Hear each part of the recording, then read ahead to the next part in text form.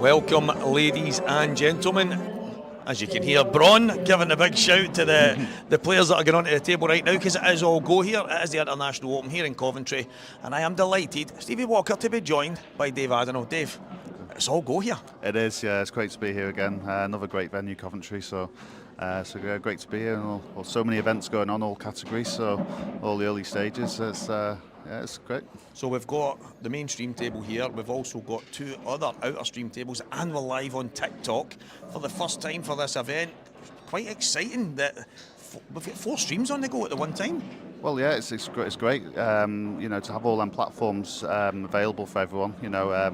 It means more chance of people coming across it as well, which is great. More importantly for the fans of these players, that want to watch the players. So it's absolutely fantastic to have all these streams. So we've obviously got the dedicated ladies stream as we speak about all the different streams we've got. But the main table, we've got 2 guys that, they kind of go without saying, Ben Davies and Liam Dunster. The amount of top players we've got in the tournament, these are the kind of guys that when you're looking at the beginning of any event, they would be high up on your list of potential winners. Yeah, exactly. Yeah, Liam Dunster is obviously a world champion once, which we feel he's going to add to that. Ben Davies, 2-time world champion, also a runner-up just last year, or this year, shall I say. So that tells you all you need to know, but also one of the most flamboyant players to watch, Ben Davies, in the way he plays, especially that World Final. That was unbelievable. Was the most incredible match you've probably ever seen anyone play in that style.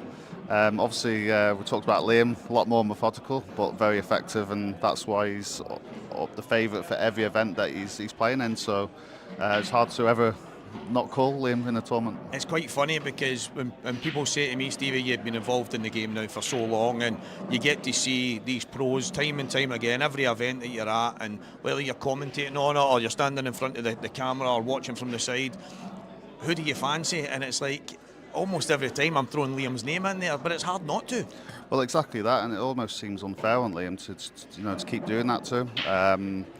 Because it's impossible. You can't win everything. It's just absolutely impossible. You lose one match, you've lost another tournament. It's as simple as that. But I know it seems obvious to say, but that's all it takes. How can you not pick him? When he's constantly up there, he's in the fight for every tournament, and how can you not pick him? No, exactly. Well, we're here in this venue in Coventry, which is absolutely fantastic. But a wee bit of breaking news we had this week was the fact that the IPA have just redone their deal with Strachan Simonized Cloth and RMF Pro Cups, obviously on the Supreme tables. Fantastic news for the IPA. It's fantastic, yeah, to have these conditions continued. Obviously, we've had this for a few years now with both RMF and Supreme, so the fact we've got this continued is absolutely massive news for the IPA going forward. So, and it's great for us players to continue playing on these conditions. Well, that's it. It is widely regarded as some of the best cloth balls, if not the very best, and we are so spoiled to have them here, Dave. We are indeed, and that's why I think it's important to say how lucky we've been over the years, not just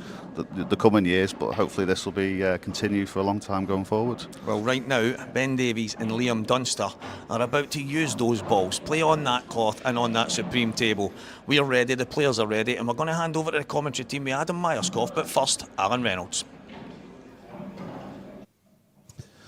Thanks very much indeed, Stevie. Great introduction to the show. Highly anticipated match we're ready for here. We have got the IPA number 1, Liam Dunster, against a world finalist this year and twice world champion, Ben Davies. I would like to welcome in beside me the Scoff, Adam Myerscough. Adam, how are you, my friend? Good afternoon. Thanks for having me again. Looking forward to this one, and that was a hellbreaker. I didn't see it, but I can only imagine that was Bennett broke there because I heard that. The thing is, though, Adam, he needs to take these opportunities. Yes. Because Liam's just going to come down on him like a ton of bricks. And as we had discussed there prior to coming in, quite funny actually, because you seen Liam down here early this morning practising. I seen him last night with his mate, and then when his mate went away, he continued to practice, and Ben waltzed in the building about 10 minutes before his game, just out the car. Yeah, there's a difference in two players, isn't there? Yeah.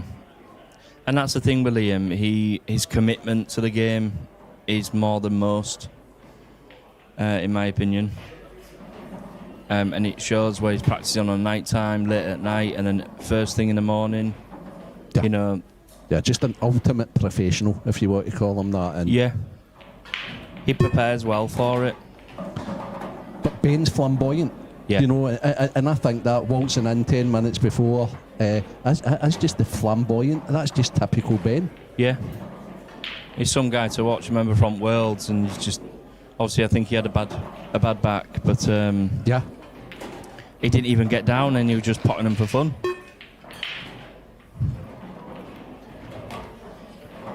Lovely little kiss there. Great start.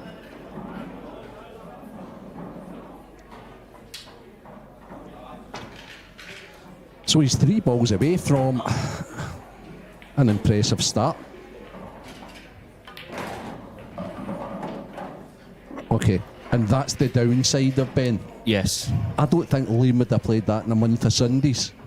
But Ben was maybe trying to be too perfect, and I think he's just trying to nudge that yellow because Yeah. he didn't go, so he's found himself in a bit of trouble now. But you know, with these top players, they can just about master anything. yeah, create shots.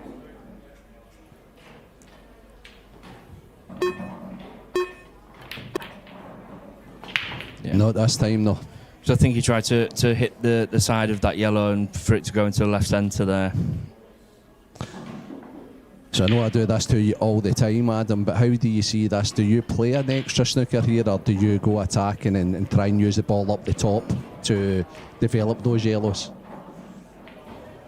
For me, you've got to go. Okay. Because, yes, if you do happen to miss, Ben will have a shot, unless obviously he's snookered.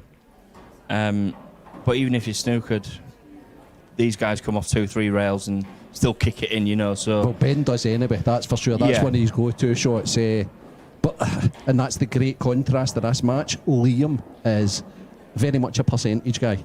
yeah.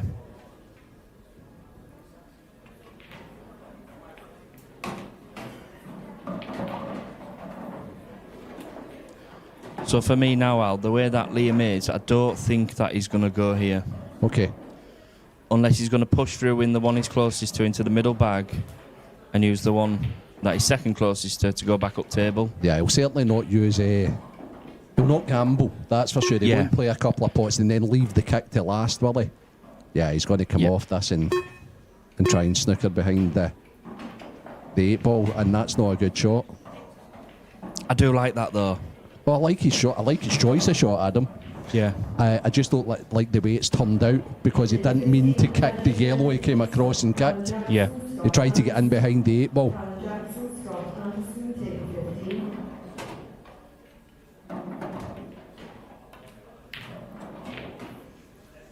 And Ben's tried the double. And I can't see any missing here, hey Adam, that's for sure. No, it's just Cocoa Pops for me, I think, Al. Just pick them off.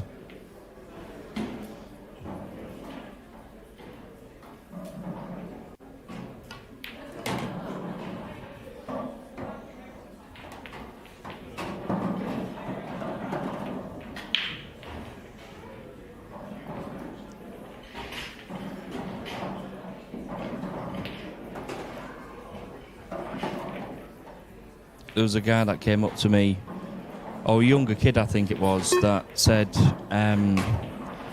they played Liam in a race to 6 or 7, might have been 7, and they lost to him, but they said the best thing about it was that I learned from what he was doing. You know, even obviously Liam's on a shot clock now with 30 seconds and obviously one extension. He still takes that time, whereas others will just go for the finish, you know. It's just in his DNA. He's doesn't matter what shot clock it is. Yeah. Whether it's 10 seconds, 15, 30, 1 minute, 5 minutes. Liam will just play to the letter. Yeah. And he'll play what he's allowed to play to.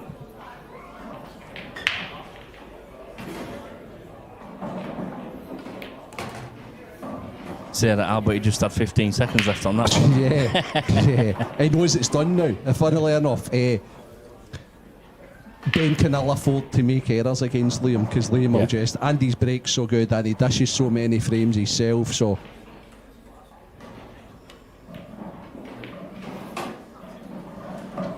Just as simple, black to the right middle then, and it'll be 1-0 to Dunster.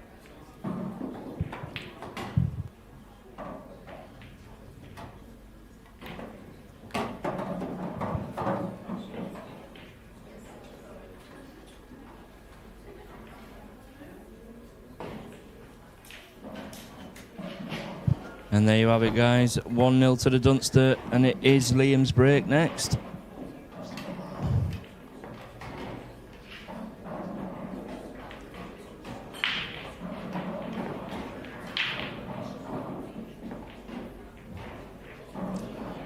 Lots of pool to be played this weekend still. Seeing the players out to forget all about Ben, to be honest with you, is absolutely fantastic to have him. Yeah.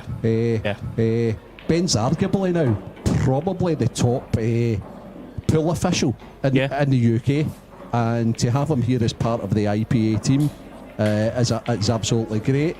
Obviously there was a further announcement last night as well. We've got Neil involved going forward, and that can only be good for the future of the IPA as well. So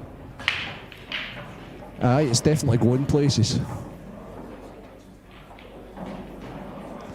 Now, the viewers at home, hopefully that's much better for you. We've also got our high vis guys, so as I say, the boys have been working tirelessly to try and improve the whole setup, and that's the break Bubba talking about, Adam. He's crunched it, hasn't he? Yeah, he just plays that break so well. And so for me, Al, if that yellow at the top of the table goes, there's no work. And it's like right in the script. As soon as you mention that, Adam, that's what he's over checking. Yeah.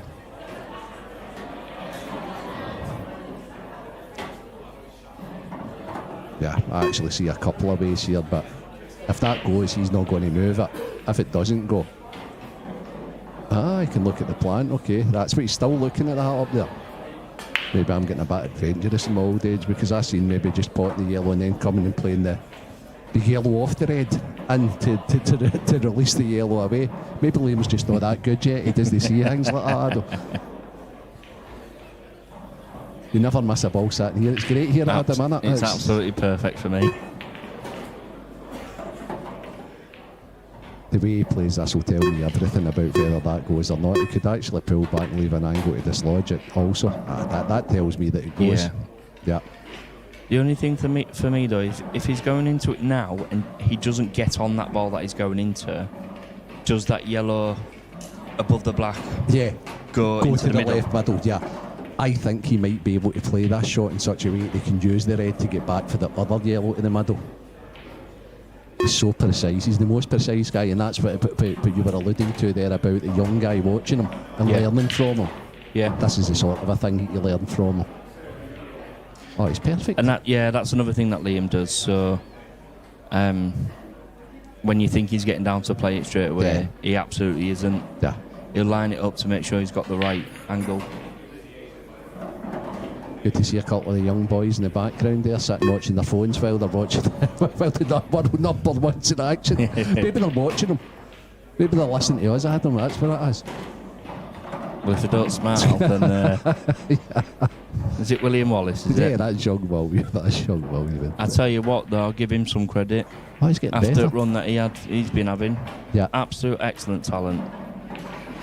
It's great seeing that some of the young talent coming through and playing in this, because it's such a high level. You know what it is though, Al? It's mostly Scottish kids. You know, you got Ryan Martin, is it? Ryan Martin? Yeah, very good also.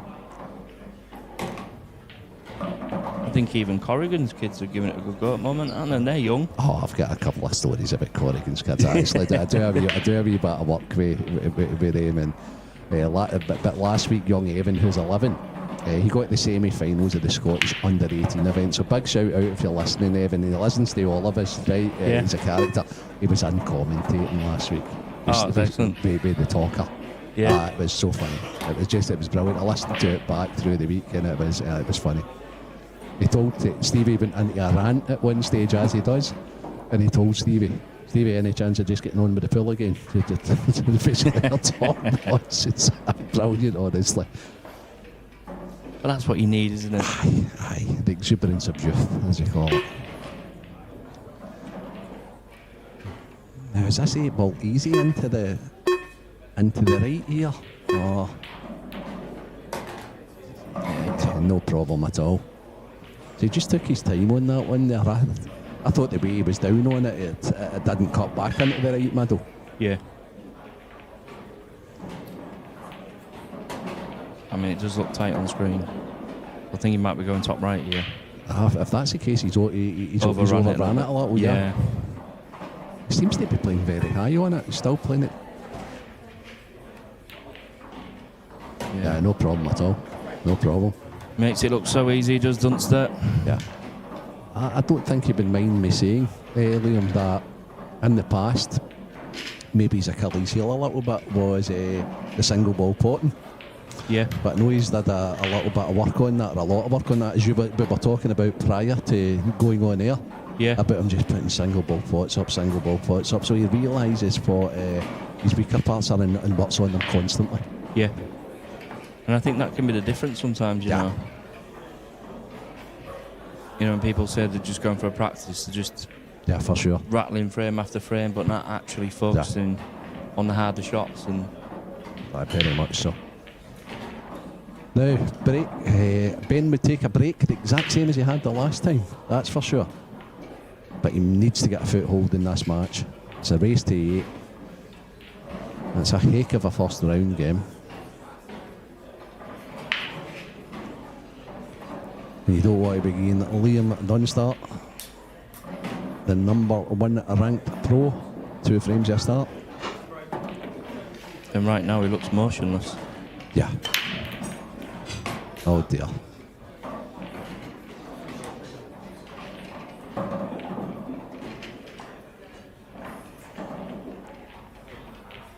A bit of a scrappy one here, Al.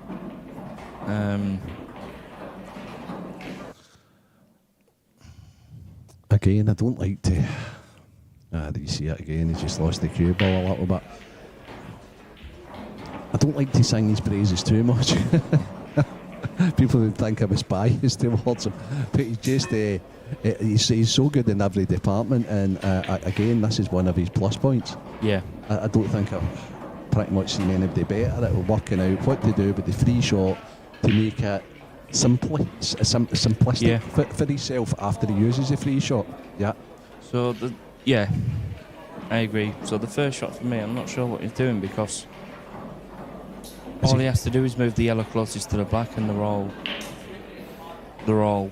Yeah. I wonder if he's using the red to come off the bottom cushion to bring it back up the way and staying on the plant. But he's going to push that yellow too far. Oh my God, just like that. How good's that, Adam? So between us, we got the right shot, to be honest with you. So you said definitely move that yellow. Yeah. But he was wanting to do more than that. He was actually wanting to get on the troubled balls up the top while he did it.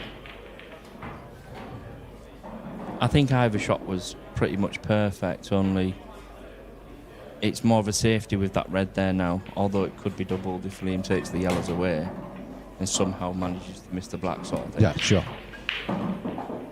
But yeah, either shot would have been great.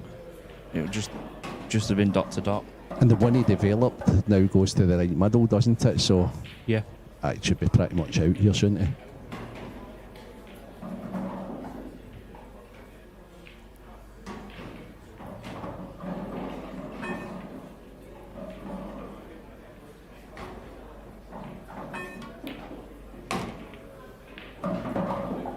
Anything taking your eye on the other pro matches that have all started a bit before 3, Adam? Or are they still very much in their infancy? Yeah, I mean, I think we had the Dave McNamara against Rob Wilson started a little bit earlier, about 2:30, and that's currently 4-4. Yeah. Which is a monster game as well. That's a monster first round game. Rob, a tour winner this year. Yeah.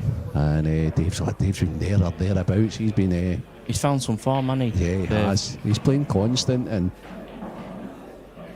it's good to see because he's such a likeable guy, Dave. Yeah.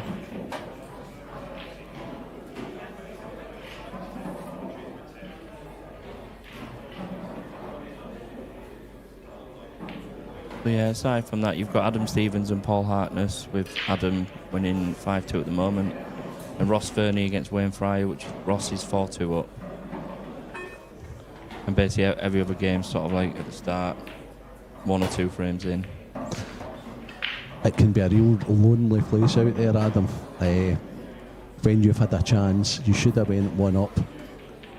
Yeah. The guy then dishes the second frame, and then you go in off. Ben could be coming back to the table for 0 down, because Liam could get these. Obviously, then Brecken dishes on, and he'll still be regretting that first frame.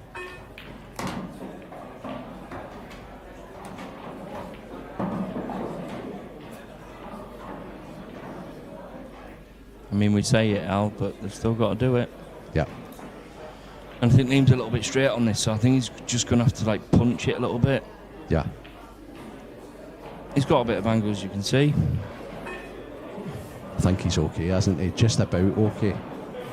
If he was straight, he could have possibly used it. He's played that great. Yeah, just enough angle. Actually, perfect.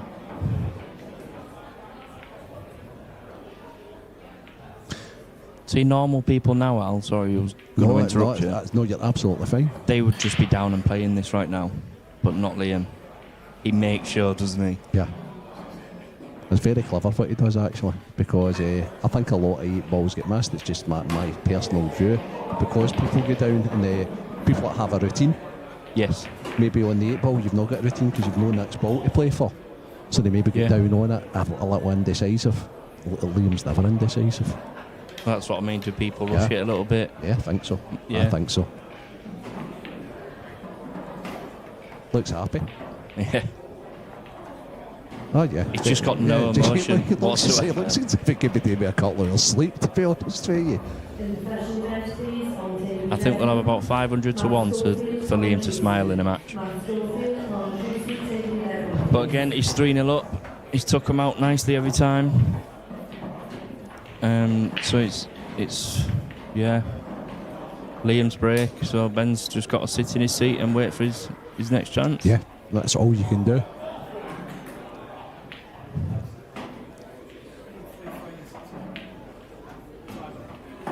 I'll tell you what though, Al, I had to go at the cup break this morning. Is it not for you, Adam, though? Never heard of Matt Boyle. Yeah. When you time it good, Adam, it's absolutely fantastic, because let's see if Liam does it actually. Watch your cue ball. Look where the cue ball goes. Yeah. Okay, so I think he's managed to get one right, but did you see the cue ball? I mean, that, if people want to talk about his break, if that could get replayed back and you watch his cue ball, right? His cue ball comes off the cushion, back into the pack, and it eliminates chances of getting in off. That is the big plus side of the cup break. Yeah. It's just timing it properly, not over-hitting it, not under-hitting it, and getting the big enough part of the second ball down to do what he did. Yeah. You can't... It's like he's perfecting it. It takes practice. Don't get me wrong, but there's also the element of risk, because unless you get a ball, that cup rate doesn't matter, does it? But he gets them so regular. Yeah. And Mark takes it to a different level, because he hammers the cup break, which I still think people are still trying to work out how he managed to do it. And to be fair to Mark, he's not telling anybody, that's for sure. I was hearing a few stories yesterday how Mark used to go to a certain club and play on a certain table so that people wouldn't go up to him and speak to him and try chatting to him, just so he could practice the cup break for hours on end. You know that's I think that at the top level, these boys have been playing full for that, especially Marky. I mean, he was like a snooker pro and all that sort of a thing. So the break being the biggest shot, I think guys just trust it. And I know Jason Shaw's a very good friend of mine, and he just used to practice the break. Yeah. Because he'd played so many hours since he was a kid that basically he knew all the shots and he knew the biggest shot was the break, and if he could master the break, nobody can master the break, but if he could get one more than not, often than not, he would finish the frame. So he just like for an hour or 2 hours he would just practice breaking, which is insane, isn't it? Yeah, it's absolutely crazy. And as we were talking there, Liam's just made these look as simple as ever, because they were. And that's the issue with Liam. No highlight reel with Liam. We just make it's just ruthless efficiency, and it's just absolutely fantastic for any young people who want to learn the game. Yeah. Just sit and watch this guy, ladies and gentlemen. I think he's finished the last 5 shots within 30 seconds. Yeah, that tells me he's sharp as well. He's playing a little bit, and Liam is firing. So he's halfway there, but we're then back to Ben Davies' break. And it is monstrous, but can he keep that white out? There's no doubt when Ben's in with the balls, he's phenomenal. It's just fantastic to watch. But you'd pay to watch Ben. Yeah. You know, if it was an exhibition on in the local or that and Ben Davies was there, you'd pay to watch him. And by the way, the guy sitting beside him is his dad, Mike Davies, an absolute legend of Welsh Bull. A big shout out to Mike, who basically ran all the youth set up in Wales. So all these guys have come through: Mike, Ben, Simon Ward, Philly, basically Phil Hoskins. They all played as kids through Mike's tutorship. Look, he's absolutely nailed them. And that's another thing, Al. So obviously your break's the biggest thing in your game, or in the game. But sometimes they just go a bit... Yeah, I mean... A bit naughty, don't they? Because he's no starter on yellows. He's got a starter on reds, but the reds just appear more difficult, don't they? Yeah. Don't think he's... The only starter on yellows is the plant, and he's going to be chasing his tail here at 4-0 down, and it's just a horrible place out there, Adam, when you're struggling. Yeah. And I think for me, in a table like this, it takes some gonads to play that first shot, doesn't it? When you have to play that first shot. And the top boys, they generally get them, but... No disrespect to Liam, but for a spectacle point of view, or for Ben to feel good about yourself, I hope he gets these. If he does, it'll be a great finish. He's tried to miss that. It wiped its feet. It didn't half. I see a way. And the thing is, shots like that, Al, so you see it with different players and stuff. No emotion on Liam's face whatsoever, even though that it probably shouldn't have gone in. Yeah. Right, okay. So all the balls are pocketable. I wonder if he leaves the one upstairs into the top left last, because that connects him best to the 8 ball. Yeah. I think he'll play for the right middle now. Yeah. And then just screw back off the one near the cushion. Yeah. And then possibly, if he's not straight enough, just nestle onto that yellow that's next to the last red at the top of the table. And back in the middle. These looked hazardous at the start. Yeah. And he's actually made them look pretty straightforward, as if they were like roll-ins. But there definitely wasn't. Oh, definitely not.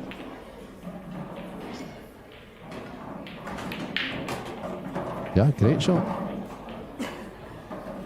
And let me tell you, it's a lot different when you're out there on that table. Oh, yeah, for sure. I think he just recognised that this was a great connector for the 8 ball. Yeah. And because of that, he was like, hey, okay, I'll just go there, and... Don't like the way he played that. Why? Oh, Ben, what are you doing? What's he done there, Al? Just drop it in and nudge the yellow away. I think that's the exact same as that first shot, isn't it? When Ben's flying and he's buzzing, he can play all these shots, and he's not bad. I nearly called that out. Do you know what? Honestly. You should have. Why did you not call it, Adam? Oh, because you were talking. Oh, you interrupted me. The thing is, though, obviously he's got out of it, and he shouldn't have done really, but that won't hurt Liam whatsoever. No. Ben's percentage of getting the kick shot is probably higher than any other player in this tournament. Yeah. I've seen He's him, very good for shot making, I've isn't he? seen him doing it numerous times, and I've been on the receiving end of it numerous times. He's one of the best shot makers that I win snookered at making the ball, not just that, at making the ball out there. Well, it's safe to say Ben is on the board, and we're back with Dunce's break for frame 6. And we've got a replay. We've got a replay shot. Ben Davis's kick shot.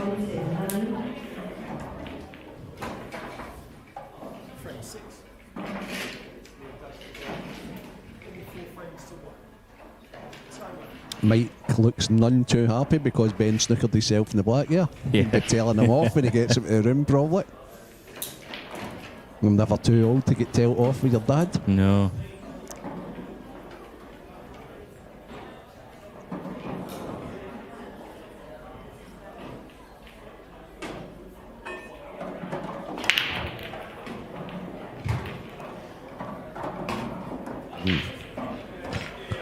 Oh, I like his chances here, Adam. Think he should just take the reds for a laugh here, Adam. At least make it a little bit difficult. But yeah, I think yellows are the balls here. The one to look for is the one closest to the red near the black spot. But he should be planting that really, or not. I don't. So, as I say, it's amazing because obviously I know Liam well. I've seen him played against him. He's been a teammate. Has all these sort of things, and he just doesn't take any unnecessary risks. Even though it was like for me and you there, that's a straightforward plant. Yeah, I mean you was always going to be on the middle one, wasn't you? Yeah. But the only thing that would be disappointed is that he maybe has to play a flicker left hand side on this ball, and he's not as good on it as he probably wanted to be. Yeah.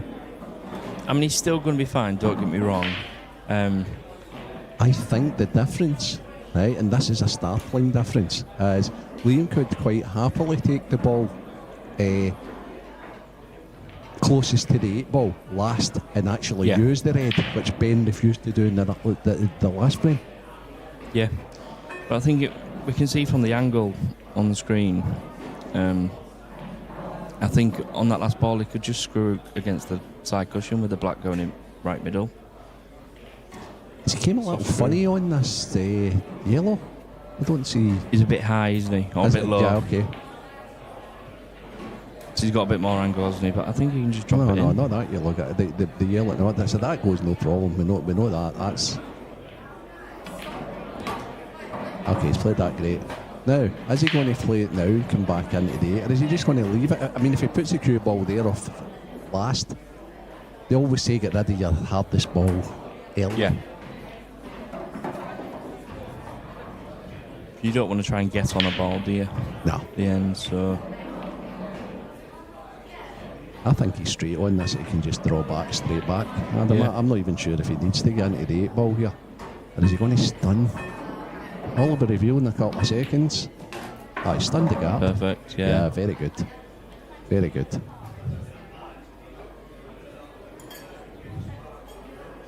I'm not going to call this finish now, Al, because you could go so many ways.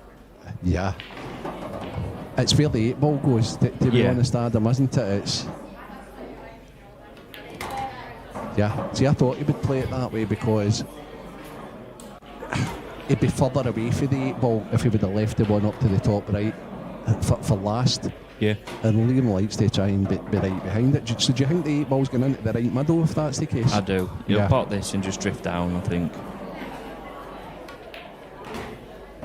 Yeah. Perfect, really. Do you use a cushion here, Adam, or? I don't think you necessarily need to drop it in. Yeah, that's fine. And just like that, Al. Yeah, very good. 5-1.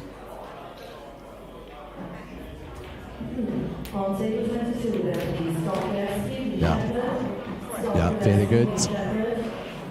Right away, I can hand in heart say it's going to take a good performance to beat Liam this weekend, Adam. Yeah. That's well, he hasn't missed the ball yet. Yeah, no, he's not missed the ball yet.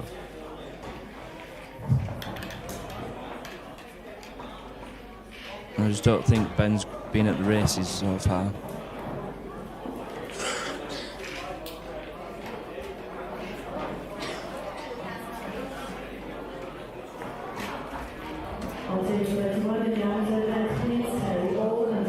because of how good Liam's played, however, Ben's obviously he's played the kick shot and he's taken that finish away, and he missed the kick on the shot in the first frame. Yeah. Is that the only 2 chances that he's been presented with? Yeah. What can one do? Can't do much from that, can you? And it is literally ultimate Dunster bashing at the minute. Yeah. He hasn't missed the ball. Oh my goodness. Oh, not again. And that's another one that Ben's deliberately tried to take a little bit off the break to control it. Controlled it much better. And still gets kicked. Gets kicked in off the top bag. So he's a little bit scrappy up at the top end now.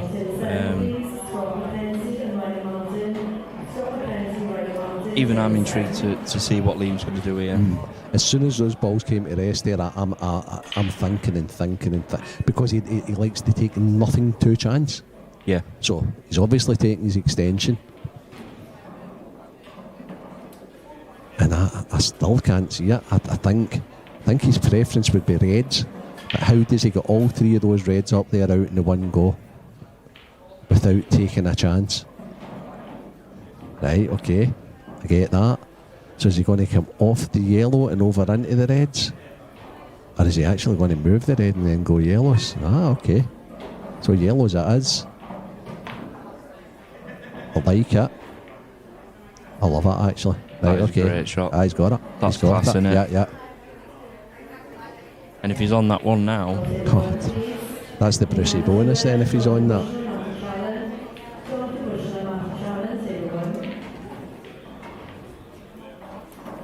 I should have known that he wasn't going to play the red because it meant getting into balls that he didn't know exactly where they were going.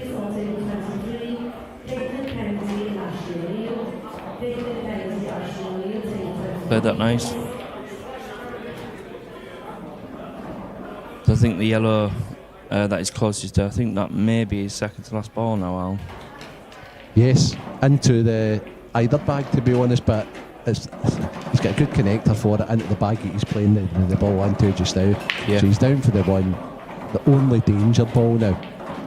He could probably play this yellow in such a way that he plays for yellow to right and left at the same time. Yeah. Because it would be easier to connect to the last ball from the ball that's closest to the top left bag, Adam.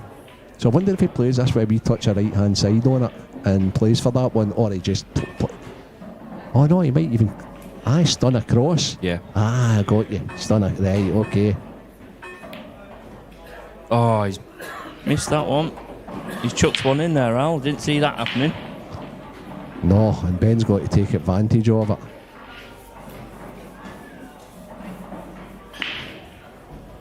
And that's a prime example that even being a world champion, you can still miss a ball. Very much so. Did I hear the beeps going there? On that last shot he played? I think just started, didn't they? Right, okay.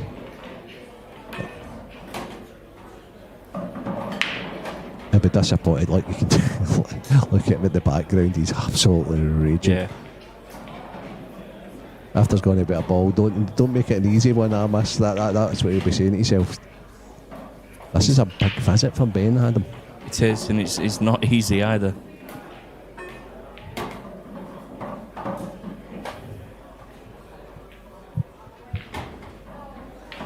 So he's decided not to develop that one. He must be okay.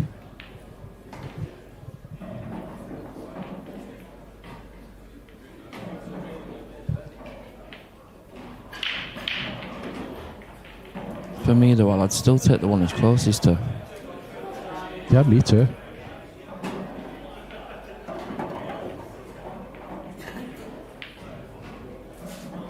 I'd be using the one in the right middle to go back up table as the third shot, so play the one just below the black after this one. Okay. I can understand a little.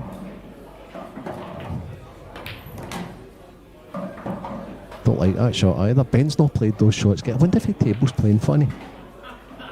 Because that's 3 times Ben's played that shot and it's like it's not come out the right way. And I mean, I'm never going to question Ben's ability on that shot, so I'm wondering if this table's just playing a little bit different. cloth's playing different, the cushions are playing different.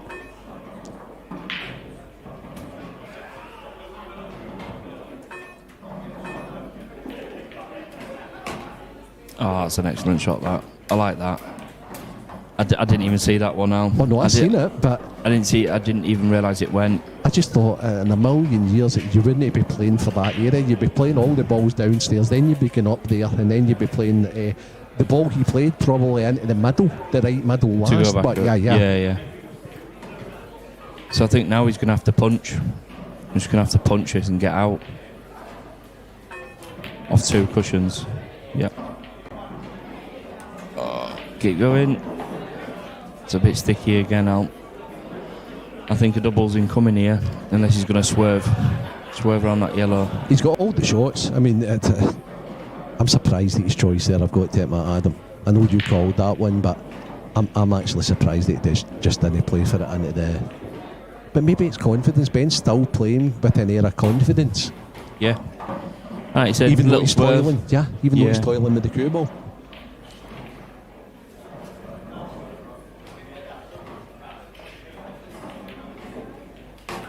Oh, that wiped its feet as well. This has been this has been anything but a convincing frame. This. Well, there we go, ladies and gents. The greats sometimes don't put them straight in the middle of the pockets either, as long as they get them there in the end, don't they? But even sometimes when they look like they're not getting them, and they do, a bit like that. Yeah, to me. Yeah. Sometimes getting an unconvincing finish. Yeah. But that's the difference between the top boys. But it feels great, doesn't it? Yeah. Because you're like, I know my opponent's going to be hurt there because he was out of seat 3 times when I rumbled that, and that just fell in. So Davis still in the match then, going into frame 8. Trails 5-2, however. Wow. Is there still a lot of pull to be played in this one out? I'm looking at some of the outer table action. 7-1 Mark Fleming against Curtis Lee. That's a bit of a thumping, to be honest with you. To be fair, Mark had a good run in this weekend, or weekend just gone at Murphy's in the £2,500 a man comp. Yeah, I looked back in top form.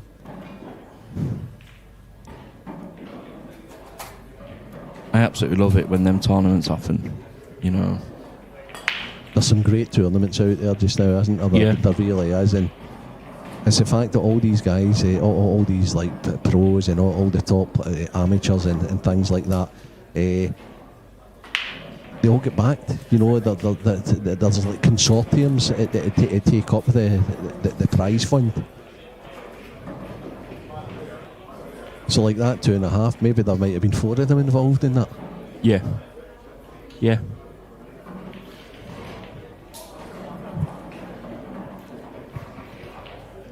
So here we go, Williams Brett then in frame 8. That's a big frame. It is.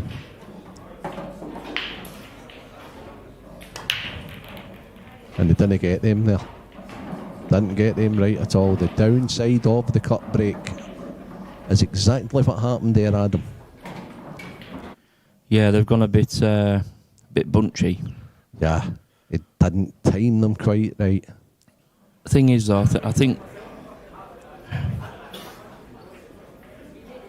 maybe yellow's on this one.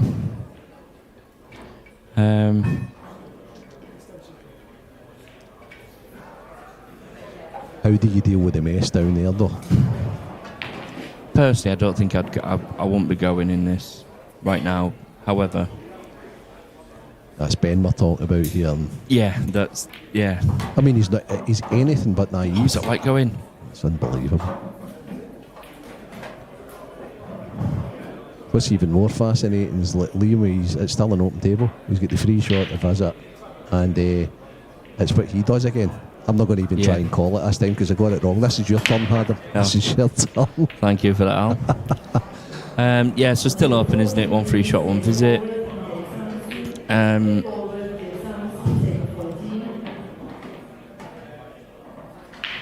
I mean, I know what I'd do, Al. come on, fill us in. Now, Adam's a professional here, guys, right? So this is what we need to take our mind in it the way a professional would think. Right, come on, Adam. It's a tough one to call. I'm sorry, guys. I as much as I love playing pool, this is not a layout that I'd. All you guys sitting back home would probably do what I would do. Exactly what Liam did. Well, I wanted to call that shot. I can't believe he did that. I would have done that as well. I can't believe he did that. And look, and that's why he hates doing it. Yes. That's why he hates doing it. This is why you don't crash into balls or just whack balls. Face. Because then you're throwing your hands in the air thinking, well, why didn't that come out for me? That is a prime example, because basically now, after that shot, all I'm seeing is another safety, because, yeah, just like that. I think he's left the one at the top, though, if he wanted to go yellows now. Aye, he'll have nightmares about that shot tonight and say, I was under time clock pressure. What have you? Very rarely does he not see something. Yeah. You know, something that he can pick it out, get that set, and that was great. Actually, just seen him down there, and I think Ben went for the pot there as well. Looks like a safety to me. It looked like a safety, yeah. It can be frustrating sometimes, can't it, when you... Obviously, Ben's got absolute phenomenal talent, but just hasn't turned up just yet. Yeah. But it's in there, isn't it? Yeah. And he's still in the match. The thing is, he's nicked the frames at the right stage in the match. We've got a bit of a scrappy do here, haven't we? I mean, so this is Liam's break. Imagine if Ben turns this round and breaks and finishes, which he's more than capable of. It would be 5-4. So.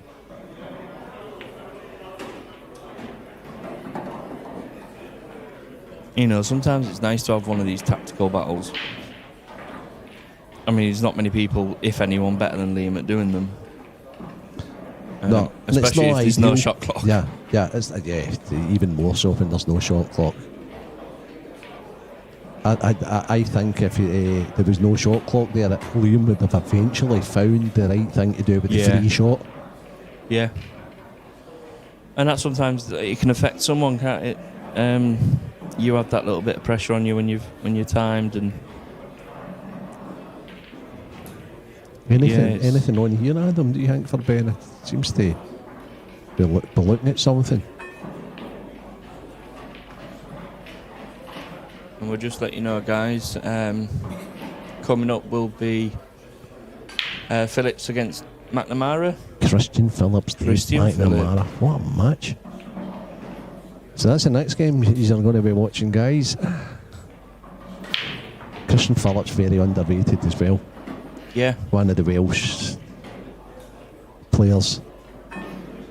He's always been involved. Has the respect of Ben and Simon and Sheppy and all the Tom Cousins, all the Welsh guys.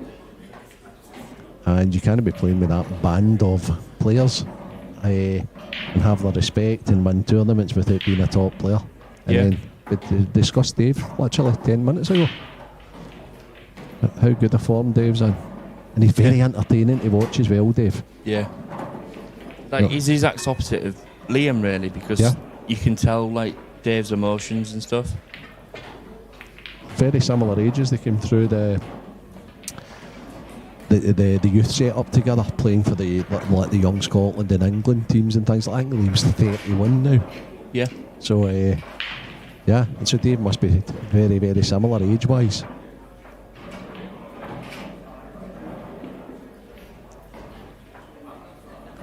And as I say, Ben, although he likes to attack, he likes to play fast, he likes to entertain, he's been at this game a long, long time, so he's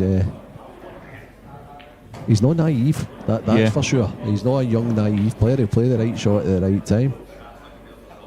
8-1 Mark Fleming, Adam. 8-1.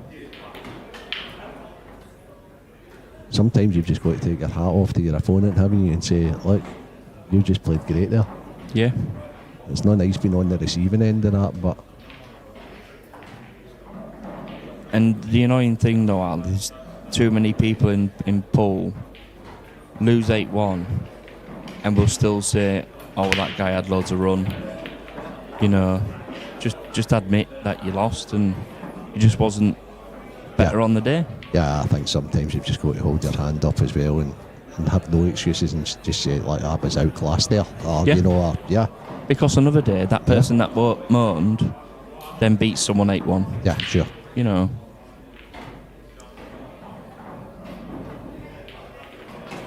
You can only do what you can do when you're in the game. Oh, very much so. Very much so. So, who have you got yourself this evening, Adam? So I play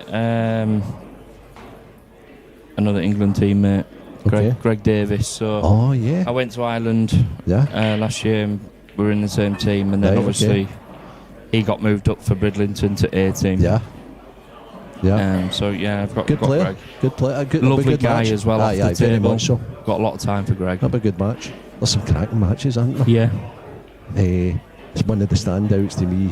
Obviously, it's the 7 o'clock game this evening, which is Mr. Magic Mark Boyle against Adam Davis, former world champion. Yeah. But also there's like Dean Shields against Hugh Egger, which is great lineup. an absolute cracker. But this is what we're here for. Oh, it's brilliant. You It know. is, yeah, of course. So in one way, like, you don't want to be playing your teammates or a former teammate, but then you're thinking to yourself, hold on, you know, everybody's good, right? Yeah. You know, Adam Davis is a different kind of player. At least you know exactly what you're getting, McGregor, take it, Adam. You know, Yeah. because you know him so well. So that should be a good one. I won't go as far as studied how he plays, but obviously playing for England and stuff, and he's played money matches. Yeah, but you'll have watched them because he's your teammate. Why? But you're going to have watched your teammate play. I've watched him play, and he's very attacking. As all you guys are. He's very, very attacking. He's good at it, though. If I'm not mistaken now, it was either last year, I think it was last year, in the Open where he actually beat Mark Boyle 8-0. I think it was here. I think it was. It might have been in the pro section actually. Yeah, I think it was here, and I think it wasn't far from where we're actually sitting just now. Yeah, it's in this corner, wasn't Yeah, it? I think it was. Yeah, if you opened those doors to your left, Adam, I think it's right over there, because there was a wee bit of like a buzz went around the arena, because as you see with Cuesports, which is magnificent. Yeah. It was like 1, 2, 3, 4. Once it started to get to like 4, 5, you seen the crowd congregating closer and closer. But I think people are quite used to Mark winning things Of and course. always going deep in comps. So as much as we love him, we do, you know, it's a good result, isn't it, for Greg? I think it's what makes it's hard, because Mark's such a likeable guy, right? Oh, he's a top man, isn't he? He is. You wish everybody success, right? But that's what I think is even more remarkable about Liam, right? Because not everybody is 1,000% with his style of play. Yeah. Right? And then obviously his demeanour and all that. He's actually quite a funny guy, to be honest with you, when you get to know him, right? But his on-table demeanour, right, doesn't really endear him to a lot of people either. And he just keeps churning out the wins and churning out the wins and churning out the wins. Yeah. You know, it's just as... I think I've only ever played Liam twice and I've lost both deciders. Wow. I'll get him third time. Oh, yeah. That's what I mean, obviously. You take him in the final this weekend, that could mean different halves. Yeah, absolutely would. Be nice to win a game. That would be the nicest. That'd be the nicest time to get him. But that's why I want to do the Pro Tour, to play the better players, to play the best that there is to offer. I don't think any of you guys that have earned your status should ever say no to it. Yeah. You know, I really don't. As you say, it's one of those things that you earn it, you have a go at it, you see how it goes, and then you just take it for there. And some people blossom. Yeah. And some people can always say they did it. You know, so it's a two-way thing. But the fact of the matter is, you guys have earned it, because you've finished so high in the amateurs ranks, and that can never be taken away. If you earn something, you earn it, you know.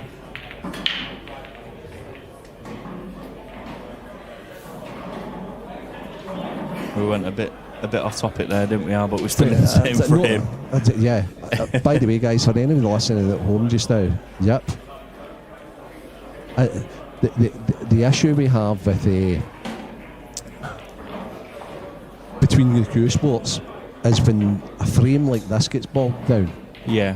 And there's no clear advance in it, shall we say. Why players don't come to an agreement is because of the break. Yeah, which is massive. So you know, I get it. And so that's why these frames can get bogged down. I don't know if there would be any way of combating that. But that's another thing as well, Al. Like sometimes, depending on the player, they'd have gone for something by now, you know, to try and make something happen. But when you get to, say, a certain level, yeah, this is what happens. Yeah, sure. It's intriguing. See, to me, yellows look favourites just now based on that shot there.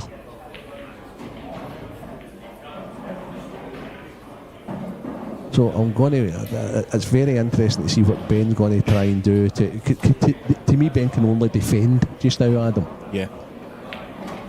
Liam looks like the more attacking of the two players in this frame based on the way the balls are at the moment. Liam's closer to the finish than Ben. Yeah, 100%. That's the best way to describe it.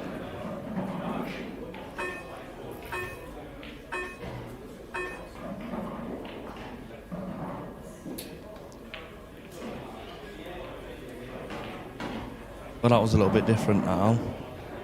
Yeah. That's an invitation for Liam to finish it. But we know Liam, and I don't think Liam's going in just yet. Okay. Based on what, Adam, the fact that this ball might not kick out well because the ball beside the 8 ball goes into the big bag long, doesn't it? That's exactly what I thought he would play. I might take this game up.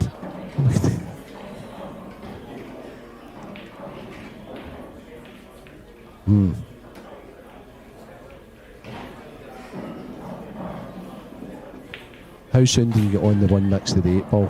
Well, that's what I've been looking at since he played that last shot. Okay. It does go to the top or bottom, which however way you look at it. He's playing it next. Yeah. He's a little straight on it. I don't think he's going to be happy with that one, Al. Can he play it off the red and create angle? Or is he going to pull back for the yellow into the right middle?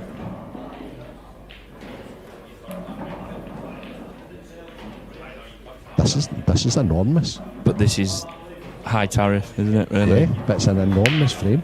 He's got to cue this absolutely perfect. But this is the type of shots that He's Liam... going forward. Fin clip. Yellow... Fin clip on the yellow, white stop by the red. Ah, okay, so he's using the red as a blocker. Yeah. But it's one of them, how you just focus on the pot because the white's doing what it should. You don't need to put any spin, plain ball. This sort of a finish tells me Liam's sharp because he hates getting into balls and he's not 100% sure where that's brilliant. That's brilliant. Absolutely excellent stuff. And acknowledged with Ben as well, who obviously plays at the highest level, so he realises how good a wee pick out that was for Liam.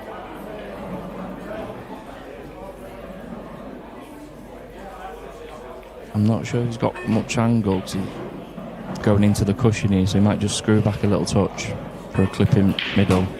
Yeah. It's almost like 1 inch little screw back. Yeah. See, these angles are deceiving because to me, if you were clipping that and it looks like it's going to come off the red up the top and the white goes in the top left bag. But the way you can play it, it won't. Yeah. Silly, isn't it? Yeah. It looks silly from different angles. That's a top finish from a long frame. Yeah. I'd like to see that back as well. Yeah. That was a very, very well constructed finish.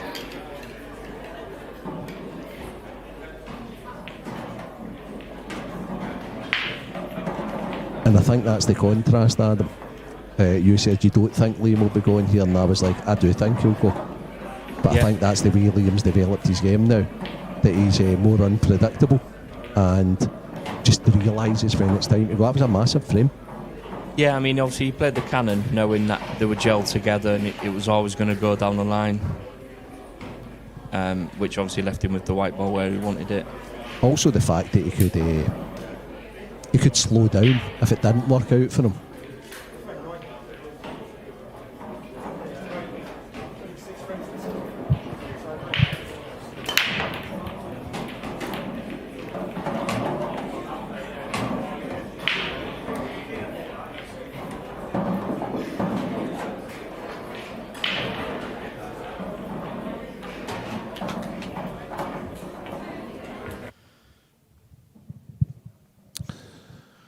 So that's a Ben Davis break. Again. Plenty of balls down. No roadmap presented.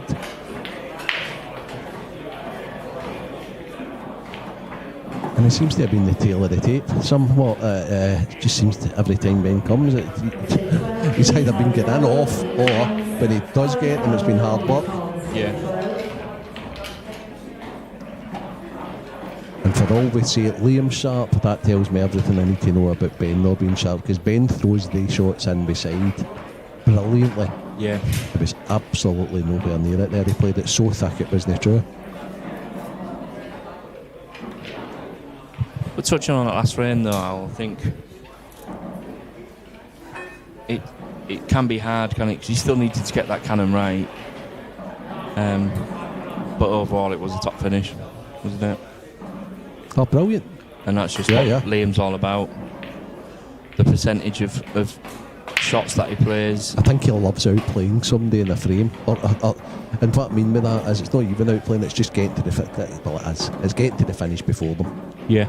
And saying, right, okay, I can get them this way, I can do it this way. That's what makes him so solid, isn't it?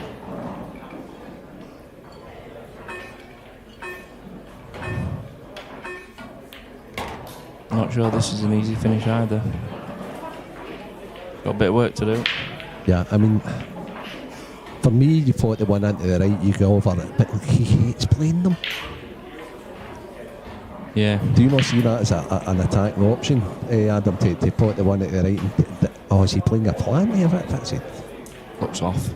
Yeah. So he's under shot clock pressure here.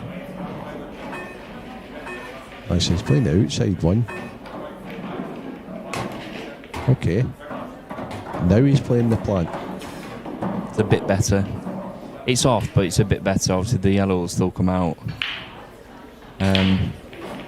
But if he plays it in a way that he'll be on the yellow to the right top right. I think a lot of even half decent club players and things like that would have played the pot to the top right, came over and went into them. Yeah, 100%. And gambled. 1,000,000%. And gambled. There's no gamble with this guy. Yeah, I'd have done that. Okay, just like that. Wow, that's just great.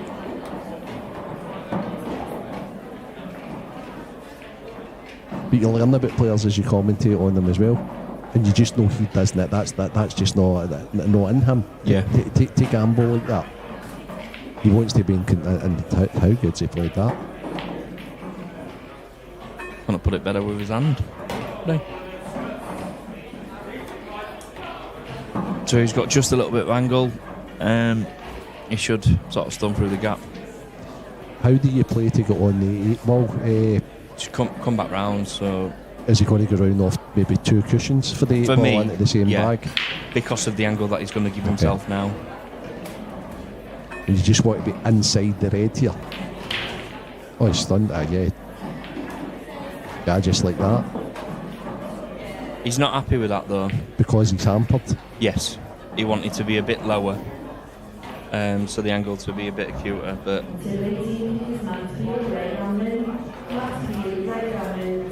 but yeah, I think just a natural, because obviously now he's hampered, he's bridging a little bit, so any sort of right hand side he's going to swing. He's going to swing before he hits it. As long as it gets inside the red, it's closest to the middle. Yeah, which he Perfect. flirted with it, but if that would have been outside, he could have been in trouble. Yeah. Coming inside, it was great.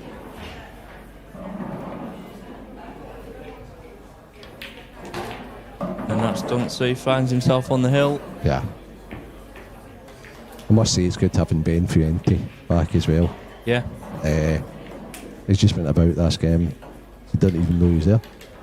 And and see that's a class referee. So seamless, isn't it? Yeah. Seamless. But if you put him in a room with a kettle. He used, I don't know if he still does, but he used to do posts about it where he was getting defeated by not being able to fill the kettle up. Right, okay. But I think it was only in hotel rooms.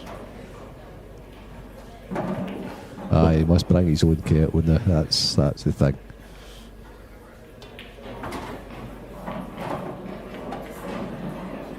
I think it was Ben that refereed my final with Gio last year. I Okay. think it was.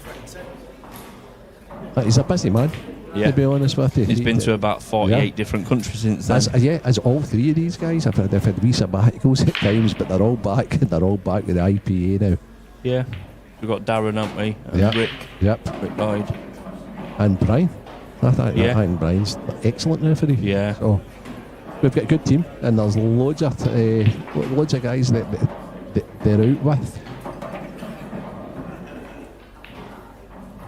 So is he back to his big break? Ball to the middle if he can. Oh, it was going. It was gearing. He's dry. Comebacks on, Al. They're not easy, are they? Yeah. Yeah, they're not easy. But I think throughout the match, I don't think Ben's had a really good, clear opportunity. It's always been something to do. When Liam's broke well and he's got one, they've been presented quite nicely to him. Yeah. When he's not got one, they've actually went pretty scrappy.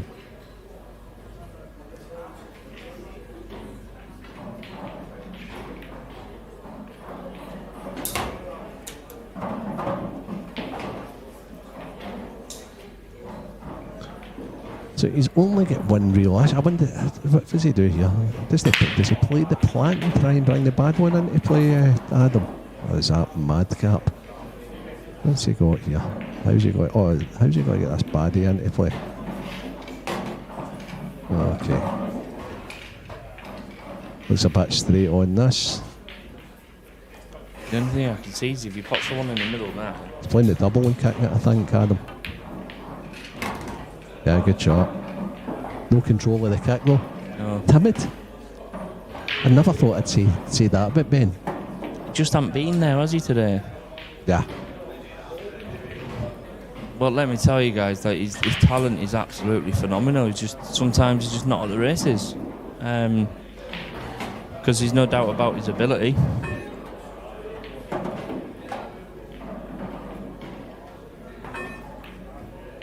Obviously, Ben's heavily involved with one of our sponsors, the IPA as well. He's a big shareholder within the structure of onboard sportswear. And I think it'll take up a lot of his time, so I don't know how much time he's putting in it, Paul, if any. It's hard when you're out against the world number one.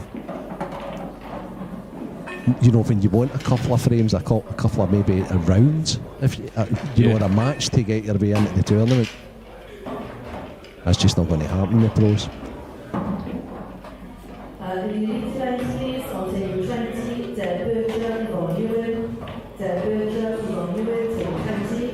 Can I see anything but this match being over, Adam?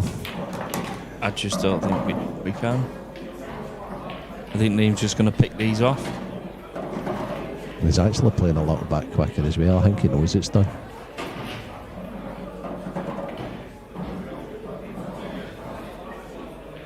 Have you noticed on that last break that he just did?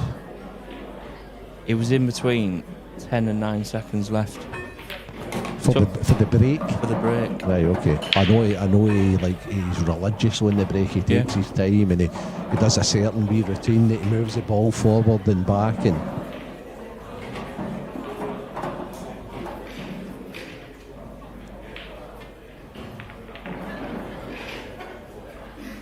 He's just like with his table now. You Just could go brilliant. so many ways. Yeah. Some guys are finishing this in 3 seconds, Oh yeah. but maybe in a risky fashion, right? Whereas he's just like studious the whole time. He does it in 2.5 minutes. Yeah. He's never not going to get them. You know, there's no risk.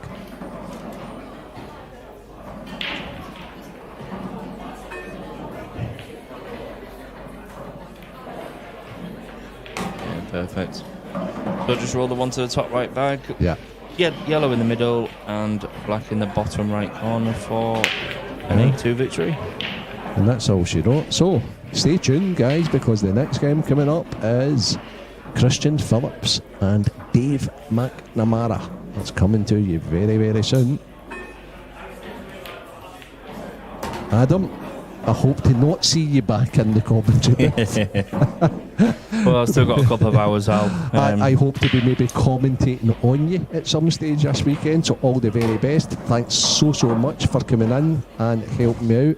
Your It's a pleasure. analysis, as per normal, is absolutely spot on. Stick in, do well. Liam Dunster makes short work of Ben Davis. 8 frames to 2. Yeah, enjoy the rest of your evening, guys. Stay tuned, some great matches. Christian Phillips, Dave McNamara later on this evening, 7 o'clock. We've got Mr. Magic, who Liam has just dethroned as the #1 ranked pro. He's up against former world champion Adam Davis. Great to see Adam back.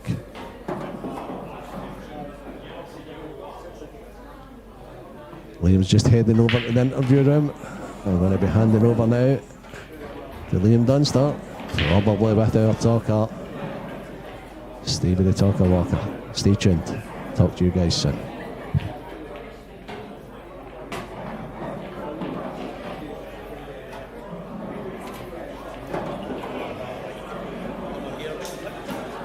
Liam Dunster, after a wee bit of a tighty start, but then you just seem to kick into gear. Well, other than the one sort of tactical frame, and then that one bad miss for me, I think the rest was just finishes. Ben was making a lot more mistakes than he usually does. I don't know if he was trying to push the ball a wee bit, go ultra attacking, and it wasn't paying off. Because it seemed to be every time he sort of tried to kick a ball out, it just wasn't going for him. So, yeah. Yeah, we were speaking before the match started, talking about Ben and the kind of player he is. He's a flow player, he's very attack-minded, and so are you. Yeah, and a lot of people don't realise that, but yeah, very that's the attacking. thing, Yeah. that when you count up the amount of Dave Adenall standing here, and they say it's probably unfair on Liam that before every event he's most people's favourite, and I don't know if you thrive on that, but that's probably the misconception that you get, because it's mostly dishes that you're winning frames. It's not like you're 10 snookers in. Yeah, I mean, there was a frame there, I think Ben missed the first shot on an open table when there was a cluster in the corner, and then it wasn't a 3-ball plant, so I've had to plant a ball onto the hanger to then replace that ball to make it a 3-ball plant, and then I've played a 3-ball plant and finished it for there. That was a nice one. It just shows how attacking it can be. Well, I don't know, I know you watch a lot of the stuff when you're playing and you go back, and if I say something wrong, you'll chin me for it, but over the last while, there's been quite a lot of big imaginative shots, I would say, and I've said numerous times that you do show that bit of imagination and maybe don't get enough credit for it. Yeah, I'm quite creative. I don't know what to say to that. Yeah, if I see some shot that's maybe a bit maniac stuff, then I might do it. You know, I might throw it in now and again. I don't know, just how I feel. Percentages, weighing up the odds, stuff like that. If I feel good and I fancy it, then I'll go for it, no matter how mad it is. Well, you've obviously played well. You beat Ben quite comfortable in the end. It's never easy. I know you're on that table probably more than most, because you're here in semi-finals and finals and you're winning trophies, and you've already won a few so far this year. You're here for another? Nah, obviously aye. Aye. Yeah, well, I hope I do well again. Yeah, like you say, I'm always in the later stage. I don't want to jinx it, but I'm usually in the later stages of stuff. Gather up a fair few points. I might not win all the titles, but the points are fairly racking up, and then obviously that showed this season, taking the number 1 spot. But yeah, just it's not so much about the points now. You know what I mean? It's about the titles at the end of the day. See that number 1 spot. So I've over the last wee while, when I've spoke to a lot of people, I spoke to you about it, I believe that we should maybe champion it a bit more, because it's a big deal, the amount of class players, the quality, the people you need to come through, and we maybe don't make a big enough deal about it. But the players, is it a big deal to you to get into that number 1 spot? To me it is, yeah. Obviously that's what I've worked for the last 2 and a bit years that I've been obviously back. Yeah, it is a big thing to me, but yeah, you're right, it isn't. There's almost nothing sort of done about it. I mind having this conversation with you, I don't know if it was the last 2 or the one before. There should be just little things like a gold badge on your top, a number 1 next to your name, maybe your name's a different colour, different font, I don't know. Just something different, I don't know. I think it should be highlighted, because as you say, there was a wee bit of talk about it, obviously, when you're working your way back through the rankings and you're chasing down that. I mean, you're aiming to be number 1, and it should, to me, it should be a big deal. And now that you're there, you don't want to give it up. No, of course, yeah. I had it for 4 and a bit years before I obviously handed it down, should I say, before I left and then came back. So yeah, back where I was. And a wee word on the fact that the IPA have now done another deal with Aramith Pro Cups, Stack and Simonised Clog and Supreme and everything else. It's good days for the IPA right now. Yeah, definitely. And obviously I've been keeping up to date with the posts and stuff. They're getting a few guys in that know what they're doing. Everyone's saying it's moving in the right direction. And it is moving in the right direction. Liam, congratulations on that one. Congratulations, Ben Davies. Next up, it's coming soon. We're going to have Dave McNamara and Christian Phillips, so please guys stay tuned. We will be back very, very soon.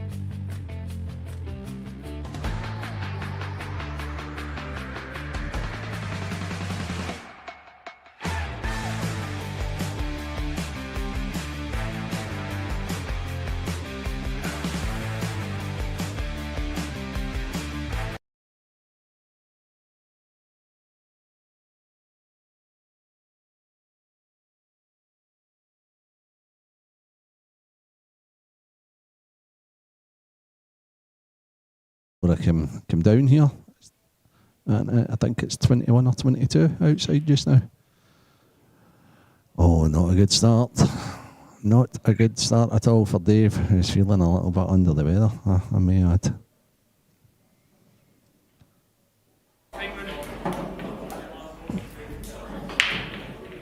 And here comes Christian Phillips. Christian the bye in his first round. He's going on against a sharp Dave McNamara.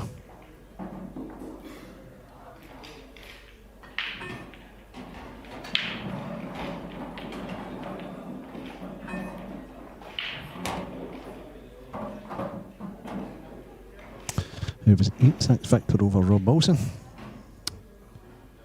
Pro Tour 1 on Rob Wilson, so.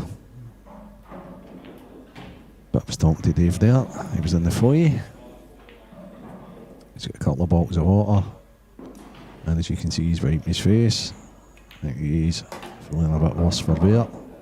But soldiering on.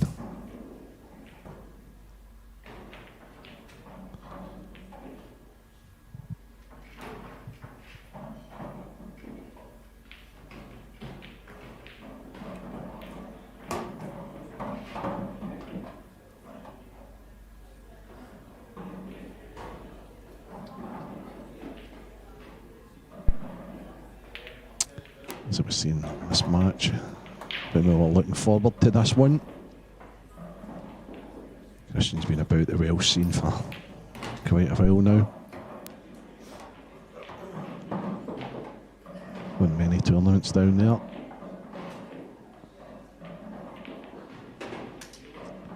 I think it would be fair assessment for me to say he's not as flamboyant as the Sheppies, the Wardies, the Ben Davises.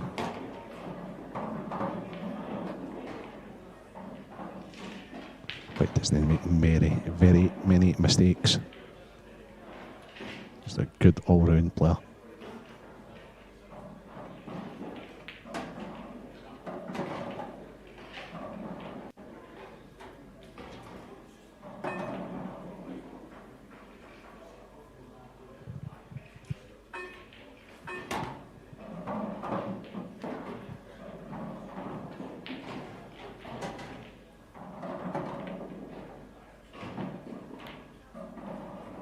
It's absolutely fine. Little run in, 8 ball down the line. Should be 1-0 Christian Phillips.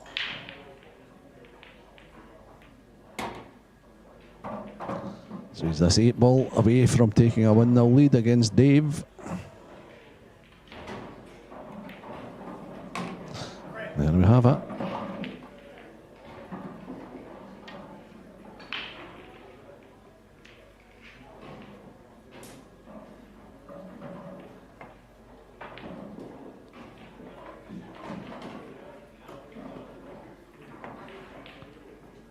Seen many of the guys telling themselves down here. It is unbelievably warm for this time of year down here.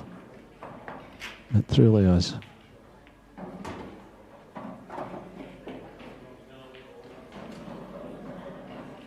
Great, I must admit, to see Aramith, Supreme, Strachan all signing up new deals with the IPA.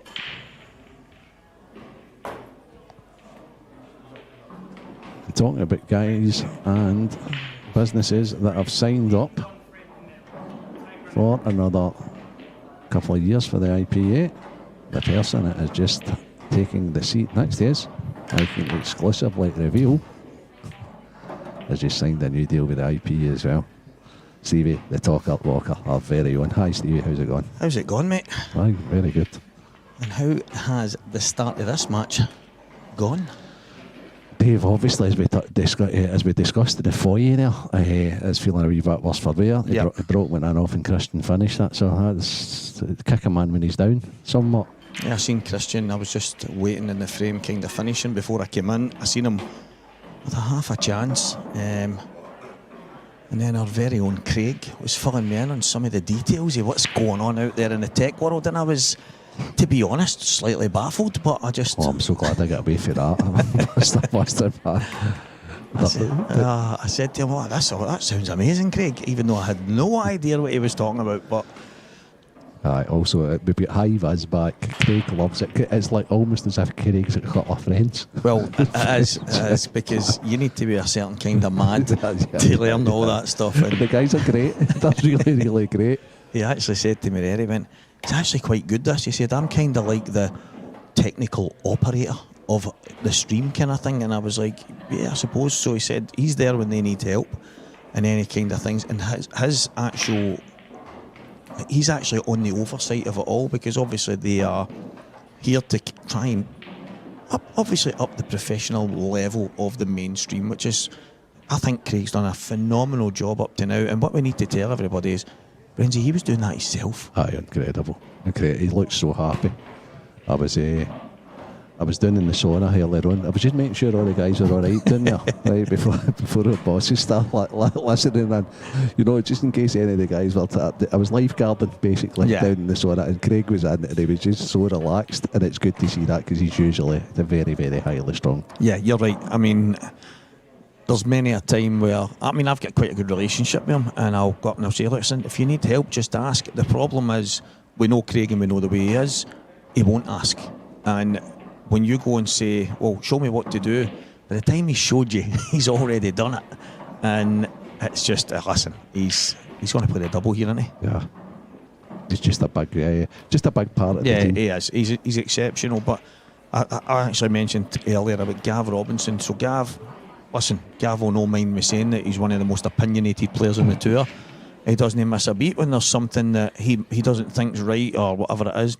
He has probably been Craig's biggest fan for me. That's brilliant. He is. He's been his biggest advocate. He basically said, "Listen, if this is what this guy can do on his own, what's he going to do when he's part of a team? How much better can he make it?" And yeah, he's been absolutely huge, a huge advocate for him. I like the opinionatedness, of course, of Gavin Robinson. I really, really do.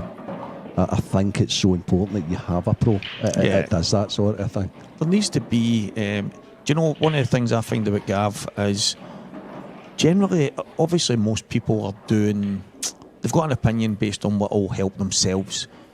But a lot of what Gav says is really productive in the sense of what he's looking at for the IPA. Yeah. And and obviously I know that's the reason why you're saying you quite like it, because it is very productive, and you can't have too many of them. Yeah. You can't. I've had many conversations with him, so I think he's good. Maybe a good rep, going forward. So you can't have too many people that are batting for the IPA when we're trying to grow and improve, and to do that we need some of the best players, and two of these guys on the table right now are definitely up there. Christian's had probably a little bit more inconsistency over the last while, but he's shown in some of the long runs, and especially the final we played in against Mark Farnsworth only last year in McGoldrick's in the Masters was one of the best finals I've ever seen. And Christian obviously came second best, but Mark dished, I think it was 11 out of 13. As Mark does. Yeah, and that's what you're looking at Christian then and saying, right, can you kick on from there? And I think results probably say that he hasn't, but performances to me say that he has.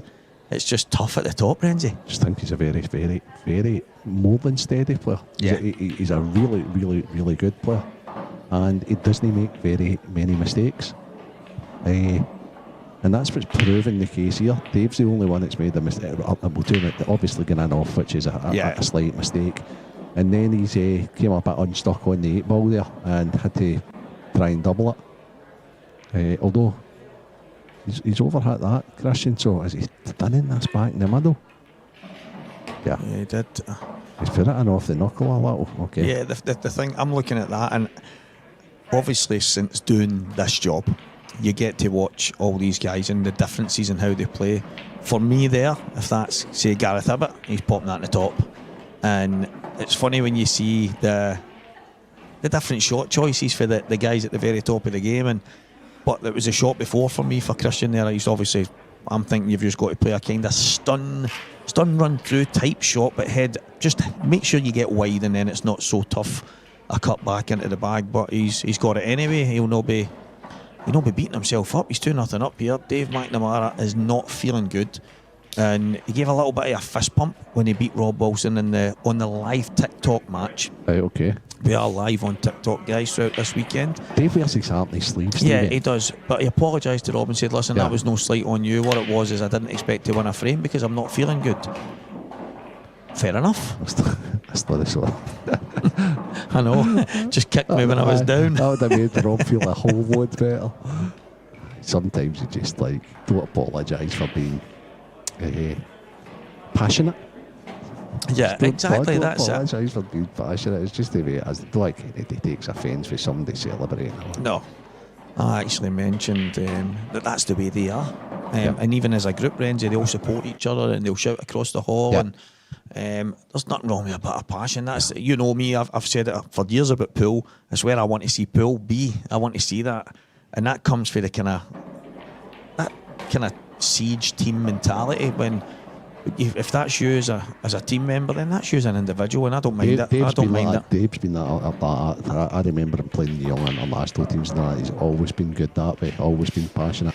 Needs to get these, Stevie. Yeah, 100%. He's actually took them well, but I didn't like that. He's played that. Oh, listen, he should be fine, but I think he's just took a wee bit off it. Could have been closer, could have been making this shot a bit easier.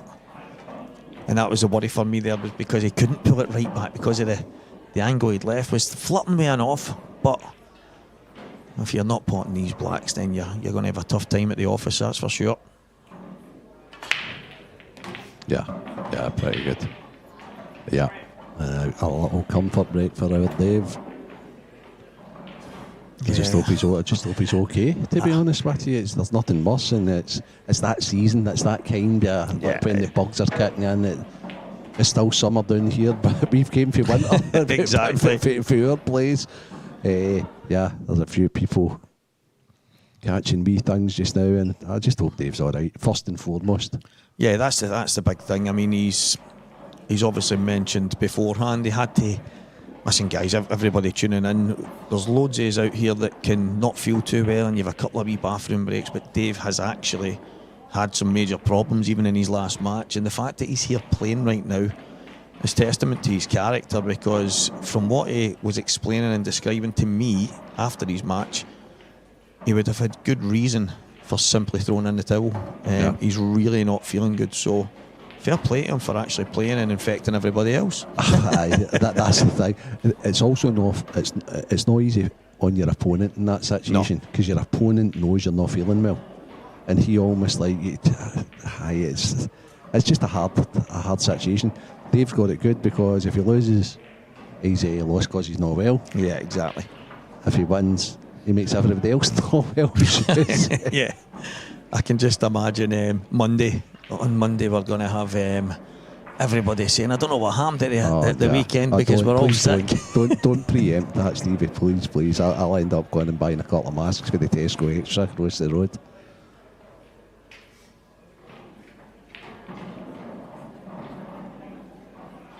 Is that one of your co-commentators for the Welsh Grand Prix? Todd. Stevie. He was absolutely brilliant, and then he blanked me. What, he blanked us? Oh, he told me he was coming back, Renzi, and he never came back. Had he had enough of you, Stevie? Is that what it was? No, I think obviously what happened was we'd spoke well in advance, and obviously Todd's been there, done it, wealth of knowledge in the game, and an absolute class act, diamond there guy. It was the first time that we really got a chance to have a chat and stuff with each other. And it was good hearing him, to be honest with you. I've not seen him for a few years, and nice, really, really nice guy, good player, really good player as well. He had obviously offered to come and give us a bit of help, and I was like, well, do you know what, I'm not going to look a gift horse in the mouth. Yeah. But then obviously whilst I'm playing at the same time, and I'm thinking, well, I wonder if he'll just come and help. But Todd was obviously offering to come and give us a wee bit of a hand when he could. But obviously you've got real life into the bargain, so he had obviously a lot of family stuff on as well, but the help he did give us was absolutely fantastic, and it was a good insight, especially having one of the Welsh guys, and as I say, a guy that's been there, done it. Yeah.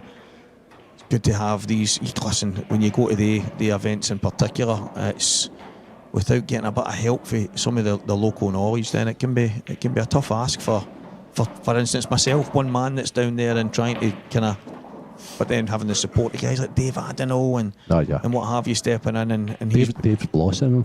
he's loving it. He is, isn't he? He's very good. I said to him jokingly, Renzi, after we opened the show, and I hope everybody kind of enjoyed the wee segment with me and Dave, and I said to him, Dave, I think it's time to get rid of the queue, mate, and just lift the microphone. And he looked at me and said, I've actually been thinking about that. And I was like, I was only joking. I thought you would have looked now. And he said, no, he went, listen, he mentioned the time before. He mentioned the fact that he was quite uncomfortable and it wasn't as easy as he would have obviously liked. But he has come right out his shell, Renzi, and he is absolutely loving it. Great knowledge of the game as well. Nice guy. Paul be sitting back home and like that, like got his figures together. They'd be like, oh no. No, exactly. It's volunteers these guys are looking for.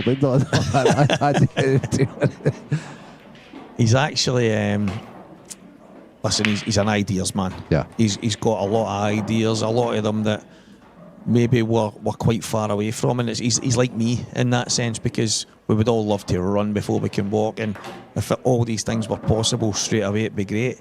But some of them are quite simple ideas, Renzi, like maybe having like one of the couches out there and getting the studio set up in such a way where there's 2 or 3 of the guys, myself sitting there presenting, but maybe having the opinion of a Mark Farnsworth, a Mark Boyle, a Dave Adenau, and having a few of these guys leading into the event and opening the show in a wee bit of style. And I was looking at it and I went, that's actually a very, very good idea. That he absolutely loves it, but he articulates it so well, Renzi. I've just got a message for Santa there. Just carry on, he said. Alright. No, just do your thing, just try and improve it. Well, that's what we're here to do. They don't want to micromanage. They say to me, right, so just do what you want to do. Well, that's it. Well, we've got. Listen, guys, stay tuned, because we've got some good stuff that you're going to have over the course of this weekend. We've got some fun. We've got. We'll maybe have 1 or 2 kind of interviews that we'll get onto the social media platforms and stuff. But that shot there, Renzi, that stood out to me 2 or 3 times. I've seen it. The overhit. Yeah. Ben struggled earlier on with the table a little. So he did. That was the first one that stood out when he snookered himself. Obviously, he got out the pot, he got out the snooker and potted the black, but it was a situation of it was snooking himself in the first place. Yeah, exactly. It was the issue. And that was my thinking was he? I mean, because he could have just dropped onto the opposite ball, but the way he screwed on and off the cushion, and I'm thinking to myself, the TV table always seems to throw that up. Bang on. It always seems to throw that little bit extra on. And he played the same shot a couple of times. Dave's missed his last ball twice in this match so far. This shot here, I was going to say, Renzi, you swerving this, but he's controlled that very well indeed. Because I'm thinking it's a big target, it's over the pocket, it's where you want it to be, but because there was the 2 reds and the kind of route he was going to take, but I didn't get a chance to ask you the question because he was downplaying it right away. Okay, so I can't help but think Philly has let Dave off the hook a couple of times. Yeah, he has. Dave will be delighted after the first 4. He'll be 2-all. Yeah, totally agree, because when your opponent is, I hate using this, he's not feeling well, right? Because you've actually hit the nail on the head, because we've been there, Renzi, we've been there when someone tells you, he's sick, he's really struggling, and then you're at the table thinking, if I get beat here, I'll get beat off someone that's, and it plays with your mind a wee bit, because you can only go and try and play the game the best you can, but it definitely throws your mentality. And Christian, for me, he's probably let Dave off a bit here. I agree.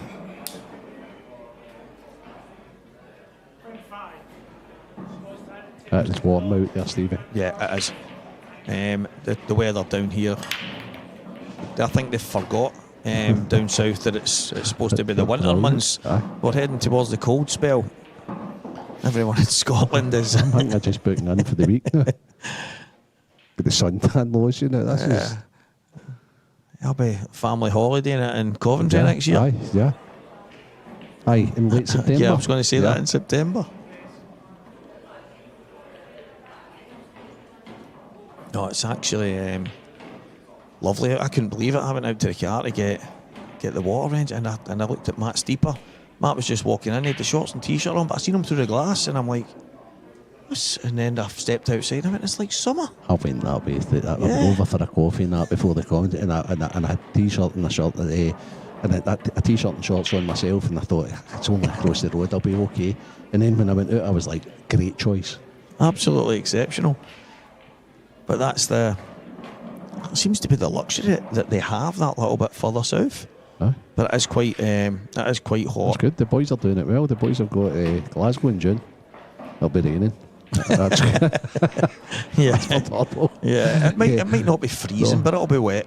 But they've got this one just right. Good on them. Doing well. Good chance for Dave.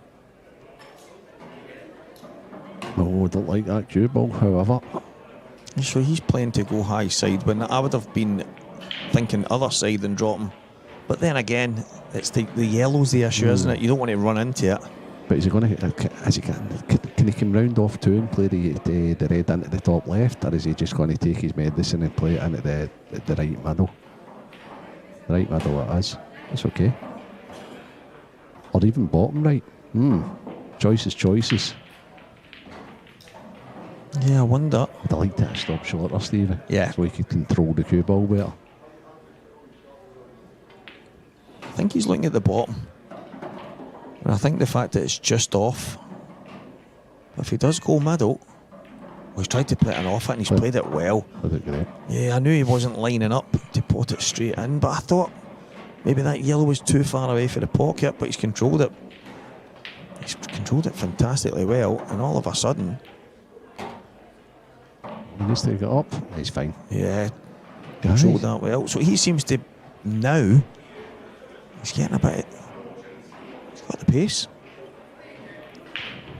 Wow, that was a thick contact there. Yeah, he's got the pace. A couple of people, I think, asking about the tour for next year, Stevie. If I'm not mistaken, I think the guys... I don't want to speak out of turn here, but I believe they have all the dates in place. Yes, all the dates are virtually mirroring the dates for this year. So they almost mirror. Obviously, there's a difference of a day because the way the calendar works, but they almost mirror the tour that we've had this year, and everything's all set in stone. I know that the dates will probably be advertised together with all the tour events and stuff, but they do almost mirror this year. And tour members right now are already on they're on tight time to get their pre-entry deposits in, because it will be opening up to the general public soon, and I do not think we will even get a week before it's full. So get in touch soon. It'll be like booking tickets for a concert. That's unlucky. Yeah. As soon as it goes available, as soon as you see it on the IPA website or on any of the social media outlets, get on it right away, because it's going to fill up very, very quick. Yeah, I know a lot of people that are desperate, and there's actually a couple of people here this weekend that have took individual entry, and they have stated that their aim is to instantly get on the tour, and I don't blame them. It's obviously right now the amount of stuff going on in the background. That's unreal. Yeah, and the fruits of those labour, a lot of people right now, Renzi, might be forgiven for coming in here and thinking, well, it doesn't look very different. Believe us, things are moving in a very good direction. There's loads of things going on. You only need to look around you. Massive. It might not mean a lot to people, but Ben Taylor Fenty, but just class official. Yeah. So we've got him back. He's enjoying himself, and Neil Toms, I can't speak highly enough out from as well.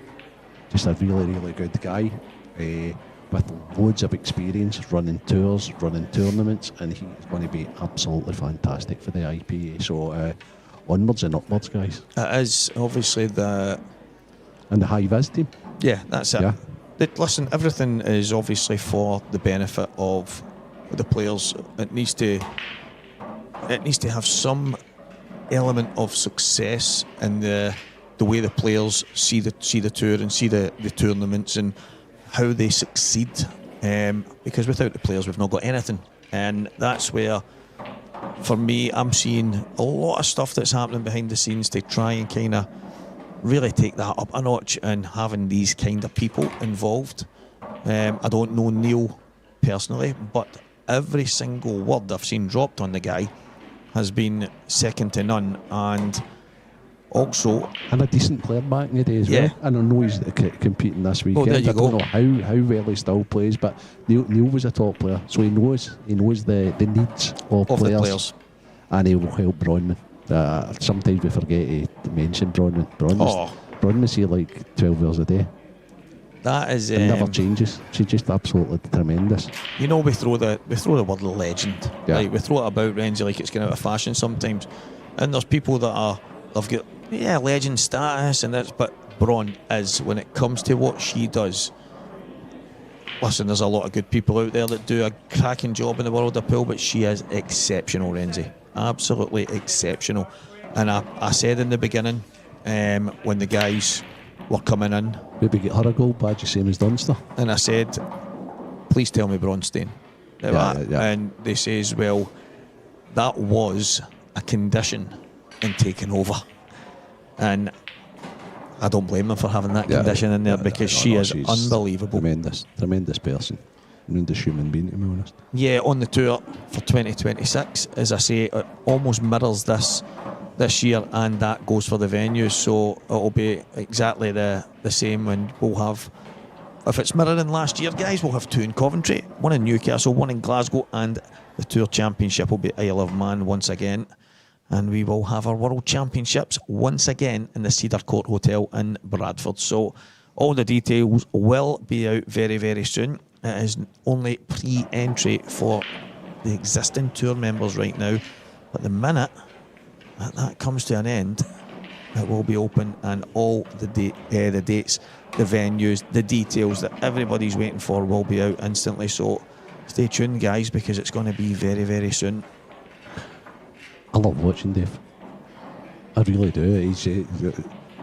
There's so much movement in Dave. And yeah. He kicks everything out, and the body English he uses, and that's amazing. He takes he throws his hips at stuff. Yeah. He swings a right leg. He throws the arm, and it's pure passion. Yeah, it is. Just a fierce competitor. This match has turned round.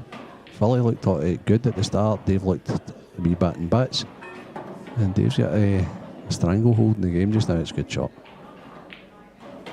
Good containing shot.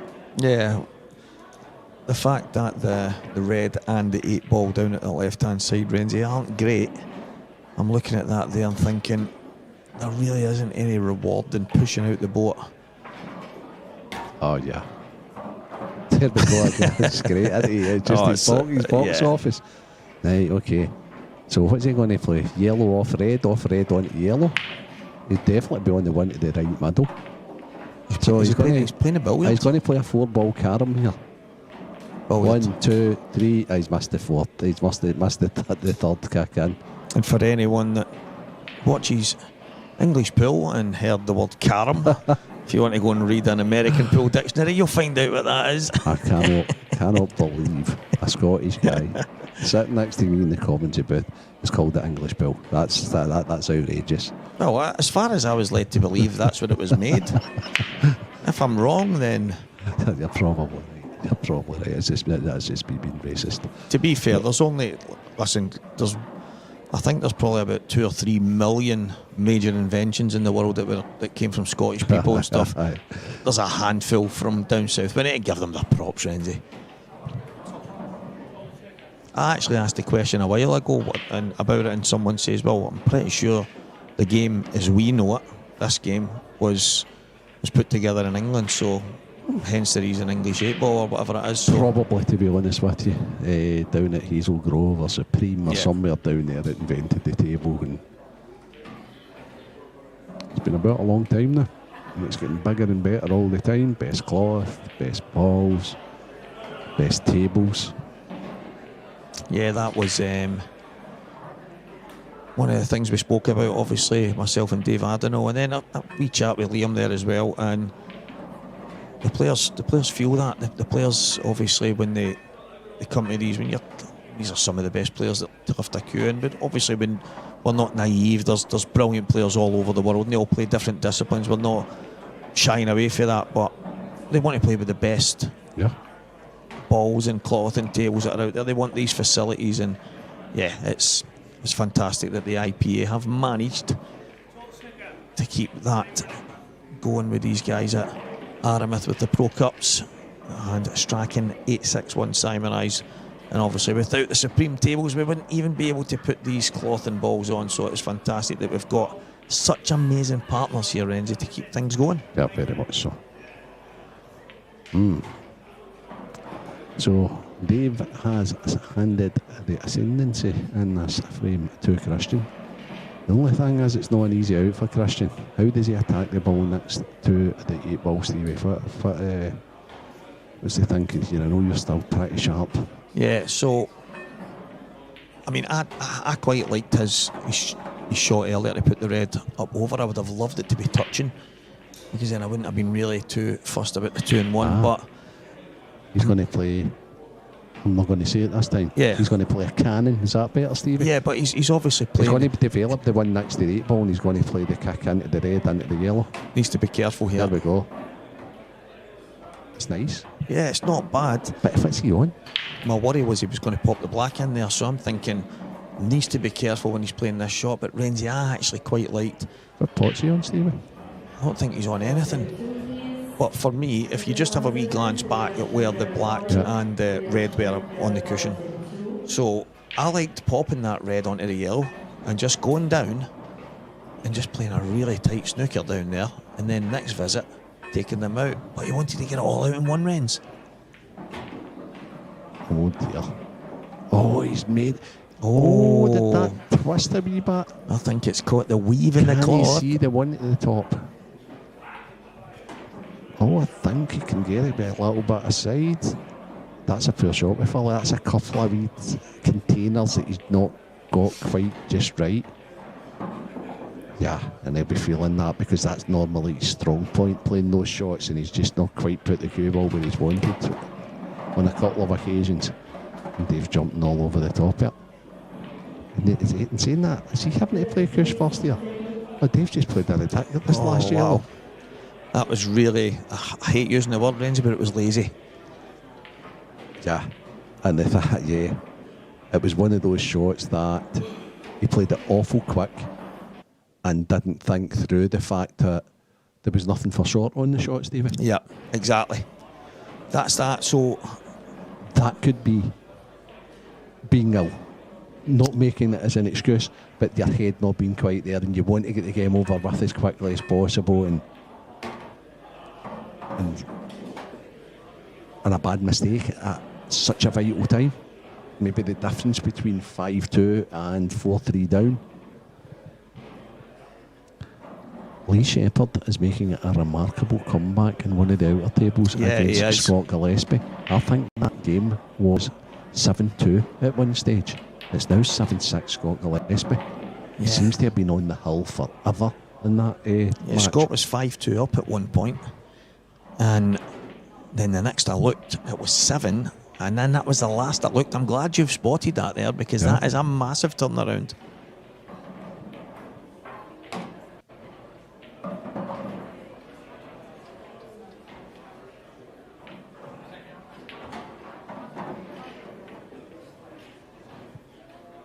So this is the shot. All he needs to do is pot it. He's played it well. He's played it very well, actually. Yeah, he did. He put everything in it. Yeah. It was one of the moments. Kind of eggs in the basket, all or nothing, and right. That's another one of the moments, Renzi, where I think, listen, he's going to guarantee himself a shot, but he's played it actually very confidently. Yeah, he I did. don't think I would ever have stunned down the hanging ball there, but he got closer to it. He's played it well. Yeah, good finish. Big swing. Interesting game. Dave now knows he should have been 5-2 up. 4-3, he's going to have to. There we go. Another pint-sized powerhouse there. Yeah, there he seems he is. to be at the table.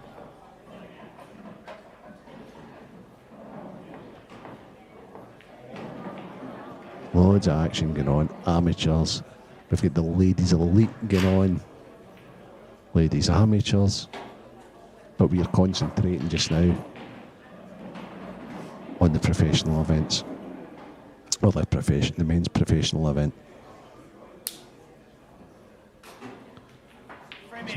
So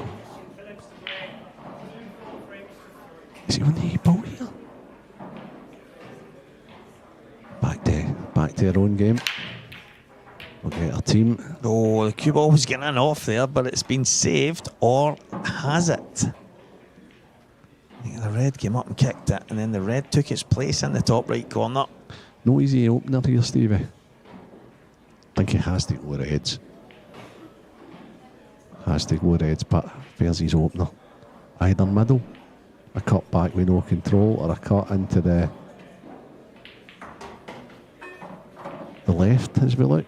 Yeah, it looks like It looks as if he's cut it back into the right. Okay, high side again. But the issue with that shot was the lack of control. I think that's what's made him miss the pot. So Philly looks the most likely to miss a pot. We're pushing the boat out too far. And Dave just looks as if he's just trying to get it over as quickly as possible.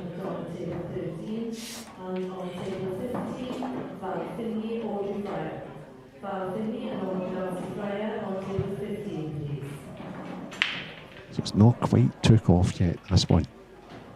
Oh, and then another unforced for Dave. So for me, he was always shaving the yellow there, so that was more about Judgment? Yeah, than anything else. Knowing he was hitting the yellow. Oh, is he on this? So that he could use it. He can see it, but he couldn't pot it. And, okay.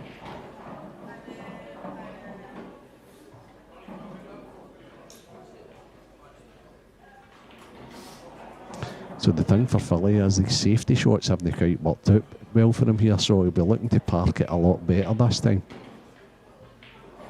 Try and contain, because I can't see him pushing the boat out here.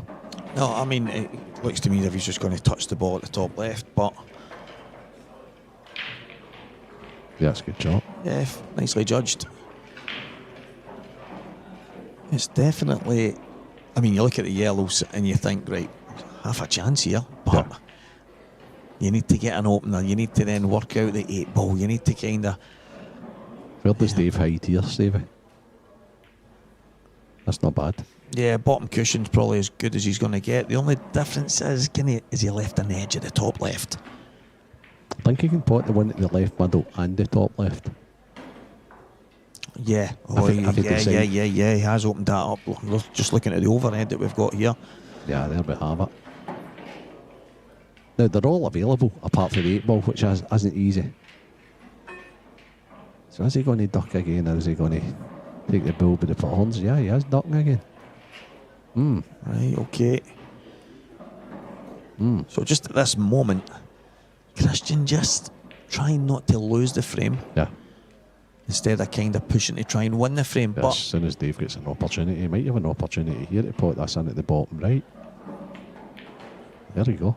Shot to nothing. It's just... Yeah, and he's left him that shot to nothing. He's invited him. And the issue with that for me, Renzi, is he was always going to build, even if he missed it, he's putting Philly back in the only position on the table where he's causing him any problem. He didn't see how he could lose the frame there. And I think I loved your interview with Liam there. Thought it was quite funny for starters, right? But also like... how attacking Liam would have spotted that there. Yeah, of course. And Liam plays the right shot. The percentages, as he said, more often than not. But I just felt as if Liam would have realised that that's not a good percentage shot, because Dave will probably pot that red more than 50% of the time. So if he had left him, he'd have probably went for it. Oh my goodness, this is... Oh, he's missed the black. Timid? Wow. So unlike Dave to miss that sort of a shot. But I think it was more a cut than what he thought, and his fight doesn't seem to have come over very much. So that tells me that he played it thick and he didn't play it with I don't know, enough conviction, possibly. What a let-off. Well, Dave's going to be suffering. Because Dave should have won the last. There it's back. He did, he played it thick. He just, I think his pace was okay, just a little thing. We've all done it. Dave's going to be kicking himself because that's the last 2 frames here, especially if Philly gets these. He's going to have let him right off the hook.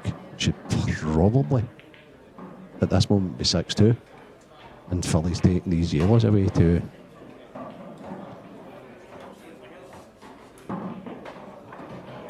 To make it 4-4. I mean, sitting here, we kind of hope for a wee bit of drama here and there. And usually that comes when there's the odd mistake or there's the odd miss or a bit of magic. Unfortunately for Dave McNamara, that little bit of drama we just got was from a very uncharacteristic miss on the 8 ball after he's played 1 or 2 cracking shots, especially his opener. Yeah. Philly needs to get this one. Yeah, he's played it well. So it's going to be 4-4, guys. A couple of unsung heroes I forgot to mention who we were doing. All the players that's come in, Stevie, over the last year or so. Adam, Lee, don't want to single anyone, do it. Dave, right? All these guys, what a difference. What a difference, because these are the pros. These are the guys we want to turn things round to and say, right, what about this, and they guys get it and explain it to the viewers. I'm sure the viewers appreciate them coming in. Dean Shields, Dan Davey, stalwarts are coming in. Liam, Mark Boyle. Yeah, it's just Mark Farnsworth. Mark Farnsworth is. We need to get Mark in again because he's brilliant when he comes in. It's quite good. It's like a coaching lesson with Mark Farnsworth. It's fantastic, isn't it? It really is. There's a couple of times he sat next to me and he'll go, right, Stevie, what are you thinking here? And I'll go, Mark, I'm supposed to ask you that. Yeah. But that's that. The thing I love about that with Mark Farnsworth is he's giving you your props, he's giving you your respect, because he obviously watches it back and he obviously respects you enough to think, well, he knows what he's talking about. He plays the game, played at a high enough level, and because he's not going to, I'm not saying this in a bad sense, but if he was sitting next to some dummy, he's not the type of guy that would just throw the bone. He wouldn't. No, and I get that. so, and I've done it a few times, and I'll go, oh, but I'm supposed to ask you that, and they go, well, I've just asked you, and I'll go, right, okay, you're scratching your head a wee bit, but no, he's brilliant. You're blotting off. No, that's great. He's absolutely brilliant. Need to get Gareth in. Gareth, if you're listening, SOS for myself and Stevie.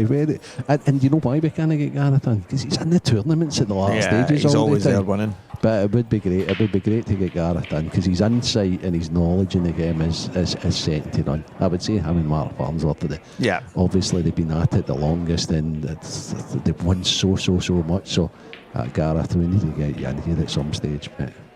Yeah, that would be. There's a keg of beer in here, Gareth, if you're listening, mate. You can just pour yourself a pint and come in and do a bit of commentary with one of us guys. He actually says, it was Isle of Man last year, and he came in and he says, listen, if you need me for anything, give me a shout and I'll come in and do a bit with you. And I went, absolutely brilliant, perfect. So, next thing you know, he's came over and he's saying, right, and I said, well, yeah, but I was thinking like he was waiting to the next time I went in, but it wasn't me. But then he's went in with, he was in with Dan Fairway, I think. I'm sure it was Dan. It was myself and Mark Pickup. I'm sure we were out on the outside, so I'm sure it was Dan Fairway. But listen to a wee bit of it back, and he's just incredible, absolutely incredible. He's a good listen. And for any Dan Fairway fans that are listening in, he's had quite a good run in the tournament. I think he's out now, but he's away for some food and that. He'll be with us at some stage this evening. Yeah. So he's not missing this weekend. He's just had a good run in the tournament. He's playing some good pool, so he'll be back at some stage this evening. Yeah, we'll don't worry, we'll work him to the bone later. We'll get him back in, but yeah, I mean, we've obviously got the double act of Dan and Dan. They've been about for a long time, from well before I was ever even thought of as a commentator, so they are a cracking duo. And obviously we know that Dean Shields, as you mentioned, he loves working with Dan as well, so there's a lot of these guys that are just absolutely brilliant. It's great to have them. As you say, going through all the names, there's a lot of them, but without them, well, I mean, I'm not saying people don't like listening to us, It Renzi, but just makes it's it just better. that insight, that little bit of insight for these guys is just, it's absolutely first class. I mean, remember Goobsy at the World Championship, and he was like a tiger waiting to pounce, and all. It was. And sometimes things like that just stick with you, and they're the highlight reels. And Exactly. Chris Bourne. Oh, Chris is He did a bit the World Final, the opening of the World Final myself. I thought it was brilliant. absolutely first class. So I did an interview with Chris Bourne, and it was in commentary because it was in McGoldrick's at one of the events. We had a wee chat, and it was, and after it, next match is on, and I think it was maybe about an hour and a half later, and he was kind of just waiting to catch me, and he went, "By the way, Steve, that's one of the best interviews I think I've ever done. That was amazing there."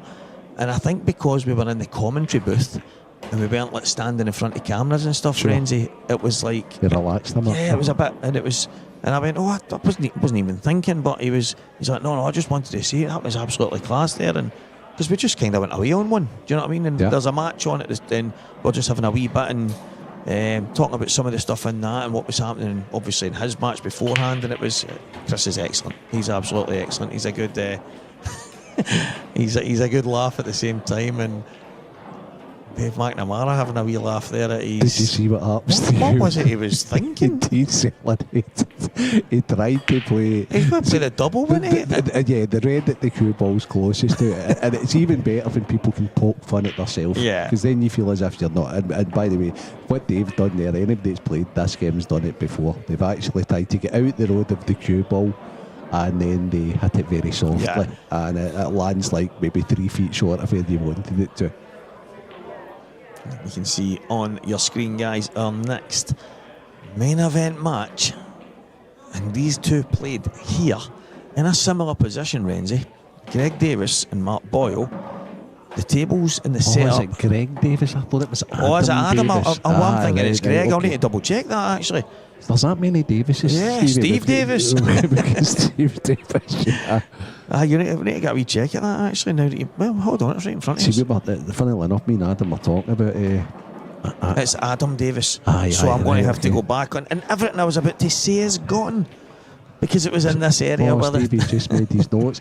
If he would have been listening to us, no, it was actually just behind that door. It's situated, that, Stevie. It was I was thinking of the Greg Davis Mark Boyle match when Greg beat him 8-0, and it was all the dishes, and that's the reason why that was in my head. Well, me and Adam were discussing that because Adam's playing Greg Davis this evening. Right. That's who he's playing in the pro event, and they were teammates at one stage with England. So anyway, cut a long story short, we were talking about how as it went 4-0, 5-0, that there was more people started congregating to see if Greg could eliminate Mark. Yep. But by 8-0, we've all had a learn before, so. No, that's it. I remember Mark Boyle after it just said he just didn't stop dishing. Yeah. Yep. Just looking at some of the scores just now, we've got Jake Dillon Newlove 7, Evan Parry Williams 5, Morgan McInnes is 5-4 up on Gav Robinson. That is live on the IPA Pool TikTok. So if you've got a wee bit of TikTok and you want to flick it on your phone at the same time, that is on the go there.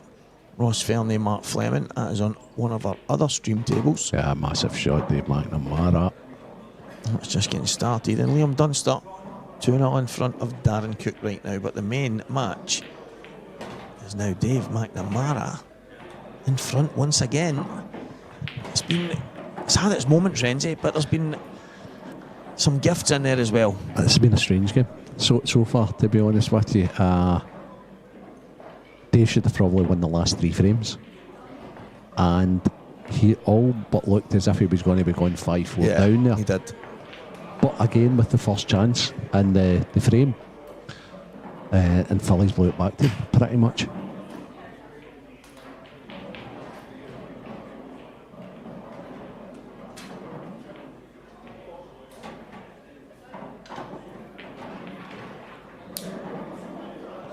And he does, he just didn't look well at all, Dave. Shaking like a leaf, drink his water, there's nothing worse. No, that's the... I mean, he's sitting in his seat. He wants to win. But it's probably one of these situations where he won't care if he gets beat. And that's a horrible place to be when you're not feeling well, Renzi, because he's not coming here to just roll over. But that's the fighter that we can see in him. But on the flip side, he's probably thinking to himself, I'm really, really struggling here. Aye, very much so. That's a real good chance for Philly this time. I think the Reds are sitting great. He's taking yellows. Okay, so this yellow must go into the bigger bag. Yellows are nice too, don't get me wrong. But just didn't think there was any gamble on the Reds. Yeah, exactly. Whereas the yellows here, he still has to watch where the yellow that he's playing the yellow off into the middle goes after it. Yeah. See, I didn't like that. I didn't like the pace. I didn't think it had to be played that hard. I think it just had to be a nice controlled and maybe just keep the yellow close to the middle bag. But it's worked out very nicely, to be honest, in the end up. So it's just needs to be doing the right hand side of the table here. He's fine. He's fine. This is the money shot in this frame. Could have been better on it. Yeah, definitely. Because in an ideal world, you want to be pointing that and holding for the other yellow into the same bag. I'm not so sure he can do that this time. No, he's had to use it. He's played it well though. Yeah, he needed a little stroke of fortune, but no, he's fine. He's totally fine now. Now it's just about connecting from the left middle to the 8 ball to the right middle. So it's this shot here. If he's good on the next ball after this one, he's going to. He's not going to play a kick out to try and. Aye. It's okay. It's okay. He's actually landed. That was risky. He's landed perfect, but that was pretty risky there. It's the way the Welsh guys play. Yeah, they do. Very attack-minded. Yeah, they are risk takers when you consider that they are. That's the Ben did that a couple of times as well. It's almost as if they all mirror each other. They all play the same way. Yeah, pushing the boat out, but he's 5-all. He needed that. He did. He really did.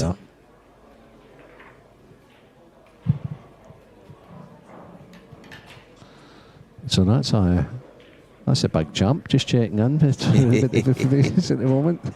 He's back. Right, Dad's going to be doing the next game. Yeah, and that next match is Adam Davis and Mark Boyle. Who's he getting though? I hope he's getting prepared, Stevie. I hope he's getting a professional to do it with him. Yeah, there you can see with the Welshman having a little chat. We're now down to a best of 5 for a place in the next round. Christian Phillips. Stevie, do tell about the Scotland Lesby Cheppy game. Is that finished, or is it 7-all, or is that?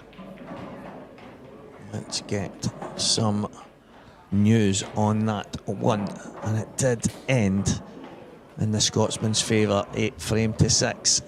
Lee Shepherd valiantly fought back from very far behind, but in the end the mountain was just too much of a climb, and it is hard when you're starting 0-0 with Scott, but when you're that far behind, he's probably as ruthless a competitor that you're going to get in this game.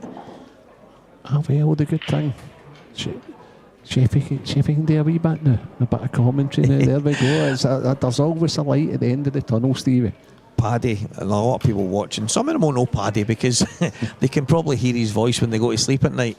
But he said to me, he's like, what is it with all these characters want to commentate because you're commentating? and I says, Paddy, it would be impossible for me to do anywhere near it on my own. I says, and see, to be honest, I said, the guys are writing what they're doing. He was talking about like basically the can of worms of every pro, and I says, Paddy, we need them. Wow. I said, we really, really need them because their insight is what really intrigues the viewers. I said, I know what you're saying when we were doing the death match and all these other things. It was a great laugh. I went, I'm trying to be obviously as professional as I can be as well, Renzi. But I said, Paddy, we need these guys. And on the way to this venue today, Lee had messaged me. All right, mate, what's the plan? Is there a rota in place? Is there, just so you know that I'll be available anytime I'm available, just give me a shout. And And that's we need that. Obviously, there's a few guys that slip through the net, Renzi, that maybe don't come in as often as we would like. But we do get a lot of help, and you mentioned it earlier, and Lee's one of the big kind of components of that. And he's good. He's really good. He was a bit unlucky there, Christian, wasn't he? Yeah, that's one of them. You're trying to play into such a small window. Yeah. There's always that risk, and it's it's unfortunate, but still a bit of pool to be played in this one. It's just a battle, this match, and that could have been so much more. I'm enjoying it. Yeah. To be honest, I'm enjoying it. It's intriguing. I think Dave really could have welded Christian there in a bad way. He's given him a chance. Straightforward hit for me. Oh, cue ball. Oh well, he's put his hand up, because that is slightly fortunate, but when you're coming out of a snooker, it's a wee bit of pace and a wee bit of side. It's in the hands of the gods at times. PI World Champion Gav Robinson. He's equalised against Morgan Scottish McInnes. number 1, Morgan McInnes. It's 5-5, so that's tied the same as our featured match with Christian Phillips and Dave McNamara.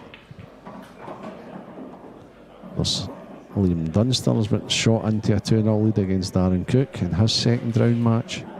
Ross Fairney, Mark Fleming, that's a cracker. Yeah. Great result for Mark Fleming earlier, an 8-1 victor. So that match was probably in a coin toss to be the next feature match on the mainstream table. But I says to Braun, listen, you pick, and obviously she picked the Welshman. So obviously. No, it was. How bad would that have been? Two Scottish commentators with two Scottish players. No. Well done, Braun. No, that's it. I said, listen, Braun, we'll follow your lead. You just. As always. No, but there was obviously a handful of things in there. So we bumped our heads, both days together, and it came to those two matches, and I think we're more than happy with the live match we've got right now. A whisker. I'm actually going to go out on a limb and say this will finish 8-7. I think we're going to go all the way here. Let's just get the makings of it. Nobody's seeming to be blown the other way, Renzi. So all of a sudden, it is a foul. So it's one free shot, one visit. The use of the free shot we discussed in the last match as well. Liam's ridiculously good with it and never gambles. That's a great shot Dave's played. It's a thing that frustrates me, is the lack of use, or should I say clever use, of the free shot in the world of pool. Whether it's the under 15s I was dealing with last week and the under 18s, or whether it's in the top end of the men's game. Yeah. I think to myself, you have got that use that shot to your advantage, and I just don't think it gets used in the right way enough. No, Dave right there used it fantastically well. Right, it's just it's an important tool in the toolbox. 100%. To be honest with you, it really, really is. It just makes the game easier. It's just when you consider free shot. Yeah. You've got a free shot. Yeah. Do not waste it. No, I agree. Do not waste it, and that's the big thing for me. It happens far too often. But Dave, he was already up and off that. He was so quick to be up and off that. And I think that was the reason he missed it. Yeah. Because he was so determined to get the cue ball in a certain position for the next shot that he almost took the pot for granted. Every now and again, the pros are going to miss pots that you would never imagine they're going to miss. And it's because they take it for granted, because they're following the cue ball that much. It's not that they're bad players, these guys are great players. It's just the fact that they've needs to take a long one now, Philly. This is just one of these finishes that you just need to just raw pot. Just need to pot the ball. I think that goes in there, but he loses the cue ball. He needs to pot the one up top. Yeah. It sounds mad. Every now and again I'll say sometimes you just need to pot all the balls, and they think, well, is that not the... Yeah, it is. But there's an easy way and there's a hard way, but sometimes it gets to that point where there's no easy or hard. It's just one at a time and try and get it finished. And unfortunately, listen, they were awkward, but the first shot was slack there from Christian. for me, he should have been playing back up towards the middle of the table. He would have either had the cross double or the yellow to the bottom left, and probably the top yellow is maybe his last ball, Renzi. And Dave's played that really well. Yeah, nice angle. And the reason I say that so that you can leave yourself a nice angle on the next one, which he's not. He's played it horrendously. I mean, that's about as tough as you can get here. He needs to force it now.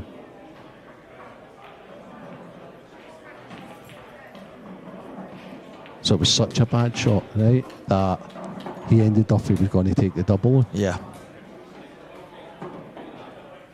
I mean, I personally think, unless I'm right at the table, I'm probably still pumping it in and trying to get myself behind it. But it's as if he's basically said to himself, I've played that so bad, I just need to drop in and play the double. Yeah. And rushed it. Yeah. He's playing very quick, Dave, and he's, to be fair to him, he's potting that. That's a, for me, Philly's got to take this pot into the bottom right now. yeah, he can watch that. He can watch this back. Yeah. He's just got to roll that full in the face. Yeah. Take any risk. He's a slight move either side. Yeah. He's trying to pop it over the top bag and leave the. It's just one of them where you just, if you're playing a snooker, just make sure it's a snooker. And now he needs to fully commit. This would hurt Dave though, as well. If Philly could somehow pull these out the bag. This reminds me of Dave's red, the shot to nothing. Oh wow. Okay. It reminds me of the shot to nothing. However, Dave potted the shot to nothing. And Christian Phillips, he wasn't even close there, Renzi. He was a million miles away. Oh my goodness. Dave's tried his very best, didn't he? Okay, so Dave gets a 6-5 in front. Look at his pals laughing in the background, did that as well. Dave's not well and his pals not laughing because he's struggling. That's poor Joe. Poor Joe, Dave's pals. And Scott Gillespie's on his second match now after that marathon first one against the comeback king. The pint sized powerhouse pushing him all the way.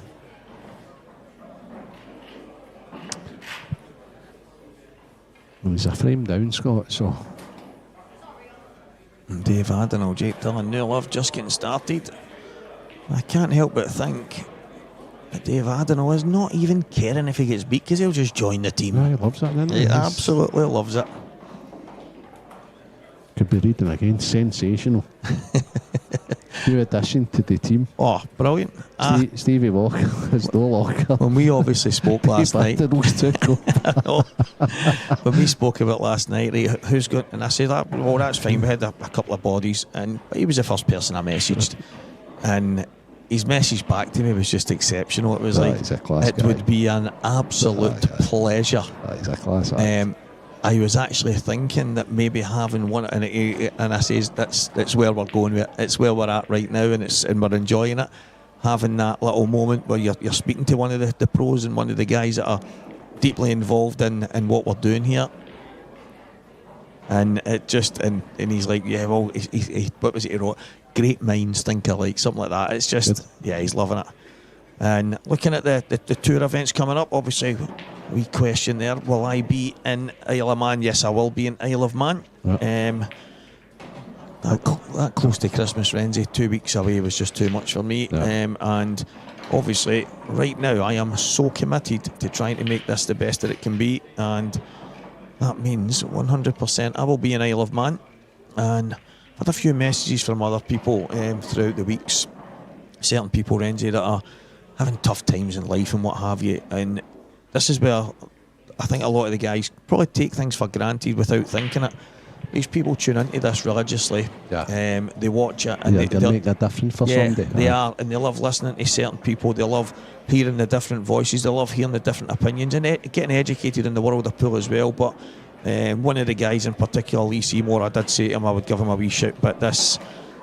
He's had some tough times, but this, watching the IPA, he'd messaged me, Stevie, is it going to be on the IPA pool YouTube? It's like therapeutic. Yeah, and he couldn't wait for it to be on. I says, yeah, mate, it's going to be on at 3 o'clock. Tune into the YouTube channel, the guys will be there, and I said, and at some point in time I'll be in there, but and he's like just giving him a wee boost, Renzi. And to think that what we are doing here and just getting to watch some pool and listen to some different voices and opinions, it's giving somebody just a wee break for reality for a bit of time. And I just wanted to give him a wee shout out. So long may it continue as well, Stevie. Keep that going, because that's the human side of things. It's so important. It's so important. Good break. Yeah, and he needs not an easy out. Good break, it's not an easy out. But you're at a stage now, Renzi, where it's no mistake pool. Yeah. I mean, and people can say things, well, it should be that from the start. You're at the business end. Yeah, very much. You get the odds.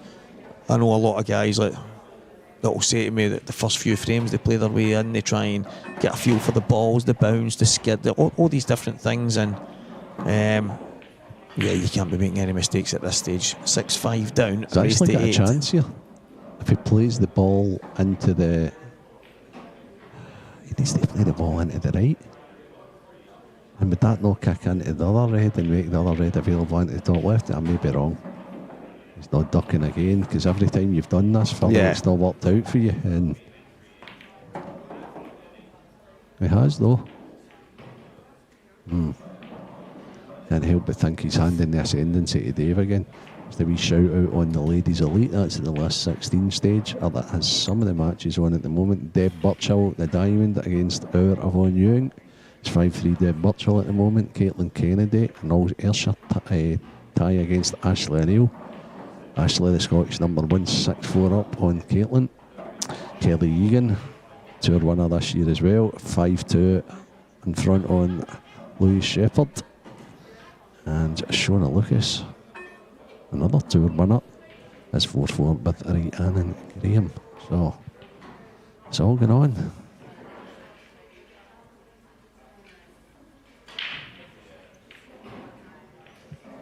But cat and mouse here. Yeah, and it's at that stage, as I mentioned, we're at the business end of this match. There is not a lot of mistakes going to be afforded to either player at this stage. So Dave's tried to force the issue a little bit there, but he is in the ascendancy, so he's trying to get the win rather than hang in there. He's pushed the boat out there, and it's came a little unstuck for him though, Stevie. Yeah, it has. So is it Dave's time to slow down, or does he keep going to push the boat out? Well, he's not. There's the answer. No, he's not slowing down. What's he seen? Oh, I see it now, I think. He's to pot this and get the fight to come between the two reds. That would give him a lovely angle for dislodging. He's going to play it for the middle. To the right middle. He's going to play the dislodge from the middle. Needs to watch the on-off here. I think he can get it thin enough, it'll be absolutely fine, Stevie. I think he's hitting you think he'd hit the reds? Oh yeah, I think he's hitting the reds. Yeah, spot on, Renzi. And he's... Yeah, that's okay. He's absolutely fine. That is absolutely spot on. Just don't make the mistake that you made into this same bag. Make sure of the pot this time. Sacrifice the cue ball, make sure of the pot. I nailed it this time. Absolutely brilliant. Learned from the last time. And now, make sure it's hard enough. Not for short in this shot. Oh, Dave. Oh, he's just okay. Wow. So, that was one of these occasions, and he played it with a wee bit swear. That was one of those occasions it was better to be wide, Stevie, than close. Yeah, exactly. And yeah, and we're probably all forgiven at times for trying to be too perfect. And it's that, I keep hearing people say, and I've said it myself, that old phrase, I just wish I had a shot. And then when you're at the table, you get greedy. I see it 20 times a day. To young players and things like that are coming to see me, I'm like, wide rather than close, because it gives you so much more margin for error.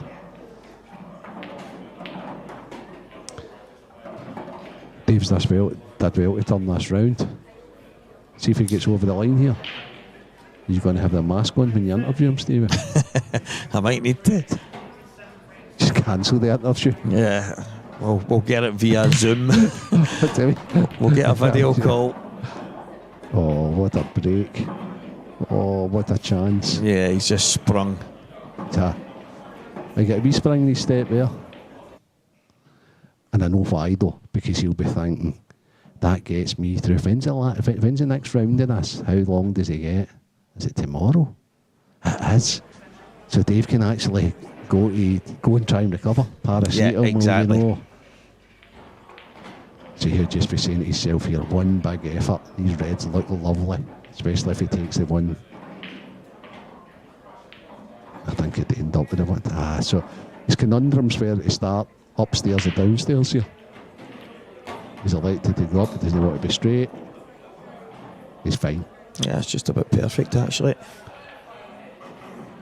And this time he'd rather be harder than slower. So he'd find the gap between the yellows here. Oh, he's screwing round. Oh, right, so he's going to take the red to the bottom left. I love his route. Yeah, so they are. I love his route. Didn't see it there. So I'm to be thinking, honest yeah. with you. So Yeah. red to the top left is likely last now, Renzi, and Yeah. I'm He's fine. I'm seeing him dropping between the yellows and drop him on that right away. He But could come off the cushion here. He's good. Well, he needs it to stop. Oh, he was mowing it. I even mowed it for him there. Yeah, but he's all right. Bottom cushion, back up towards the line. Well, he's changed his mind. Yeah, because see where he's put. That's lovely. Yeah, well, bottom cushion again then, and then just straight back out. It's playing it that way. It saves him an extra positional shot. Now he's just playing high for the black. He's played it well. He's done well. Done really, really, really well. I'm saying he's well. He's anything but well. He's unwell, but he's done real good to go over the line there. Well played, Dave McNamara. 8-5 victor against Christian Phillips. That sees Dave through until tomorrow, and it gives him a night to recover. Not easy task for Dave at all. We're going to get Stevie going out, having a few words with Dave. He'll be feeling a little fatigued and a little relieved. Next match up on your screens. Mr. Magic Marky Boyle against the former world champion Adam Davis. That was a good shot that Dave McNamara played there. That was that's the one that clinched it. And it gave him a couple of options. Again, he ran a little too far. It's been symptomatic of the whole match. He then was a little too slow. But what he did do is he got on that all-important 8 ball and slotted it into the bag. Still lots going on. Next match should be awesome. I'm going to be handing over to Dan Fairway just shortly. But Dave is going to be doing an interview, if he can, if he's well enough, with Stevie, as the arena's getting prepared for Mr. Boyle and Mr. Davis.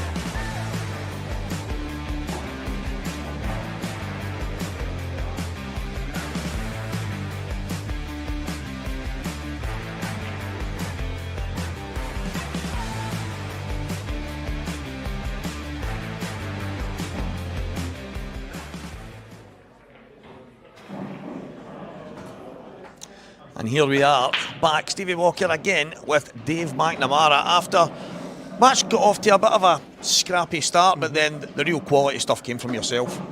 Yeah, I mean, I think it was Christian's first game as well, wasn't it? Because he got a bye first game. So, like, we both started a bit slow, missed a few chances early. He took a 2-0 lead. And then, you know, I just thought the way I was feeling, I've got nothing to lose. Let's just go out swinging if you do you know what I mean? And I missed some terrible, terrible balls in that game, but I also took out some really, really nice finishes. So, overall, I'm really, really happy on the way I performed then. Really happy. Obviously, I spoke to you before you stepped in here, and you've not been feeling too well. But in the end of that match, I mean, we had a bit of a joke in there, me and Renzi, about, well, he might not be feeling well, but he was playing quite well. Yeah. You've just got to kind of go in there swinging. Are you thinking to yourself, well, get through this match and then that's me till tomorrow, you can get a chance to refresh? Yeah, that's all I was thinking. You know, in my roommate Anthony Jeffers, he's ill as well, so stay away from us.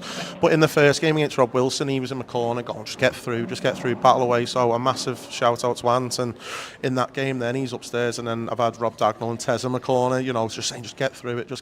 And I just want to say thanks to Christian and Rob for letting me go for the toilet breaks. You know what I mean? Good lads. You know, it's not happy when it's not good when you're throwing up every 25 minutes. But no, massive thank you to them, because you know they could have been funny, but you know, gentlemen. Yeah, I think that's. I mean, you do expect. Maybe you don't expect, but I expect these guys, because they're good guys, to have an understanding. And obviously, when you're not feeling well, then. You could be lying in your bed and not here, but you're here fighting through, and I think everybody respects the fact that you are doing that. We were speaking in there about the passion. You're talking about Jeffers and some of the guys. I remember I was playing them last year, or the last event here, and it was, come on Jeffers, lad. And that's, we love that. We love that about you guys, because it reminds us of some of the things we've got back home, that little bit of passion. But we see that from you at the table when you play that shot and you get that kind of swing in your step. But as Renzi said, that's box office. That's good to watch. I just love winning, and I think I hate losing more than I love winning, so it's that as well. And you know, it's sort of my personality just comes out.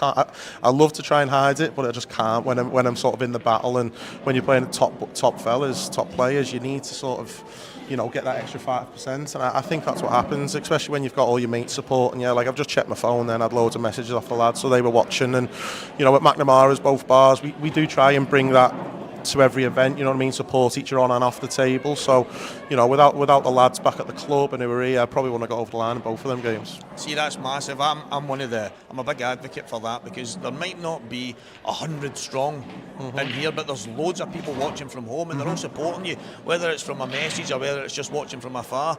They are there to back you, and what you've kind of built up in that area, Dave, it's no surprise to me that they are backing you, because it's a massive growth, and now you're trying to grow even further. Oh yeah. So, you know, we're a big team at McNamara's. There's about 30 of us that are over like both tours, to be honest. You know what I mean? You know how it is. But you know, the lads that have come down here this weekend, we watch them all, and even when we're at home practicing, you know, we've got a group chat supporting each other. You know, just getting behind each other. I think that's the key to do well in any sport. So, you know, that's what me and Dan, who obviously started the McNamara's brand, that was what we said from the start. We want to get a good bunch of lads who we trust, we're friends with, we look after each other. And, you know, as well as friends, I've got my family, I've got my girlfriend back home all texting me. So when you're away from home, when you're so busy at home, and then when you come away, the support, you know, it does mean a lot from everyone.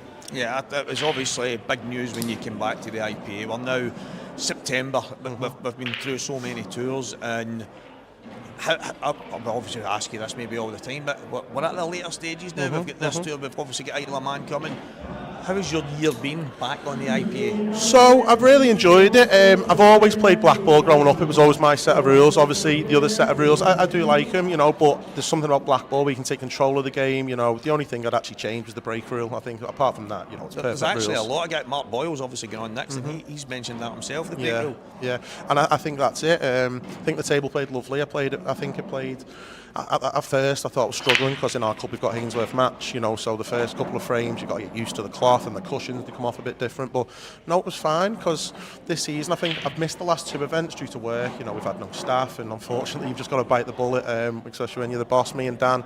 So I've had 1 final and 3 quarter-finals out of the 5 events this year, so, you know, hopefully I can go 1 further and pick up, you know, my first pro title. Well, as you mentioned, the tables playing obviously different from what you've got, and we feel really lucky here that at the IPA we've now done the deal again with the Aramith Pro Cups and the Strachan 861 cloth, and it can be tough if you're not playing on that, whether it's a Supreme or a different table, and you come in. How long do you feel that you adjust quickly, or is it just a process? I think for me, because I grew up on this cloth as well, it comes back after. I had a good run in the flyer last night. We all split the flyer semi-final, I think.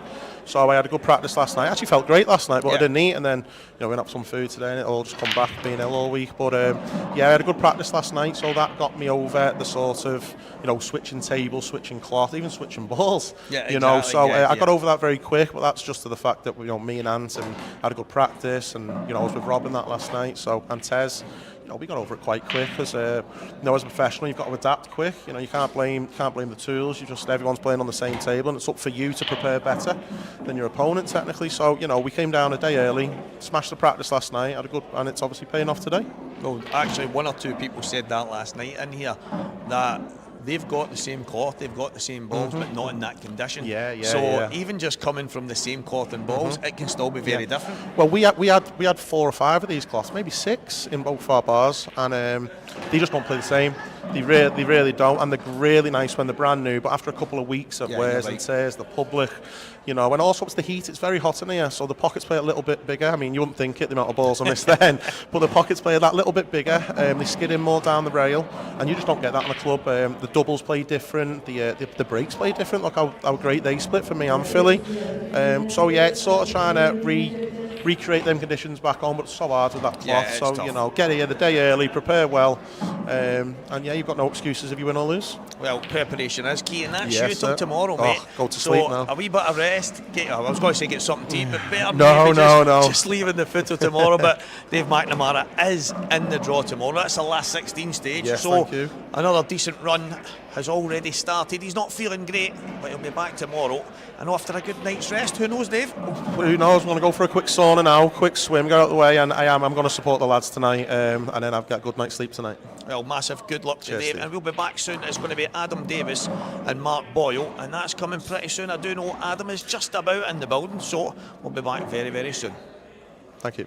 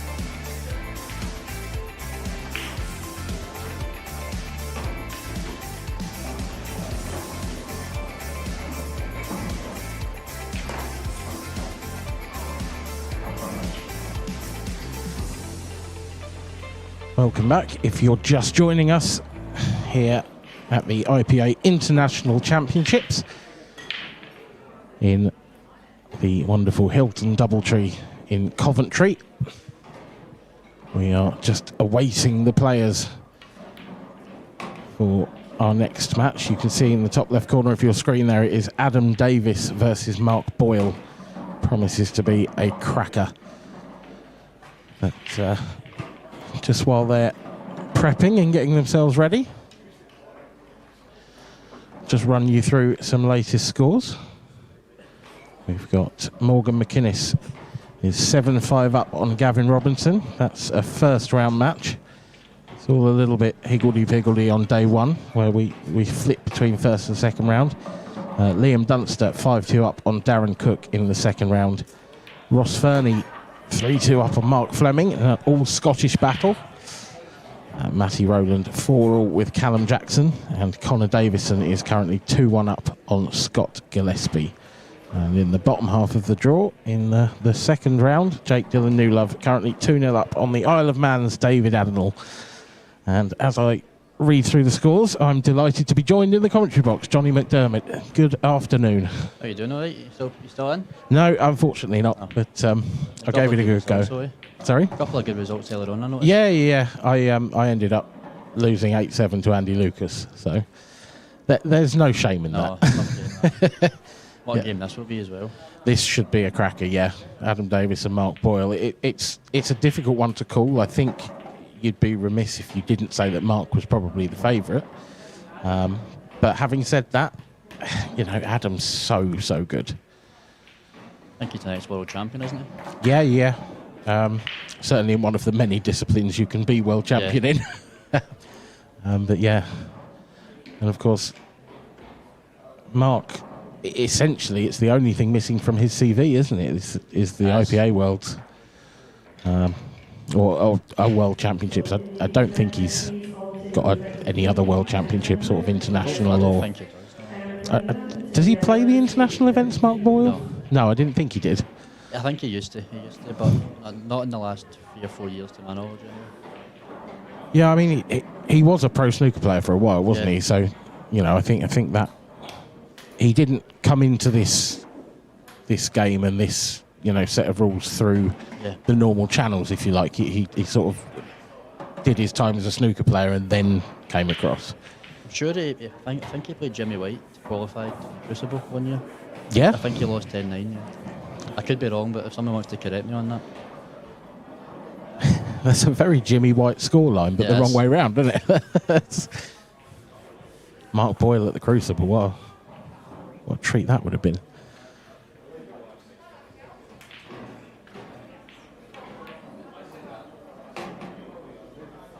I was just saying we are just waiting for the players to get ready. I think Adam's on his way, but I think he might have been caught somewhat short by the last match finishing quicker than perhaps expected. How's your weekend gone so far? I haven't played yet. I played okay. 7 o'clock, so I've been chilling out the day. And this is your warm-up, is it? this is my warm-up, yeah. You know what? Genuinely, Watch some real pill. I don't think it's a bad thing to do. I've had some of my best results and best performances coming straight out the commentary box and straight into a match. Because you've spent the last, half hour, 2 hours just watching and studying Looking at part the best players, and how they do it.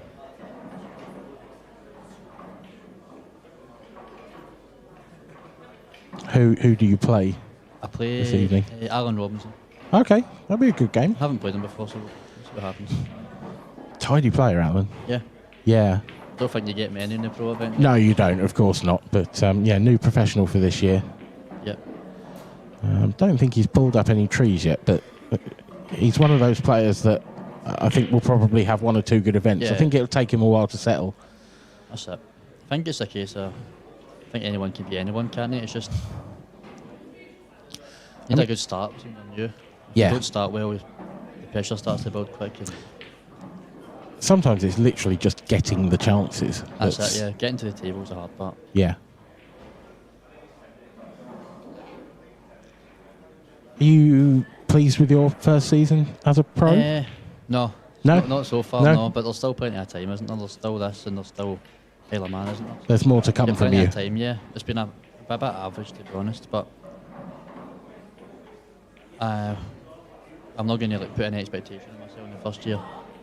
Same happens next year, then yeah, it'll be a problem, but all good so far. Do you put that down to just sort of first year, not necessarily nerves, but like Maybe just getting used to it? A bit of inexperience, maybe that's all it is.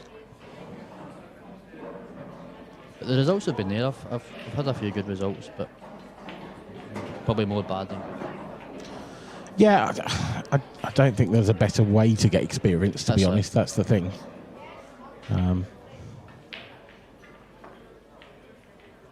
And also, as you just alluded to, really, you are consistently up against someone who can beat you even if you play perfectly. That's it, yeah.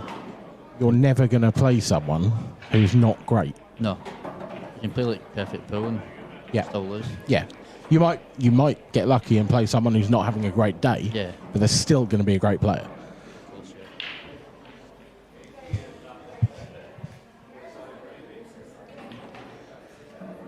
See there at the bottom of the screen, follow IPA Pool Official on TikTok. We have a live stream table on TikTok throughout this weekend, I believe.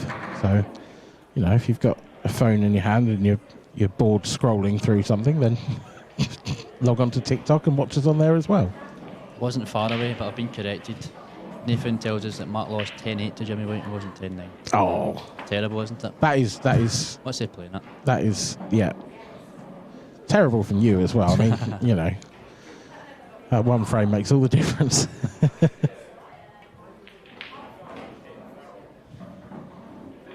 To be honest as well, I mean, assuming, he's played Jimmy, it's got to be quite a few years ago now. You would assume it was when Jimmy was at least sort of regularly making the Crucible. I'd be guessing, but probably 10 years ago, I'd imagine, anyway. Yeah, it's still a great result. Yeah. Jimmy White at that point was still a great player. Is it 6 World Finals he's been to, Jimmy White? Yep. Always the bridesmaid. Yep.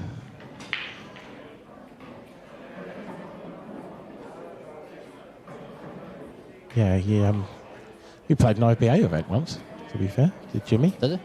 Yeah, it was during sort of COVID/lockdown time. Right. And we did a pay-per-view event in Bridlington. It was just a single table. Oh, I remember that, yeah. The I can't remember what it was called now, the Pro Pool Series or something. And Jimmy played, and then he was up against, Clint, Ben Davis, Mark Farnsworth. It was a really fun tournament to be a part of, actually. Take a guess, did he win a match, no? No, but to be fair, he only played one. Oh, right. So it was like, the format was sort of racist to sort of 18. Ah, right, okay. A real long format. And to be fair, he did not disgrace himself at all. I think he lost something like 18-12, 18-13 to Clint. All right. So, it was... He certainly gave it a go. Yeah. He pulled out some monsters, actually, from memory. Nathan's got all the stats here. 2010, so it was 15 years ago. Yeah, see, at that point, 2010 Jimmy White is still a player. Probably still knocking in tons for fun. Easy, yeah. I do wish 2010 was 10 years ago, mind. It feels like it is. It does feel like 10 years ago. It does, doesn't it? They're COVID years, they don't count, do they? No, that's what I'm saying. And the sort of 3 or 4 afterwards.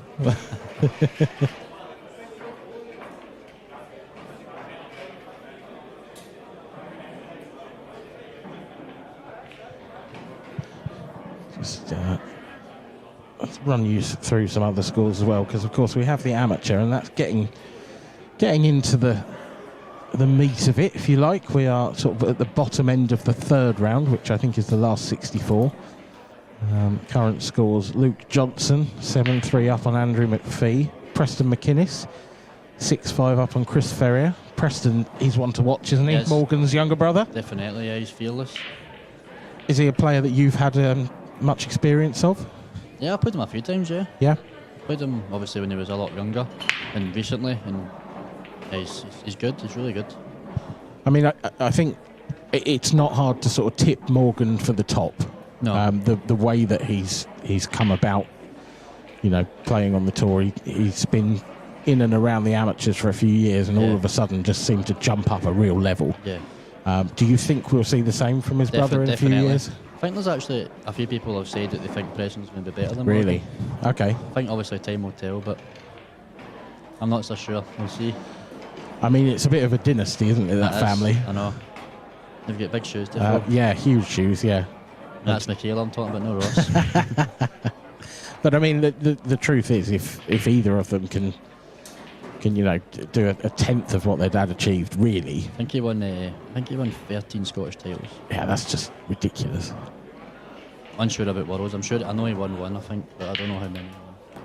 It's got to be one of the hardest sort of national titles to win as well, if not the hardest. Yeah, I think so. I think there's so many players between. Obviously, you've got the top players. You've maybe got 6 or 7 that you would put in the top of the tree bracket. But see below that, there's probably like 30. Yeah, it just feels like the organisation is really, really good in Scotland as well. Yeah. I mean, I'm not speaking from experience for obvious reasons. Yeah. Couldn't get much further from Scotland if I tried, to be honest. But you just see that it's such a hotbed. There's so many players that seem to come out of there. Yourself included, of course. That the organisation of the whole nation must be so good. We have a tournament called the IMs, probably would have heard of it. Yeah, I've heard of them. It must be one of the best value for money tournaments about, really. You pay like £35 at the start of the year, top 16 pay like £100, and it gets you 4 events. You obviously play like local qualifiers, and if you get to finals day, like £35 is no longer coming back, or £100 is no longer coming back. Yeah, I mean, that's really great. Good value, and it's like 1st to 7th all the way through. It's not something that I'm used to be honest. It's not something that we have, certainly in southern England, where I'm from. There's certainly not an English equivalent of that, I don't think. They kind of double up as well to help pick like the national teams and stuff like that, and like the junior teams. And yeah, it's certainly something that I think every country should be doing. I imagine there's a Welsh equivalent of some description, to be honest. There's a new one, yeah. I think as well, there's always club tournaments in Scotland. Most weekends you can travel somewhere and maybe playing like maybe not like a flyer, but like a £10 a head double elimination or £20 a head, and just constant. To be fair, I think that's probably true in a fair chunk of England as well, just not the bit I live in. But then you're travelling a lot longer for tournaments, aren't you? Yeah. I mean, at the moment, 5 in that one. Those two will face off in the quarter-final, and we'll keep you updated with the rest of the scores as we go through the next couple of days.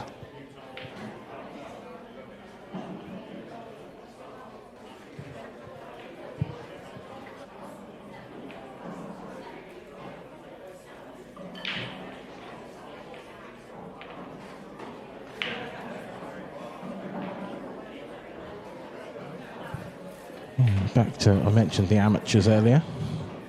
There's been some real fantastic games in that. Neil Toms, our new, I've forgotten the word, Director of Operations, I think it is. He's still in. A fantastic win over Harry Farrell, 8-7 in that one. Final frame decider. Put you in your spot here, who would you pick to win the amateur? Oh, that really is, I mean, quite an easy pick actually, because I'm going to say Andy Lucas because he beat me. Oh, well, that's true. But he was don't ask me, because I don't have a clue. He was very good.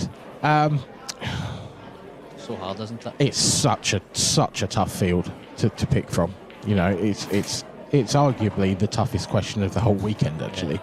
Yeah. If you were to do a prediction of who would win what event, I think the amateurs would be by far the most difficult to call. Yeah, you have a bigger difference of opinion in the amateurs, definitely. Here we go. Right.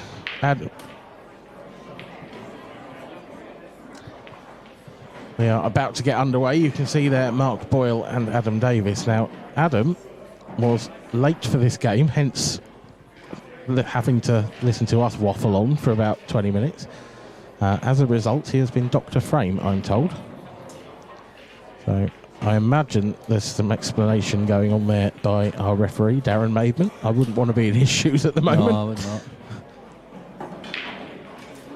not. That's exactly what you need when you're playing Mark Boyle on the stream. If this goes down to a decider, how are you going to feel?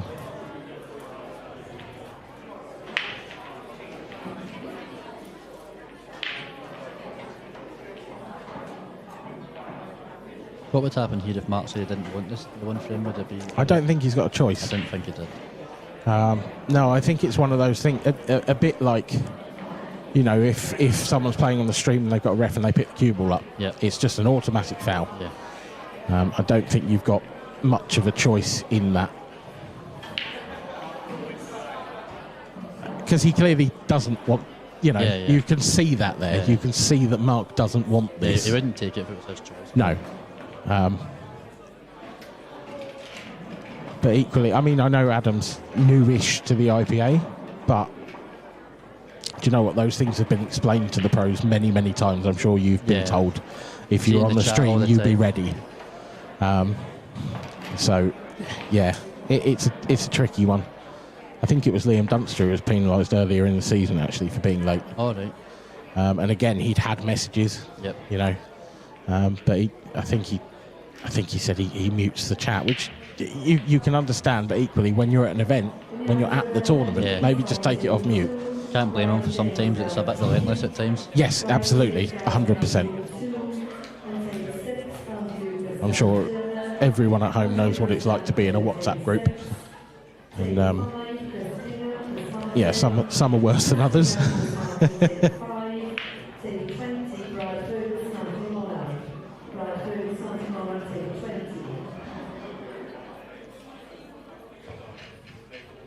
At long last, it looks like we're going to get underway in this one. This is a first round match in the IPA International Professional Championships.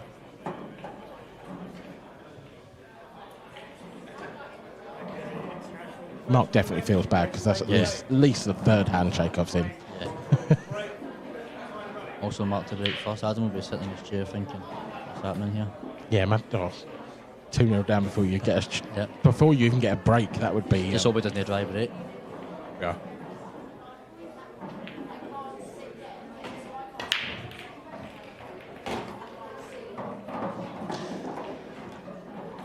That's not something you see very often off the Mark Boyle cut break. That's a proper miss-hit cut break, isn't it? Yeah, it's a bit messy, isn't it? But yeah, it's messy. Literally every ball on the right-hand side of the table. Sometimes you find that with a cut break, though, don't you? Absolutely. You see it quite a lot, but not very often from Mark. No, definitely not.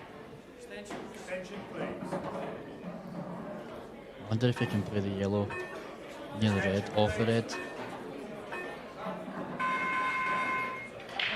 That he hasn't time fouled there. I definitely heard a call of extension.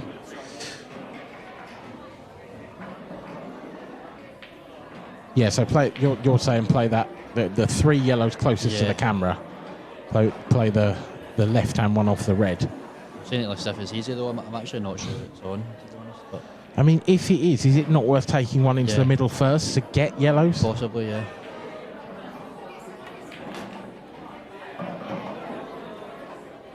I did like your shot, I have to say. I don't think sometimes it's hard to tell if it's even on from the camera angle, isn't it? That is a good point, yeah. Maybe a bit unlucky there as well. He's kind of killed both balls. Yeah, he was trusting to luck, but you're right. Yep. I mean, the nice thing is he's still got those three next to the middle. You know, you can easily manufacture an angle from one of those. But possibly not from where this is going to end up. Oh, just about okay, I think. Don't think he can pot that one he's closest to, so he's got to take the middle of the three first. Okay. Starting to get to the point where you need to get these balls out soon, isn't it? Yeah, I mean, he's got two choices really, hasn't he? He's got either he's got to pot this one middle of the three yellows and then try and get an angle, and if not, he's got one more opportunity to get an angle. Basically. So attacking as well, Mark. This is maybe a little bit straighter than you'd like.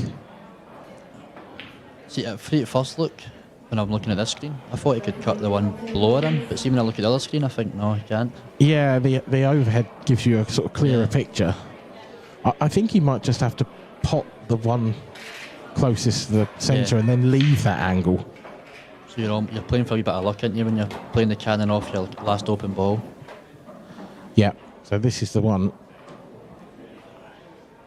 I suppose sort of half ball on that red, so the cue ball comes back out and also the red goes into the yellow. See if you can get the white moving after you hit the red. I think you'll probably be unlucky not to have some sort of shot. Yeah, but definitely trusting to luck a bit here is Mark Boyle. How is your luck? I don't know. Tell you what, I think he's been unlucky there. Yeah, the yellow's stuck on the red, and I don't think it goes. And I don't think the other one goes to the top bottom left either. That's tight though. That's really tight. This is going to be an attacking game, isn't it? Because Adam's quite attacking as well, I think. Yes. Does it slide? It doesn't. This is a safety shot. It's a very good one as well, I think. I'll tell a lie. It's a pretty good one, but he has left a pot on. You can see what he's trying to do. I think he wanted to stick the cue ball on the back of the red rather than the yellow.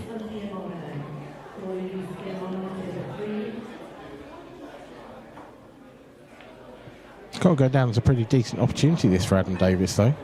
I think the red goes in by the black. I'm not sure it does it? That is the question. I think it's one of those where you play it cushion first to slide it off. Yeah. You know, you actually want to... You play it cushion first and you hit the black quite full. You hit it quite full, yeah.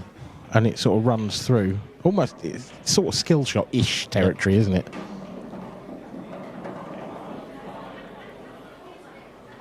Slightly loose from Adam. Yeah, it was a little containing shot, but I think he's left a... He's certainly left enough for Mark to at least get the yellow in front of the red. Yeah. I think it goes, because if he pots this and it comes kind of twice across. He must do. Like that, yeah. It's a good shot. Doesn't want to be hampered. I mean, all he's got to do is pot the yellow. He's only got to pot it. I think that's maybe just Adam knowing that he's started 1-0 down and maybe a slight bit of frustration in. Possibly. Yeah, possibly. Thing is, you can't really afford to be doing that at this level. Flew in. Yeah, I think it was one of those that was actually easier than it looked, wasn't it? It was almost a big pocket.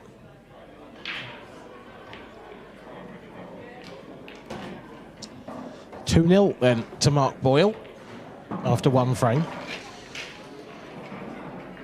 And Adam Davis looks on. He will break in the next one, so there's a chance for redemption.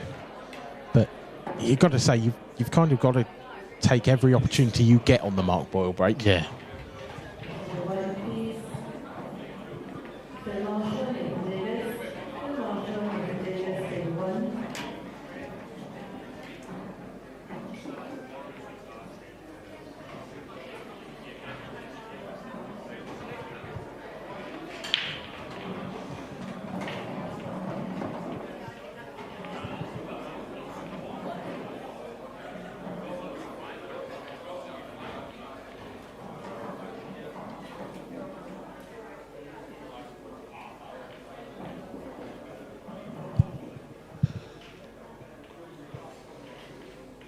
Mark there in a bit of a clean-up.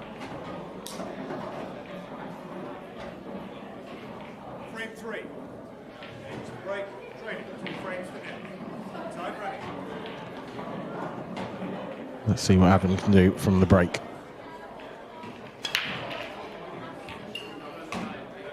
Hit them good. Yeah, cue ball came back sweet, didn't it? It was a nice contact. Made a ball. It wasn't a real explosion, but it certainly split everything out nicely. You definitely got a good chance here. What do you think, Dan? What's your ball of choice here? I would think it would be yellow, but I don't know. I don't think he's on an easy starter. Yeah, yellows are my first thought as well, but I think... See, like your first pot, I think you're losing the white no matter what you play. Yeah, I just can't see an easy one. I don't know if the one to the left of the black, maybe he can cut that in. Can he see enough of it? I think, where's the white going though? But yeah, that's a good question. So reds it is. See, in these scenarios, how do you think about the finish? Do you group balls together, or do you just work back from the black, or work forward from where you are at the moment? Or I mean, I think it sort of depends entirely on the situation, doesn't it? Of course, but I know what you're saying, and I think if you can group balls together, if you can move the cue ball as little as possible on your way round, then that is preferable. Yep. But it's not always possible, and the patterns don't always work out that way. But yeah, I do think you'll see the players that swing the cue ball round off 3 or 4 cushions. They do make more mistakes than the ones who just stun them in. It looks great though, doesn't it? It looks fantastic. I'd much rather watch that than not. But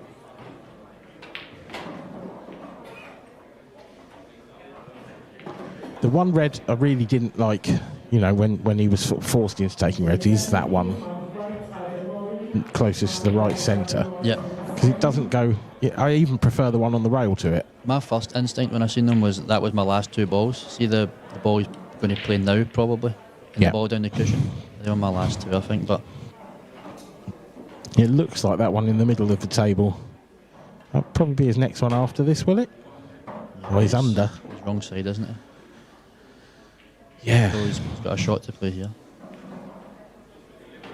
He's got to take that one now, you would think. Yeah, I think he does, because there's some shot to get from the ball down the cushion back on it. So is he going to screw on and off the bottom cushion here?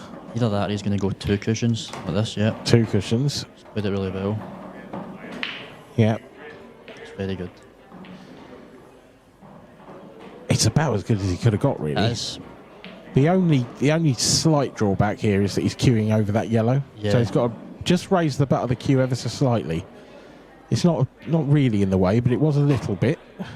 Yeah. If you're going to be critical, you just say it a few inches off the cushion so your hands on the table. But yeah, just a bit more of a bounce would have been lovely. He's took these really well though.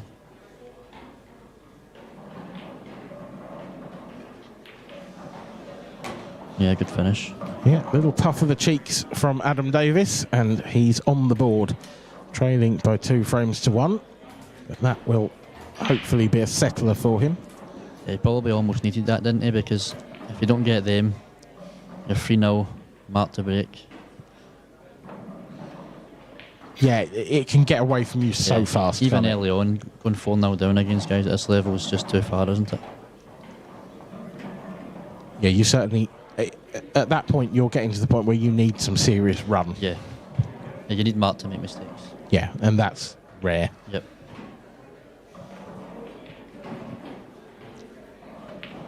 Having said that, early days, 2-1 only, and Mark's first break wasn't the best. Wasn't the way he normally catches them, and I do find when I'm watching Mark, you can tell how well he's playing from how well he's breaking, and if he's not breaking that well, he tends to slip up more often than not.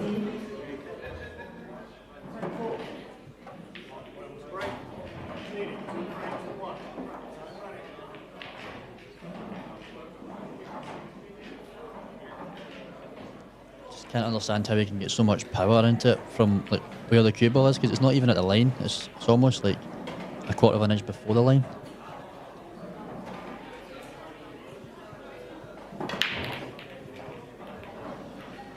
This looks dry. It looks dry. It is dry. And it's not the same split as last time where all the balls went to the rail, but it definitely didn't look like it generated the power that you were talking about. This looks quite a soft break for Mark. For Mark, it does. Yeah. Watching the replay, it's mental to say that, but it does. It didn't look like his usual. Normally, it's hard to keep up with the ball, isn't it? Yeah. But to be honest, he's not really left any easy finish. It's a horrible table. I think the reds are slightly better. I don't even know, to be honest. Do you take the double first? It's brave, but. Probably the right shot, isn't it? It's brave, but if you're going to miss, then now is probably the time to do it. But I think it does give you control. He's got it. Yeah, good shot. Just because he was hampered, I think if he had his hand on the table, it's almost like him, isn't it, for these boys? Yeah. But, he's now got control of the bottom left corner. All of a sudden, he's actually got a little chance. Yeah. But you see, 2 good shots to play if he plays them now. Pot this and get on the ball behind the black. Beautiful. Now it's all about just getting the way out, isn't it? Beautiful. If he gets a shot here, he's got a chance. It was a nice shot to be able to play that one as Yeah. well. You know, there was no awkward queuing there. No. And he knew that if he missed, Yeah. it was probably messing Mark up. Yep. If he missed, he's taking like a good bag to take, isn't he? Yeah, it just lets you release that pressure on your arm a little bit during that shot, doesn't it?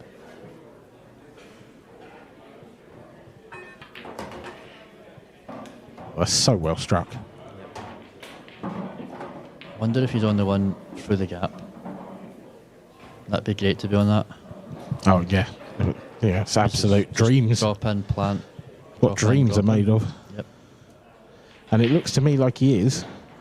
Looks so tight, doesn't it? So if not, I think you'll need to go into it somehow, which is obviously off this ball, but There's no way he's on it if he's playing No. this, so played it really well. yeah, good shot. I think he'd like to play it now, but the angle he's ended up in, he's going to have to take the plant first.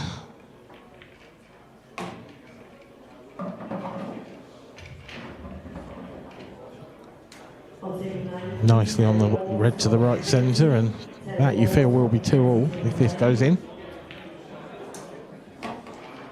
I haven't watched much of Adam, but obviously heard about what he'd done in the Supreme Pool series and stuff like that. Yeah, if I'm honest, I'm in a similar boat. You know, Yeah. he's new to the IPA for this year. I say that. I've watched him at World Championships. He's he's one of those players who's been around a lot, but he's just not one that's been on my radar, if you like, quite as much. Oh wow! It's the old commentator's curse, isn't it? Yeah, you can take the blame for that one, I think. That's just a shocker. He'd be so annoyed at himself because he left himself hampered when he didn't even need to move the weight, really. He just had to get off the cushion, and no matter how far away that black is, you're going to pour it with your hand on the table. Yeah, he's just cubed straight across it. Yeah, just tried to get good on it. But I'm amazed that he's missed that. Very surprising.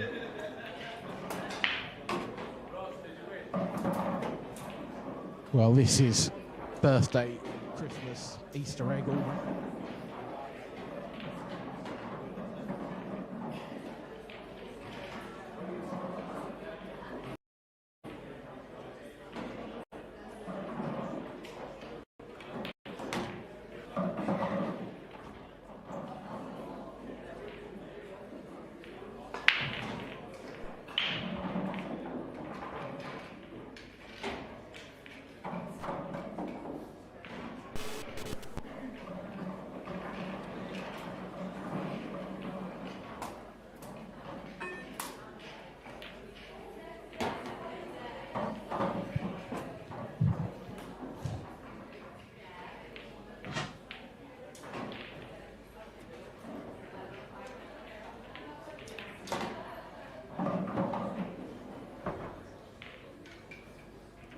Slightly unorthodox positioning there from Mark Boyle. Bit of confidence that is, isn't it? Yeah. I'd have been trying to get the rest out there. Yeah, I think I would too. Although, in my case, that's probably because my stomach would have hit the 8 ball, but...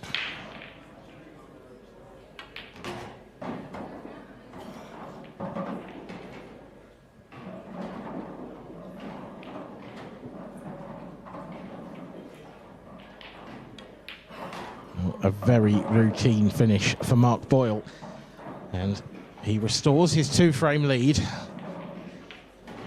And if Adam Davis wasn't feeling a little bit jittery at the start of this game, then I suspect he will be now, because you cannot put down chances like that one. He'll be kicking himself because that's to go 2-all, and it's also Adam's break as well. So that 1-0 start is almost away.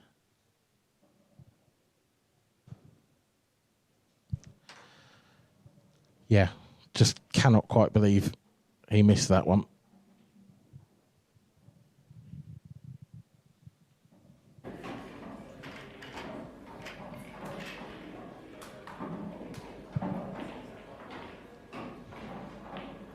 put you on the spot, seeing as you put me on the spot earlier with the amateurs, and seeing as we're looking at probably the favourite. Who do you think is going to win the professional event? Oh, I have to say me, don't I? Even if I don't believe it, I have to say me. Okay. I can't say anyone else. Who is second favourite to win the professional event? How long you got? It's a fair question. On paper, so you're just guessing, aren't you? Yes. I'll go Liam, but I could say Mark, I could say Farnsworth, I could say anybody really. Yeah. You know? Yeah. I think it's fair to say that Liam is the form player at the I moment. think he's back up to number 1, isn't he? Yeah. Which is an incredible achievement. He stepped away from the IPA, he came back with no ranking points, and he's worked his way back up.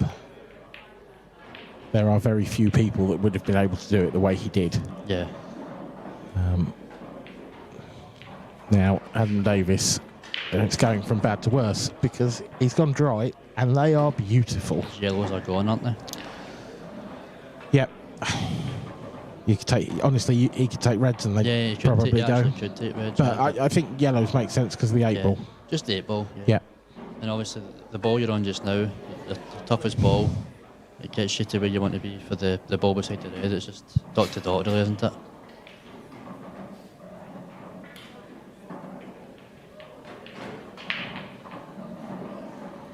Yeah, it's pretty much one good shot. This one here. One? Yeah, just trace the left-hand side, just come up and get something like straight on that one on the left-hand side. And then nice little flick off the red, that's perfect. Yeah.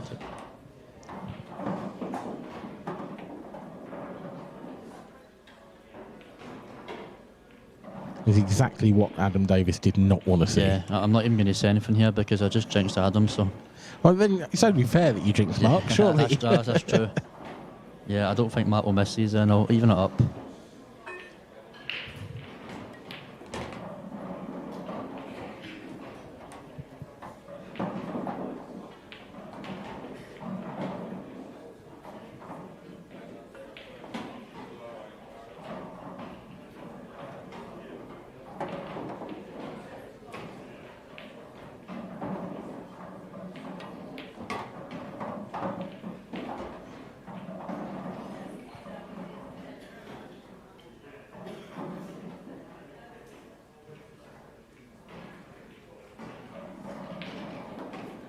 Just kind of mind his work a bit, anyway. Yeah, that's exactly it. I mean, ideally, do you play this purposefully as a skill shot? I think I do, yeah. Yeah, because see if you don't, and you play the ball in the middle next, you've actually got to play a positional shot from the hanger. Yeah. Not that it would be a problem for Mark, but it'd be annoying to have to play a shot here. It's just unnecessary. Why take 4 shots when you can take 3? Yep.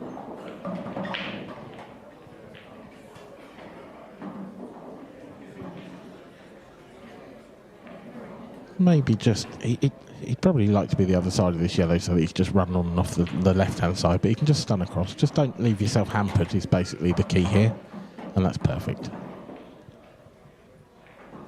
Just shows you the swing, doesn't it? It's went from 2-all Adam's break to 4-1 Mark's break. Yeah, just like that. All on that miss black, essentially. Yeah.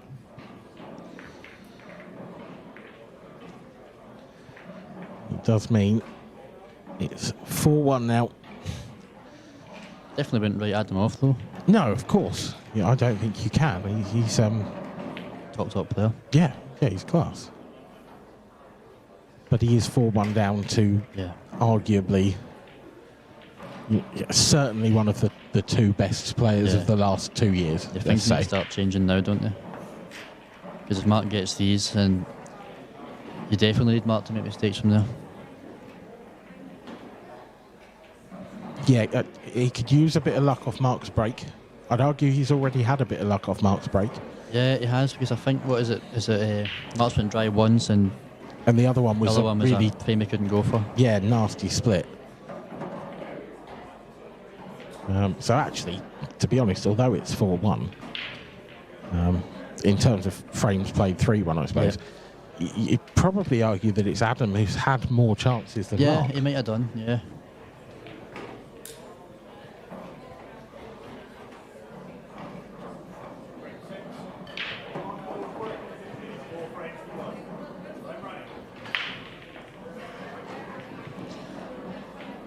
Let's see if he puts the back arm through this one.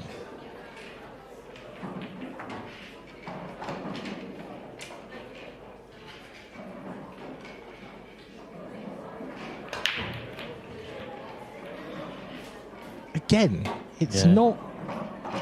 It's not typical Mark, is It's it? not the one we're used to, is it? No. These yellows are better than they look, I think.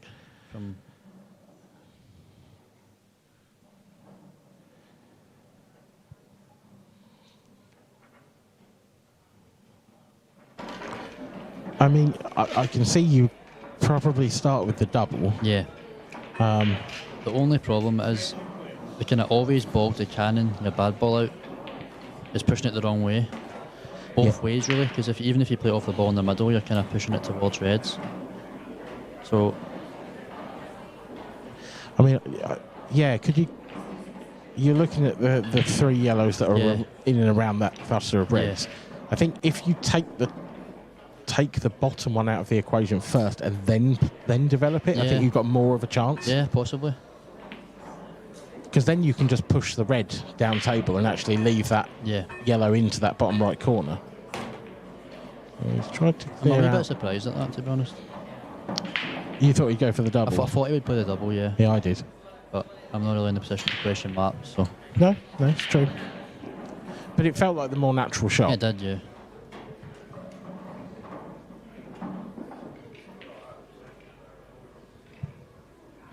You can still go for these now. It's still the same sort of equation.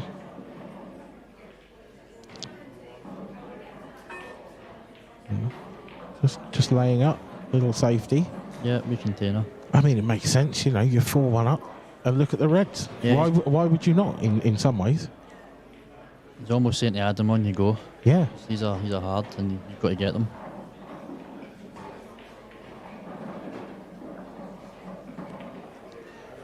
You can't really see anywhere obviously safe on the table as well.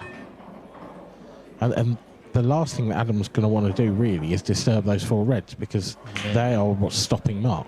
I don't see any safeties really. Cover the black, is that about it? Yeah. Yeah, I think that's what he's played roughly, but it hasn't quite come out. That was such a long way away that I'm questioning whether he was trying to cover the pocket or whether he was trying to play into the black. Just trying to play into the black. Yeah, just to sort of, you know, if you play it half ball into the black, put the black on the cushion, put the red on the cushion. I wonder if Mark will go now.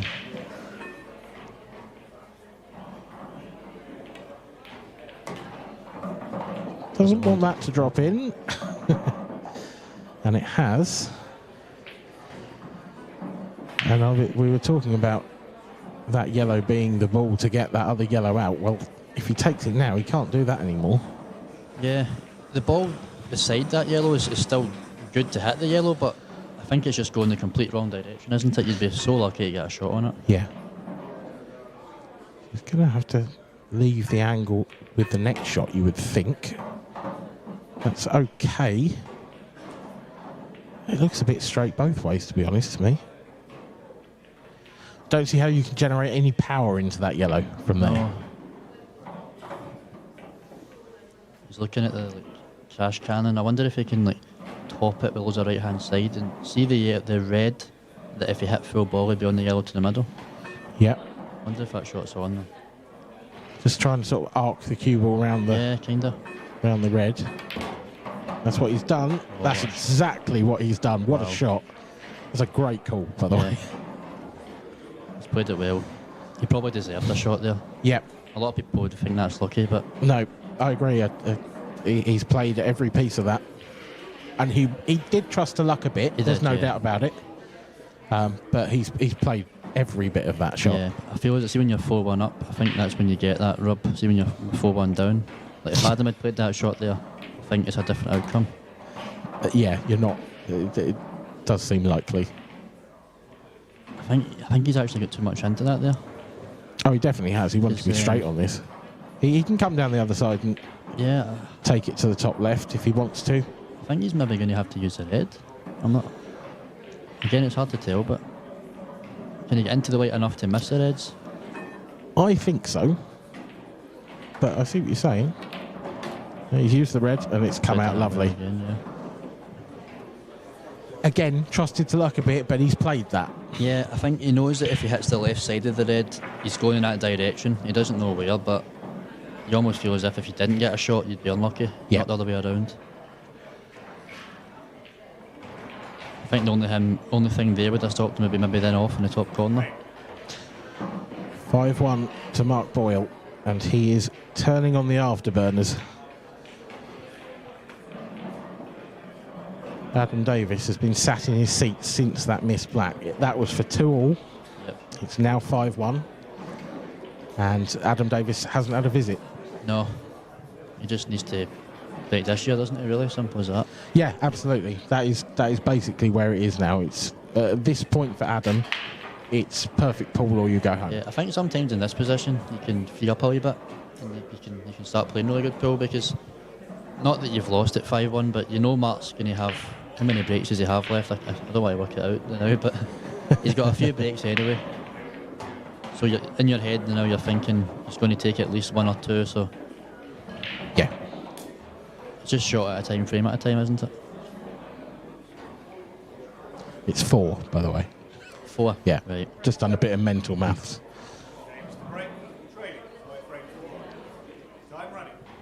Adam's got 5, Mark's got 4. Now it's 4-all. And it's dry. Yeah. And they're just wide open. They're wide open. They're wide open. Yeah. And you could take either colour even. They're that open, frankly. I think you'll be going reds, do you? Yeah. But, you know, if you told him he had to go yellows, he'd probably just shrug and go, yeah, we right just then. got on, mate. Yeah.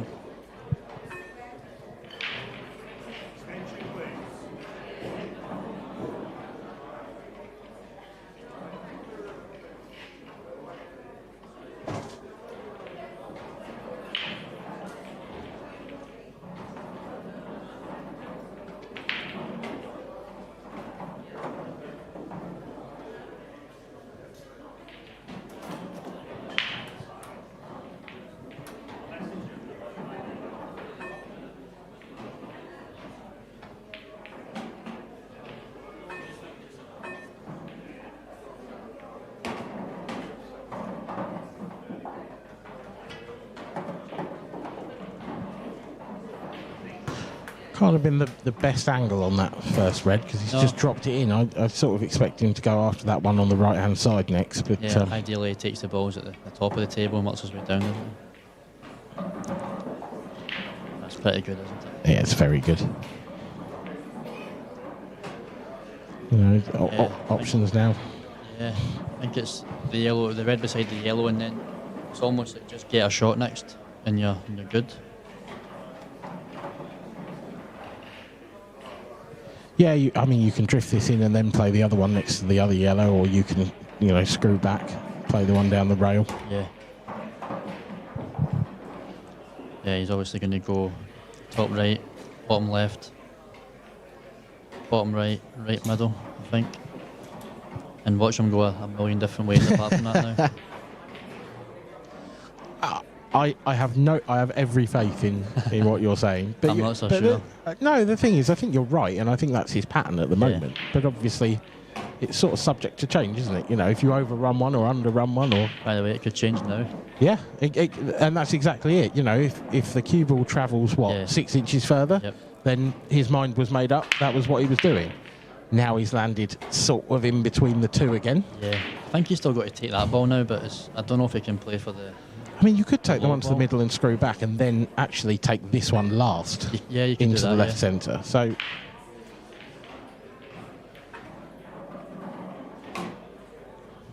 it's absolutely fine.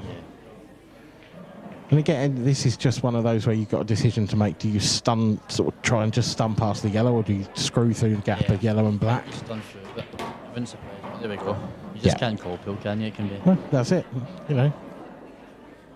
You can tell, you can sort of work out the options, but you can't work out which option they're going to No. take. Well, thanks for having me on, Dan. I'm going to head and get a quick refreshment break before I... Yes, you're 7 welcome. o'clock. Enjoy. Good luck in your game. Thanks very much. Thank you, Johnny McDermott. It's been a pleasure.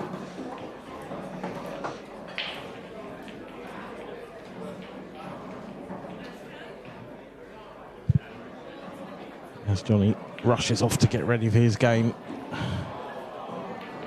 Mark Boyle sinks yet another 8 ball. He leads by 6 frames to 1.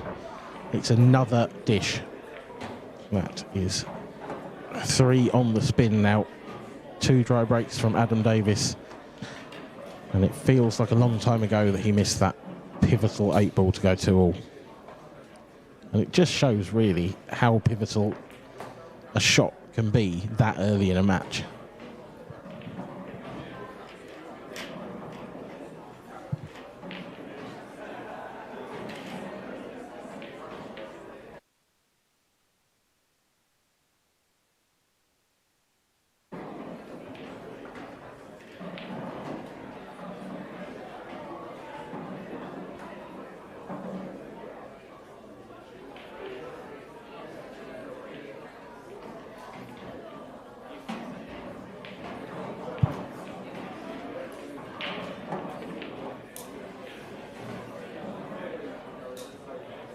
Started this game slightly slowly by his standards, did Mark Boyle.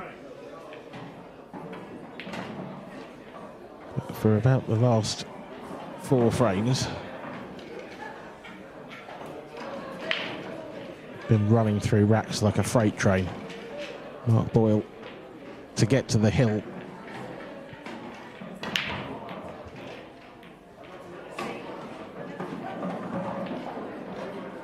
Probably his best break of the match as well.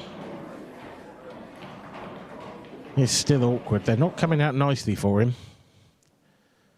But I would say this is probably the easiest looking finish he's been left. Don't know if he can squeeze that yellow past the red in the bottom right corner. If he can, then yellows are a good chance. If he can't really take reds, because that one red is in all sorts of trouble to the right of the cue ball there.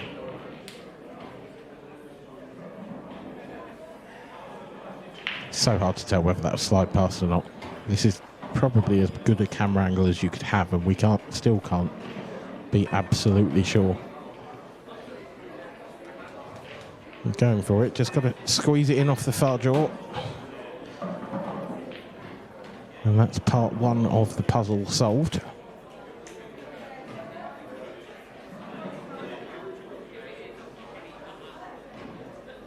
Still more work to do though.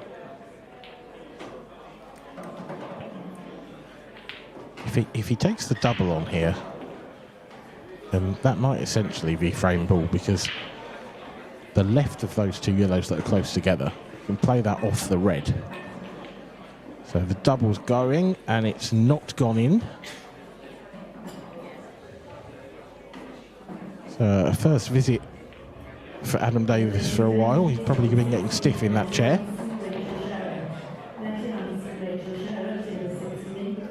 It's not the sort of visit you want when you've been sat in your seat that long.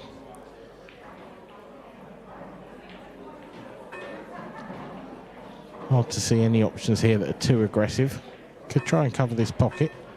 I think you can see a thin edge of that red.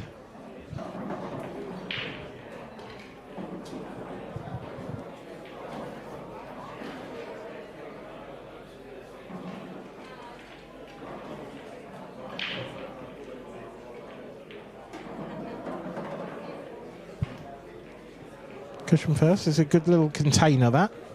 Gives him some control in the frame. Definitely going to make Mark think about it from here on.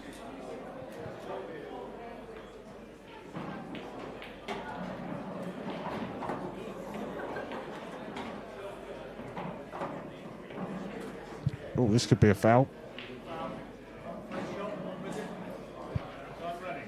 I think Mark was just trying to play yellow onto red there, get his yellow over the centre pocket and move that red somewhere down on the cushion. It almost looked like he had to play it with a bit of swerve, and as a result didn't get the pace into it he needed.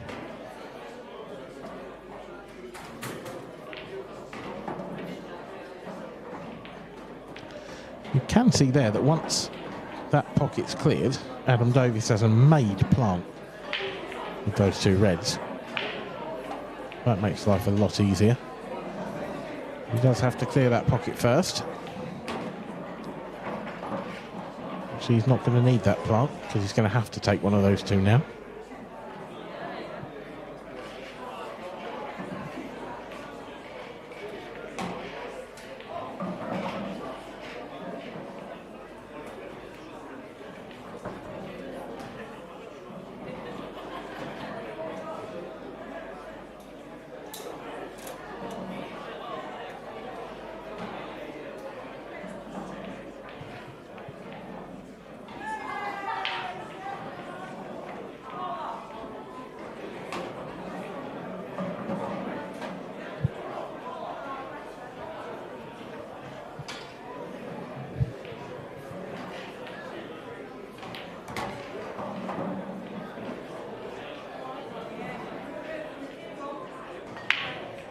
Just made slightly harder work of this than he would like, Adam Davis, to the point where he's now going to have to play a shot, and he hasn't played that one very well at all. And that is pure frustration. He's just got down and hit it. He didn't get anything like the reaction he wanted to on the previous shot. He's actually sort of got away with that a bit, leaving the cue ball in the jaws like that. It's a very awkward shot now for Mark Boyle.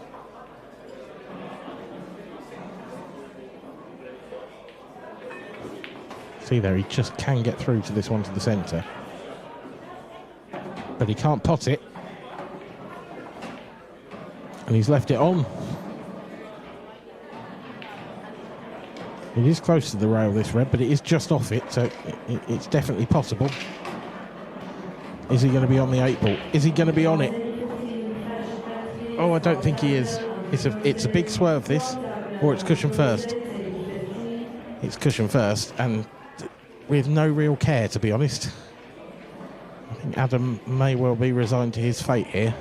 And if he wasn't before that shot, he certainly is now.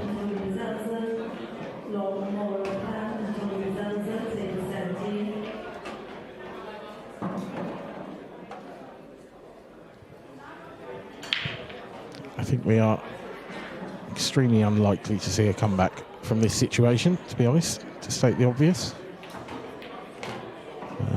I do feel for Adam here. It's not easy to play Mark Boyle, let alone on the stream table, let alone when you're 1-0 down before the game starts. We don't know the circumstances of why he was late for the match. We don't know what's happened there. But the rules are the rules, unfortunately, for Adam. And those punishments aren't handed out lightly.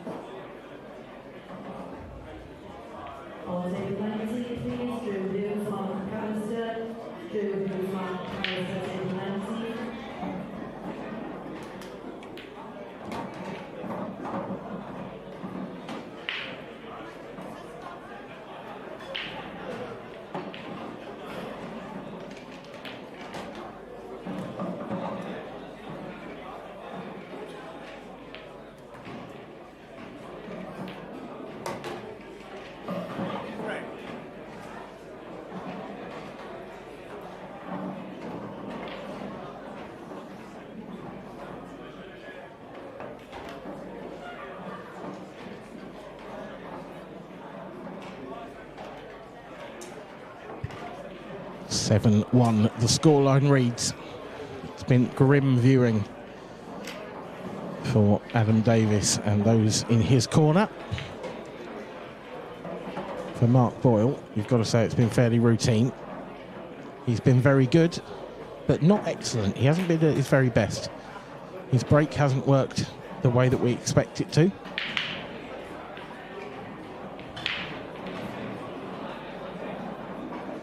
Hasn't been horrendous, but it certainly hasn't left the sort of finishes we normally see from him.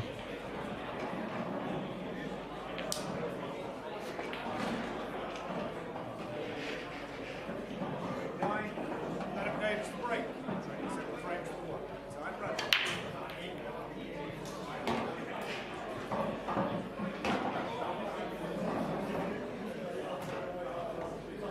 Adam sort of hit quite a Ben Davis-like break there. Didn't even get down to it, just put his cue straight through the middle, and look what's happened. It's a beautiful split. He's made a ball, which has been a rarity in this match. It's amazing what can happen sometimes when all the pressure comes off.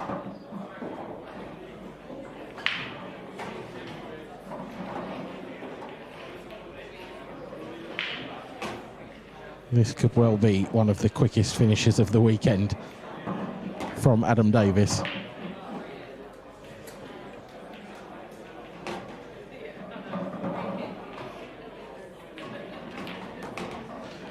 Well, I don't know if anyone's timing this, but it's got to be close to the 30-second mark, hasn't it? Brilliant from Adam Davis. Nice, easy finish.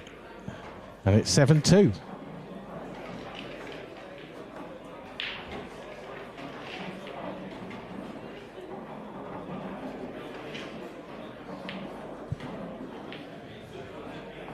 Just another 6 more of those, Adam.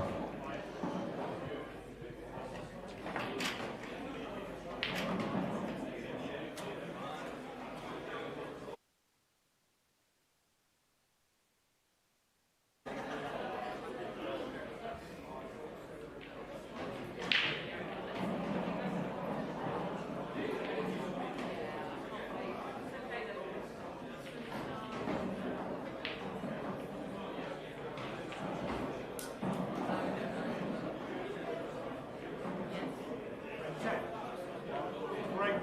7 frames for 2.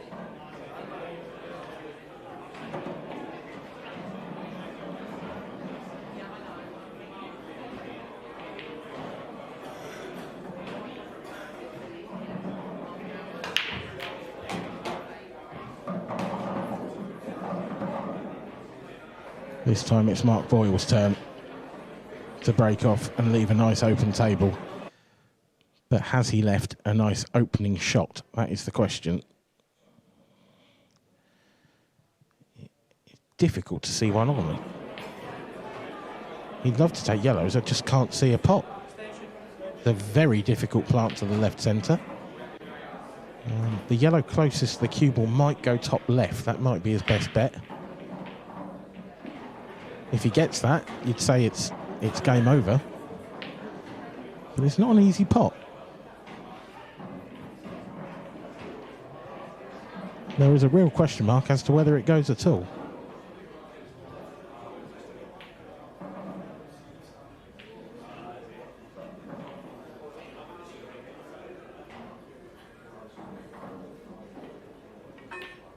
It's on its way.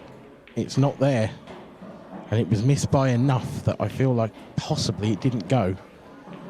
Or if it did, it was exceptionally tight.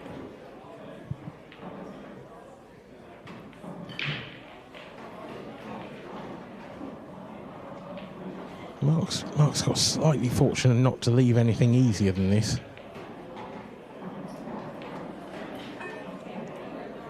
Don't think Adam can quite get enough to the right hand side of the yellow up to the top left. Yellow closest to the cue ball might snick in the middle, but again he's losing the cue ball. You're going to try that one up to the top left? You might have to bend this slightly. Almost some late swerve on it.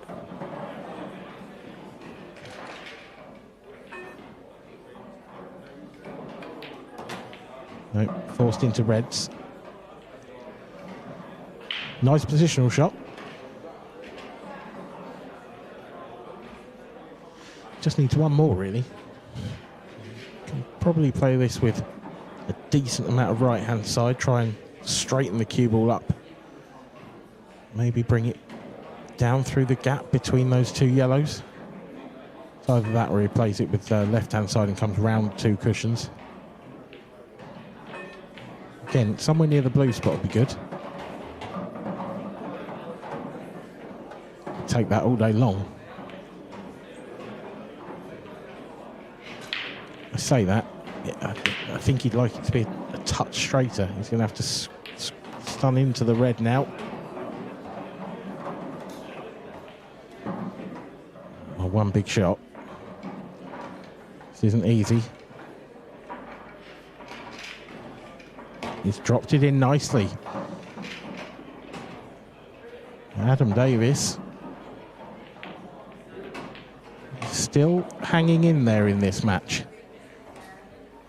A couple of frames ago, he looked like he wanted to be nowhere near this arena. But you can just see the confidence growing ever so slightly.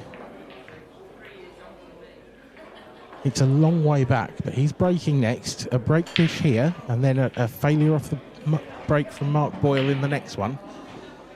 This could be about to get really interesting.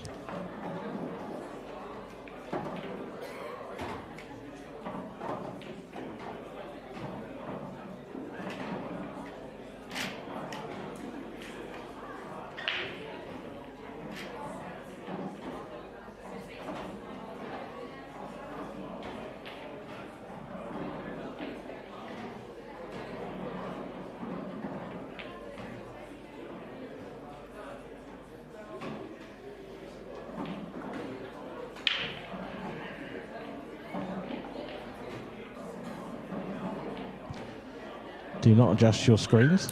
Coming up is Davis v Myerscough, but it is Greg Davis and not Adam. That will be our next stream game. Adam Davis. Oh no. Just as it looked like he might be able to make a heroic comeback. Certainly if he dished this one, it would have put the cat amongst the pigeons. This is a brutal kicking off. He's hit that break so sweet too. And Mark Boyle now with a golden opportunity to book his place in the last 32 of this professional event.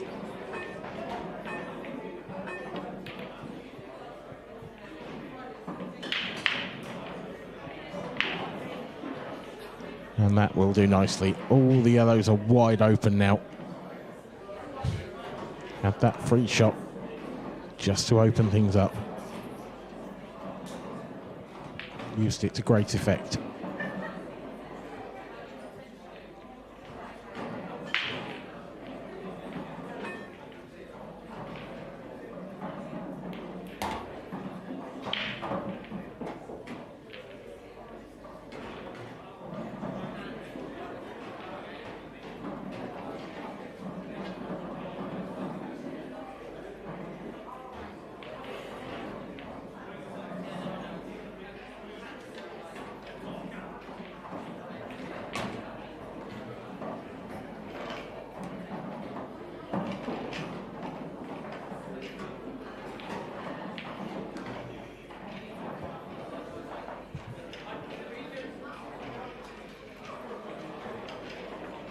For what looks like quite a one-sided victory, this hasn't been vintage Mark Boyle.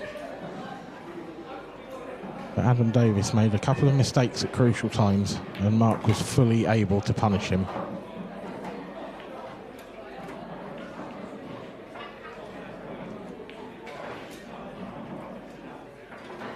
Has left a bit of distance on this one. This requires good cueing. I don't think he can just stun this in, because I think he'll end up behind the 8 ball if he does that. So he might have to run this through off the bottom cushion.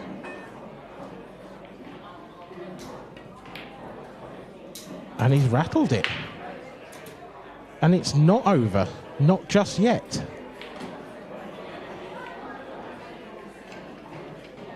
Well, this really would cause a stir. You could see there, he just landed. He wanted to be straight on that. And he wasn't. But Adam Davis has turned the table straight back over. I'm shocked at that shot.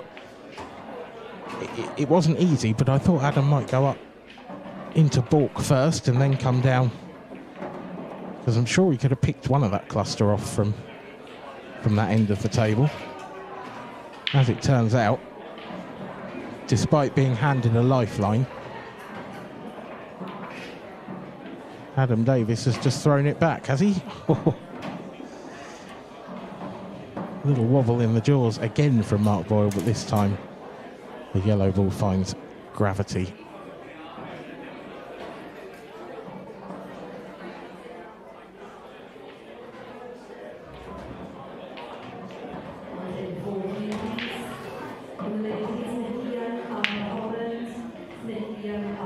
And now, surely, after a couple of false dawns, it will be time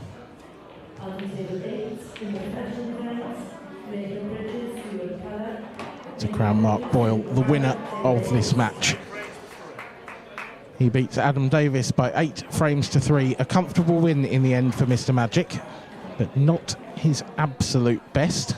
However, if he's going to start as he means to go on, then that is a good way to start.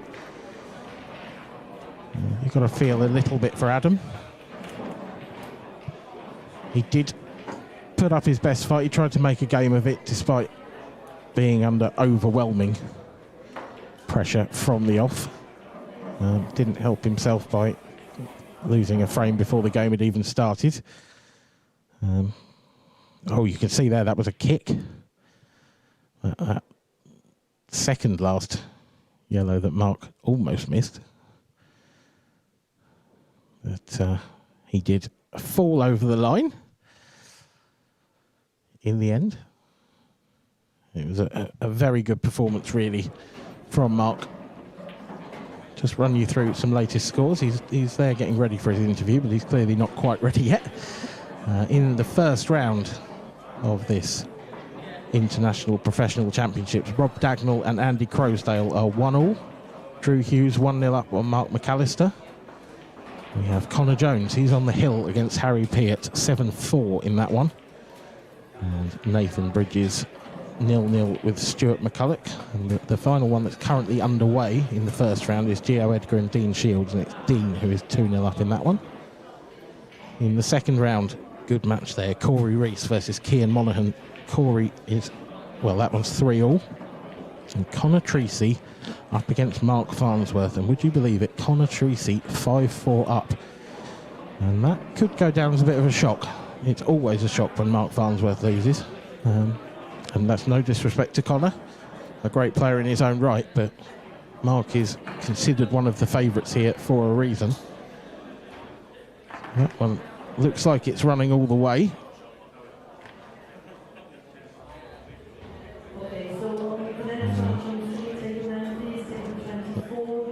So we'll bring you up some more scores later on, but for now, Mark Boyle is in the studio with Stephen Walker. Welcome back, guys. Stevie Walker once again with the victor of the match, Mark Boyle. Congratulations, Mark. Well done. Cheers, Stevie. Thank you. It's never easy, no matter how often or how good or how many titles you've won, to step out there and keep being as ruthless as you've been throughout the, I don't know how long it is now, but you make it look easy. Trust me. Trust me.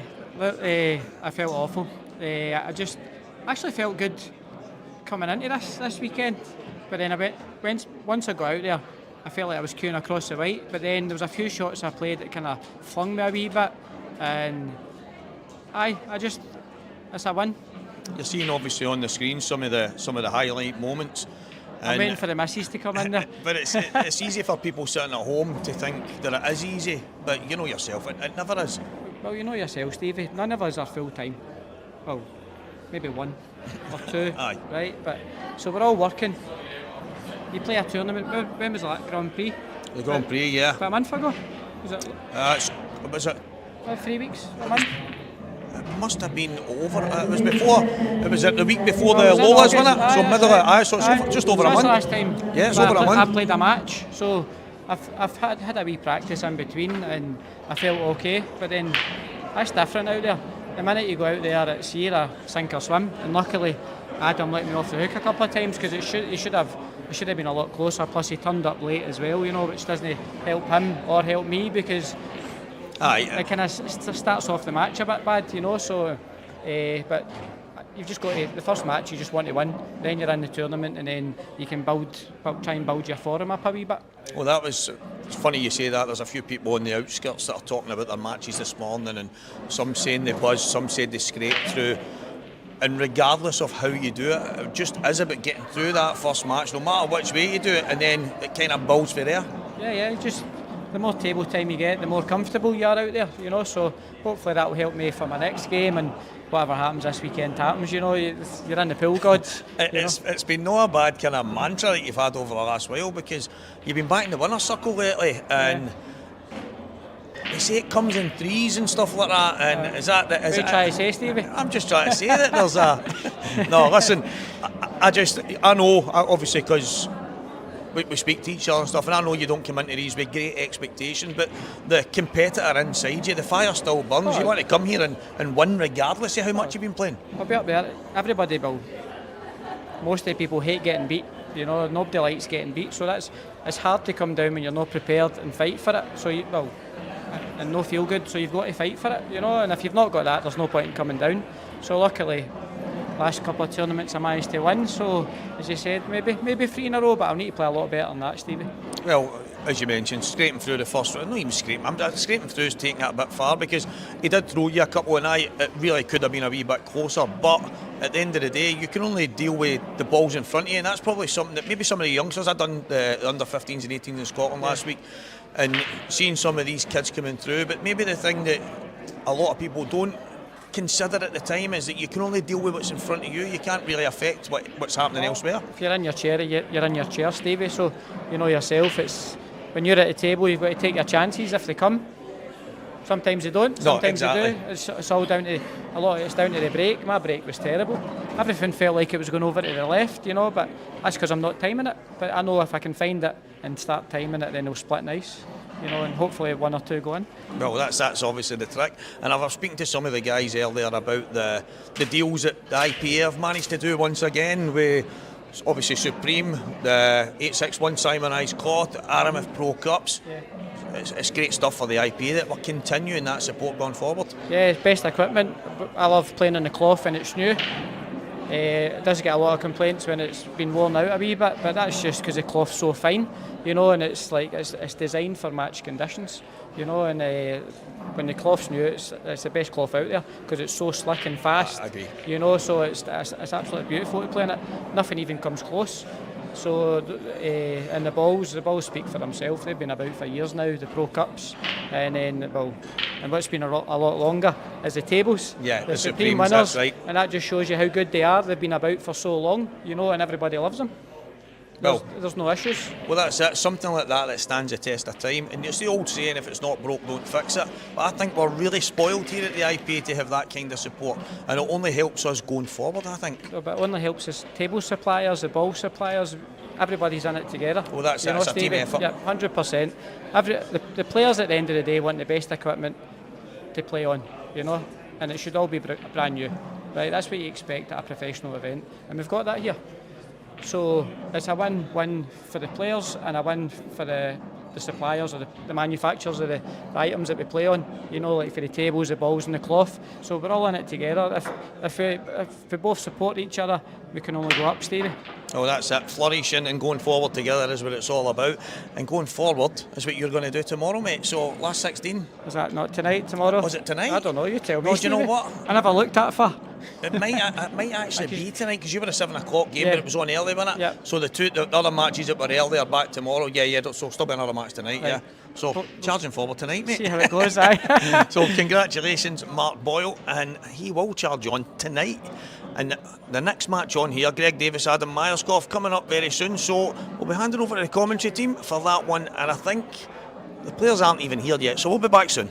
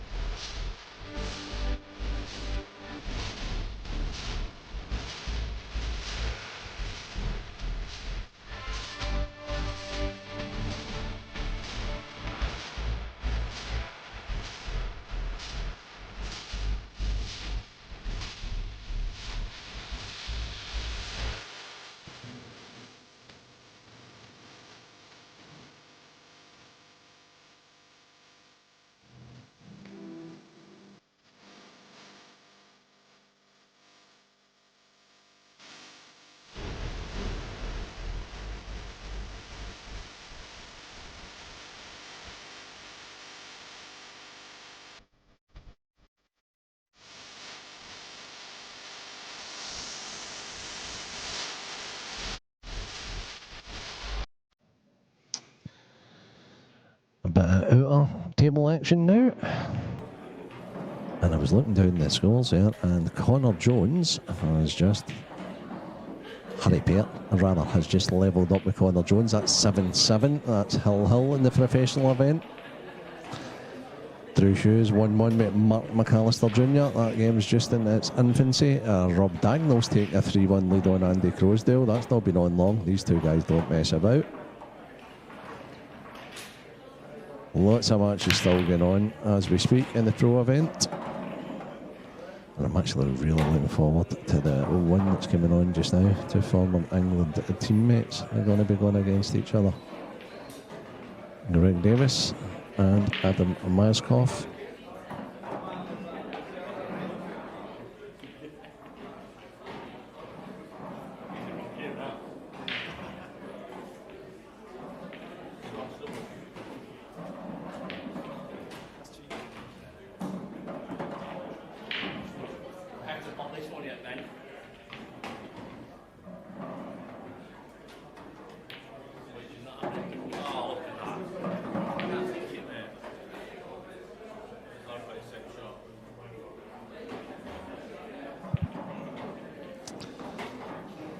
So, as you can see, ladies elite going on, ladies amateur going on.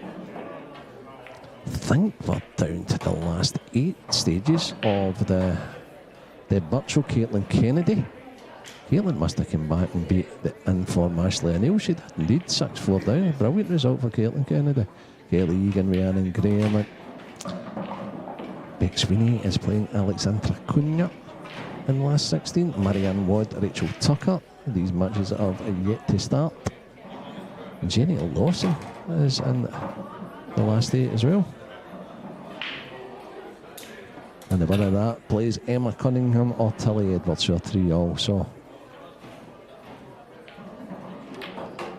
pro games going, amateur games going. All happening here. The Doubletree in Coventry. The Hilton Doubletree in Coventry. Cracking venue.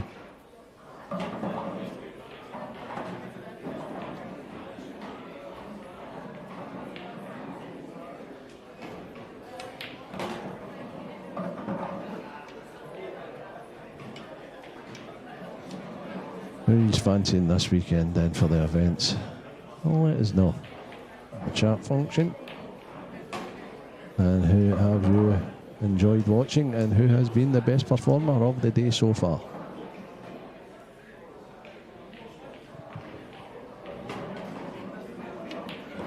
Who are you liking here?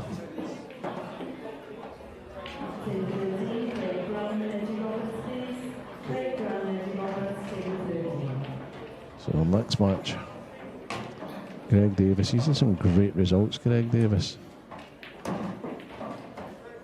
None more so than beagling Mr. Magic in a match here only last year. 8-0 in the pro event.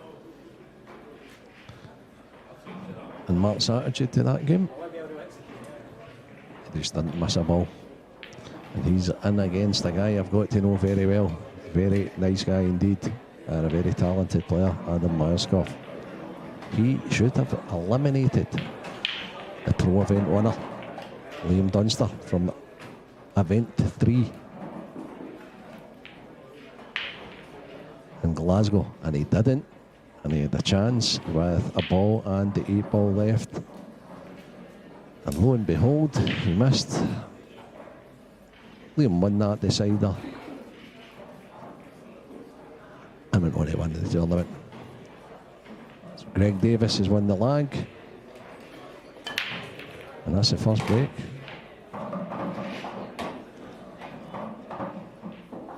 Oh, has he seen the blacks in yet? Oh, watch, this is good. This is going to be fun.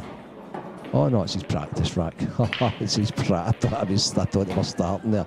I thought he hadn't noticed the 8 ball. It'd be brilliant. I like this. I like what they do here. I allowing the players a rack and a hat on the table, because by all accounts these TV tables play so different from the ones outside, and the guys that play on them more, the Mark Farnsworth, the Gareth Hibbetts, the Mark Boyles, the Liam Dunsters, they seem to be more used to them. I also have to say as well, I was talking about all the great Welsh players earlier on, and how Christian Phillips came from a long line of good Welsh players like Ben Davies, and I forgot to mention Marshy. How can I forget Marshy? One of the most talented guys to ever come out of Wales. So sorry for forgetting you earlier on, Marshy.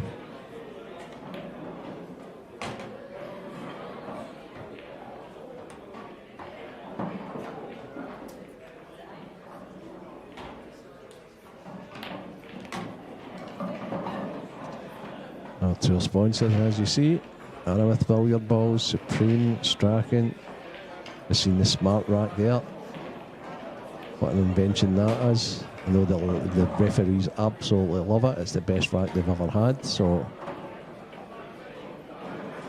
we've got onboard sportswear as well. All the guys are kitted out.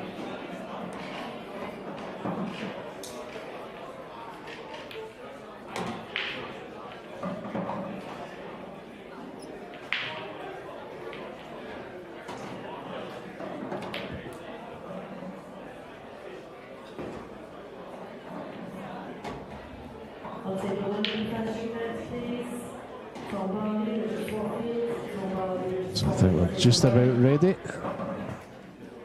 Our official, Ben Taylor Fuente, shakes hands with both players. The players shake hands, they're lagging, and they're ready to go.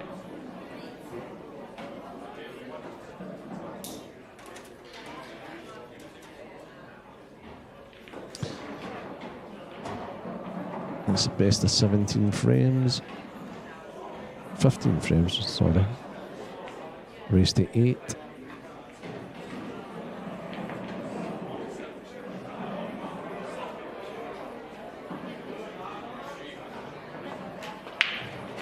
A big match for both players.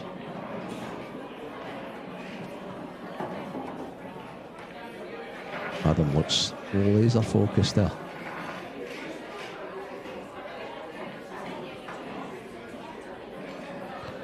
And I hope both players perform to the best of their abilities.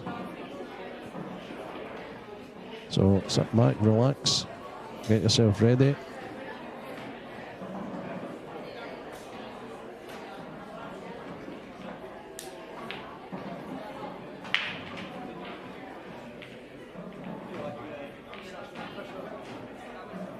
And it is, indeed. Greg Davis to break.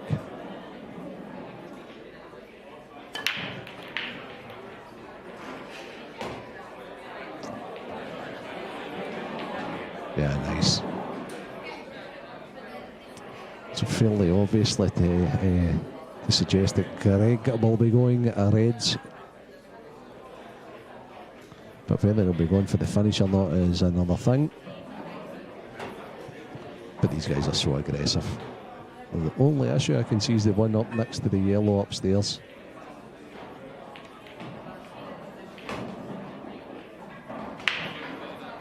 While he's bought the one into the top right, can he get on it, or does he need to dislodge and move the yellow away to make that red available upstairs?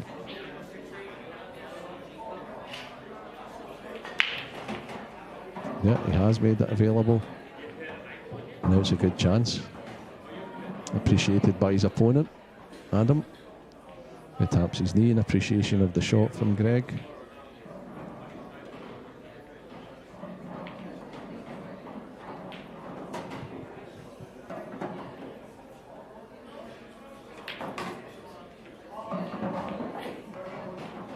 Good cues, Greg. He's did well to actually get that cue ball out at all there.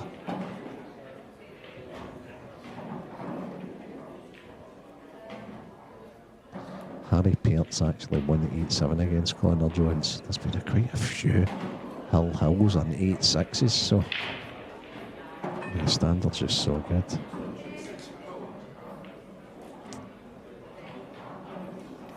this side and he's right here in his path, Greg. He's taking his extension quite rightly so.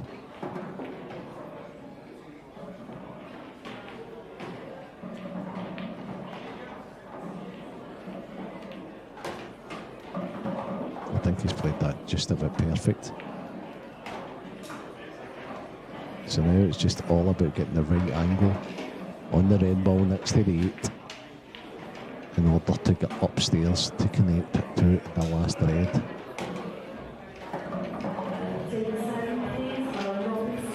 Now, does he stop short or does he try and get to the top cushion?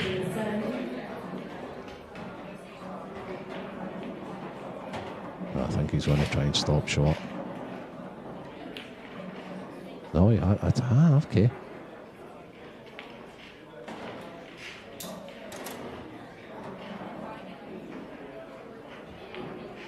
Maybe a little bit of indecision with Greg there.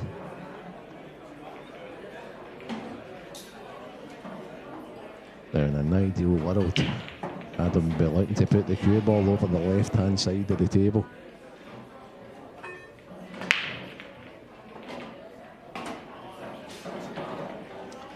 Adam's taking his extension also.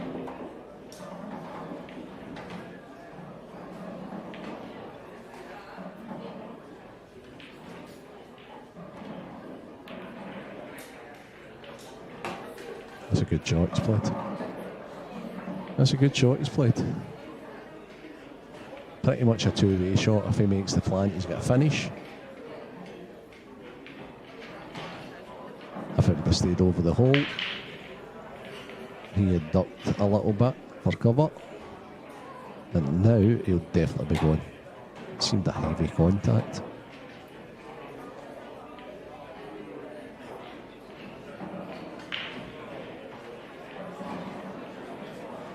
Now the thing is, yeah, I think he's coming round to look at a ulterior way.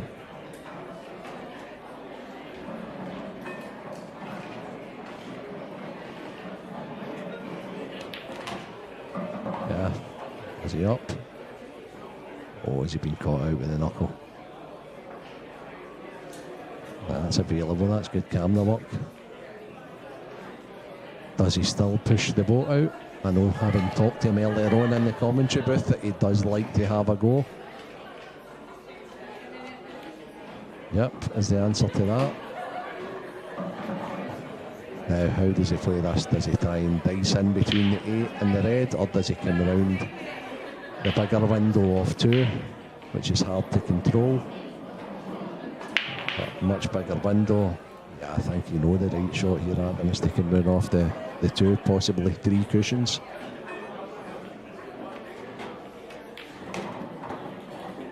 And he's played it expertly. Just maybe a little straight. Yeah, see the shake of his head there. He's just got to take his medicine. He's played that shot as good as he can get it. He should just make sure he pots the yellow and then just back himself for the long 8 ball. Which is a toughie in the very first frame of the match, but it could set a precedent for the full match. And he needs to get a move on there. Right, so just make sure of the pot. Yep. Now can he thin snick it into the middle, or is he going to have to take it into the bottom left? Again, he's got plenty of time.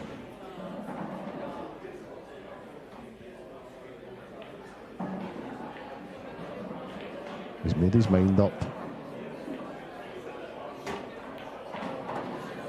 Aye. Just a little bit too thick. Not the worst leave in the world, but he'll feel as if it was a chance he should have taken. It was mighty thin.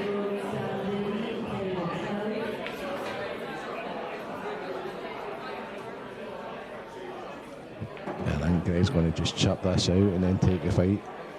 The only problem, and it's amazing, it's like sometimes you're sitting here commentating, it's like having a crystal ball. The only problem I was going to say was the fact that the ball that he's playing into could chip the black into play.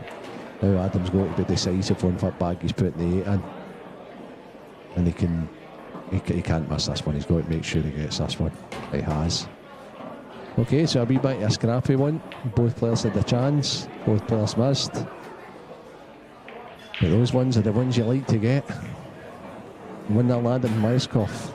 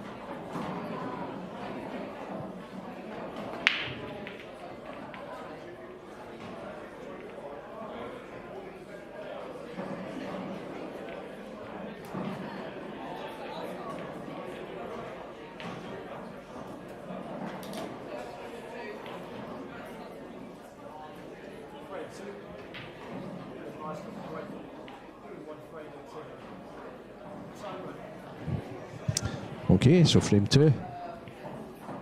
So Greg's break was great. Let's see if Adam can reciprocate. He has. He's nailed them. Oh wow. He's absolutely annihilated the pack. But no joy. Good chance for Greg.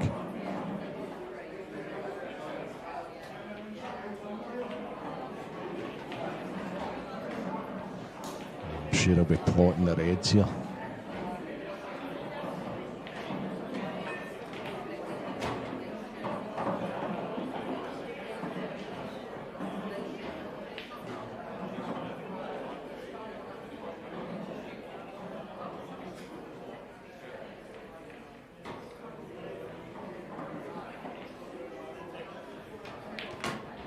So he's got a very long, what I would call a kind of a snooker action.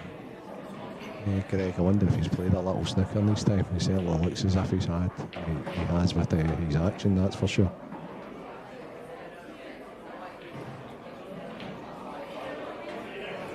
I'd say the only little obstacle here is the red side 8 ball.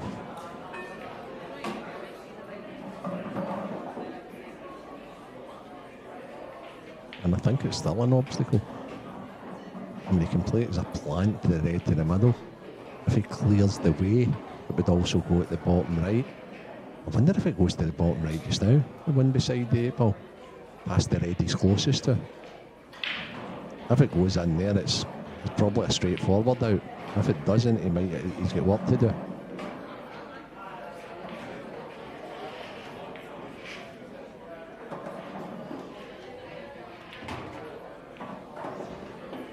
May even have to develop and move things. Oh, he's come across. So I don't think he's played for the red into the middle. Has he played for the plant there? And he's just landed a little shy, probably. Now he's going to have to play the plant last.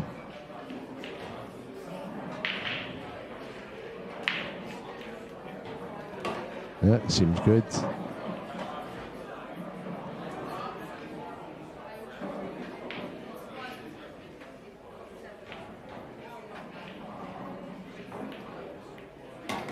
Yeah, that's okay.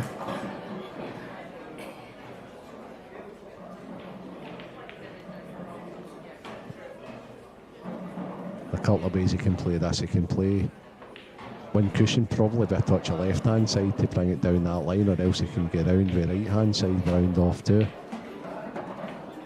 Or is he just going to punch into the yellow?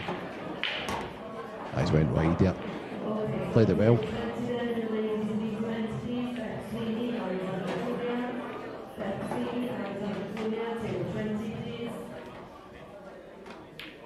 One frame all. You can't be dry breaking here. So Adam will be kicking himself because he stole the first frame and all he wanted was a ball for the break there.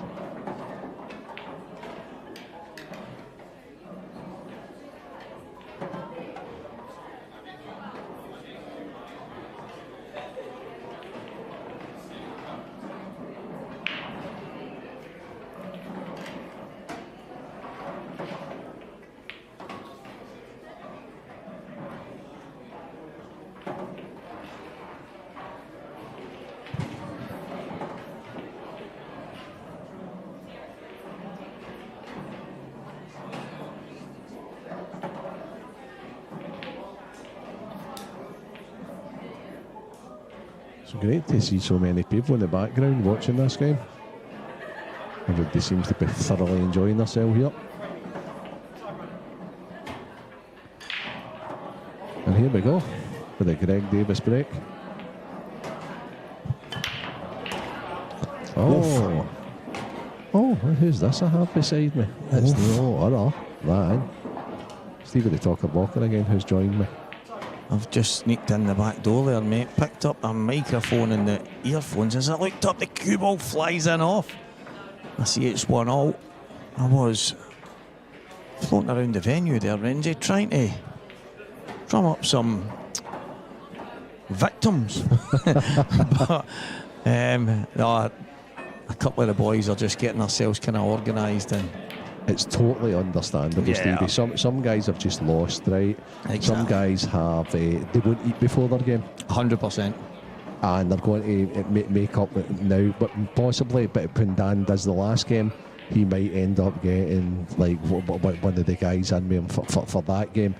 However, we've ate, so we've had the luxury of eating today, Stevie, which is unusual at these events. So that is so true, mate. So true.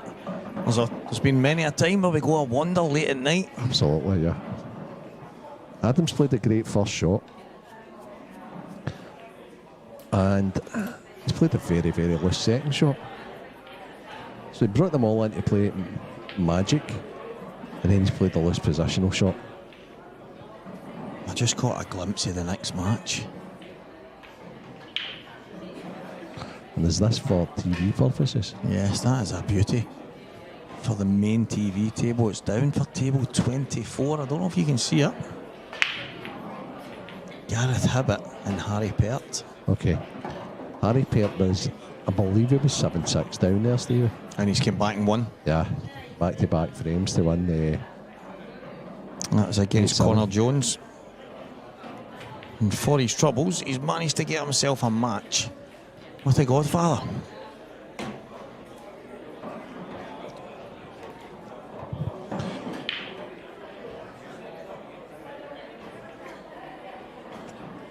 Greg Davis likes having a go, doesn't he? He really sees the finishes early. Yeah, he does. And it's earlier on when we were in here and I was mistaken for what Davis was playing Mark Boyle. I was going to mention that obviously that match against Mark himself, and it was the rate of that match being finished. I remember when it was all kind of happening, and after the match I said to Mark, what happened there? And he said he was just brilliant. And it was like this reverse kind of thing all the way through. But it was the pace that he was getting them at, and the pace he was seeing them. He's very much a fluent type player, if you know what I mean. And Adam is going to have to safeguard making him fluent and keeping him on his seat, because he's a couple of half chances here, Adam, and he's not quite settled yet. But he can't let somebody like us get away from him, because he'll fly, as you say. He's a buzz player and he plays and he'll be fluent. So yeah, it's one of the big things that I get a wee benefit. I might have the fact when you're still playing, Renzi, and you manage to bump into some of these guys on the table and you get a closer look. I remember a short while ago somebody saying, amazing listening to you, and every now and again you talk about you playing against that guy, and I say you're trying to give an insight to a closer look rather than just the odd time watching them and getting to see. And I got to see Greg up close in one of the Grand Prix. He's unbelievable, Renzi. Yeah. He is unbelievable, and not going into any great detail. I just got to sit there, and it was a good match, but I got to sit there and go, yeah, he's a real deal. Yeah, sure. Probably just needs to believe that he's heading towards that level, like a lot of fresh pros, if you know what I mean. No, absolutely. I like the fact that he doesn't mind leaving himself longer. Yeah. That's such a good trait.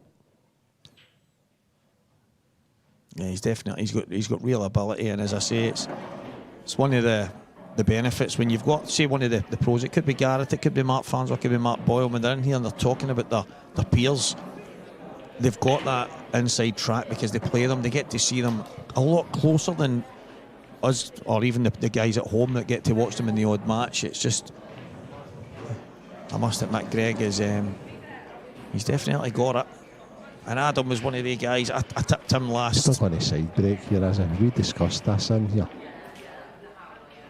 It would amaze me if he has. Unbelievable.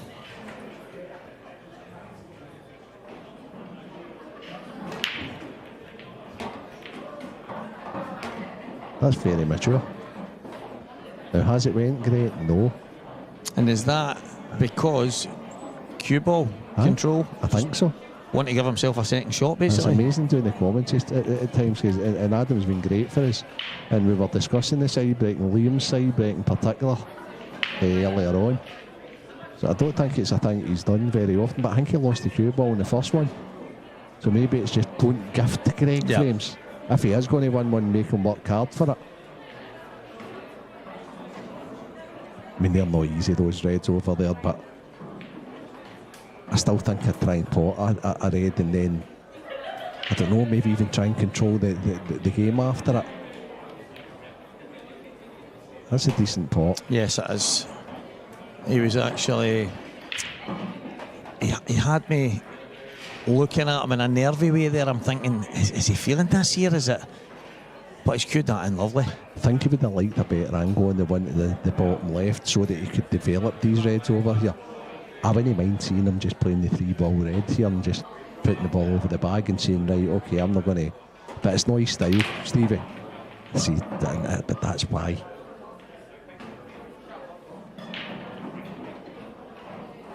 Yeah, it's kind of... He must have a go, though. Yeah, I know he does. We discussed that. 2-1 down. Listen, he's a 100% one of the players that he'll go on his sword. That's him. You're not going to see him just kind of hang in there and drag it out. Now that surprised me, that shot, because to me I don't think the 3-ball plant goes. It would need to be a heck of a plant, because you need to play this almost cushion first to hit the other red. I mean, this is tough. But we need to play this into the cushion to then reverse kick the red back into the plant. It's not impossible. Can he double this right through? Oh, he's done it. What a shot, by the way. What an outcome. What a fantastic shot. As I would say to Adam if he was sitting here, that's the difference between pros. He's played that as if it was nothing. That's the shot, as you just described it, and he's played it perfect. Not only that, landed absolutely plumb, and he's missed it. Just try to be too perfect on the last that one. was really tentative. That was just a switch. That's just a switch off. You've done all the hard work, and he'll be absolutely enraged with himself in it. Absolutely raging with himself, because he actually wanted more angle, Stevie. Exactly. Can't believe this. Now, call me old school, call me what you will. He's very, very fortunate, but to take that ball away for the 8-ball there and open the 8-ball up for every bag. Now, he's got a little fortunate, because his yellow's come down, it's kicked onto the crease, but he's kicked the other yellow beside the red. But to open the 8-ball with all your balls safe over this side of the table was it's rather... It tells me Greg is definitely came for the world of snooker, and he's not... I might be doing him a disservice. Maybe he's been playing the game longer than I thought, but I think if he looks back at that, he'll say, oh, what a shot. I know what the big man's talking about there. What a shot. Don't apologise, Adam. Old Mick would go crazy. I would have waltzed around there as if I'd tried that shot. Right. Is Adam screwing back here? Oh, he's got a shot. I can apologise again, because I think that turned out a wee bit. Big shot. The thing is, he's probably worse off here than he would have been had he just rolled it in and not tried to get a bit closer by playing the screw reverse side shot as it was. Yeah, did they put the wrong side on it? No, I just think Did it's the it way catch they the knuckle? reacted, yeah. Just catch the jaw. Oh, fantastic black. You'll be feeling a heck of a lot better about yourself now after potting that 8-ball. Can't believe Greg's shot. Yeah, I know. And the thing is, even though there's so many decent hiding places on the table, as you say, opening that up, even if Adam goes and plays... I think it went to one bag, and then as soon as he moved it went to 3 or 4. Exactly. And that's the thing for me, because there's always a half chance that your opponent might get out of snooker, they might fluke a ball, but then if there's still work to be done after it, then at least you're still kind of hanging in there. But that just opened up all possibilities, and sure enough, it ended up coming back to bite him. Yeah, absolutely.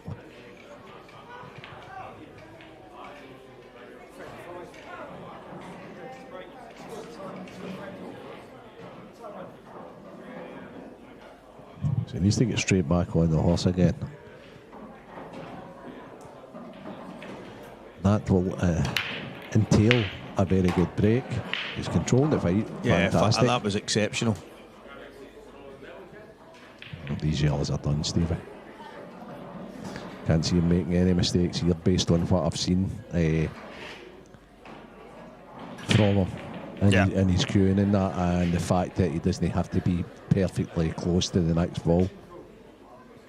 He's obviously he's trying to mind his work a wee bit here, and I'm looking at the bottom 2 yellows. If was to take the yellow away for the black this time, exactly. That's for sure. And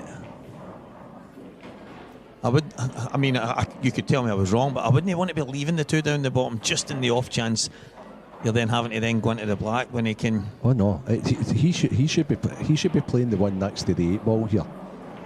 It's not. He can leave the one at the bottom right last because where's he going? Oh, okay. Right.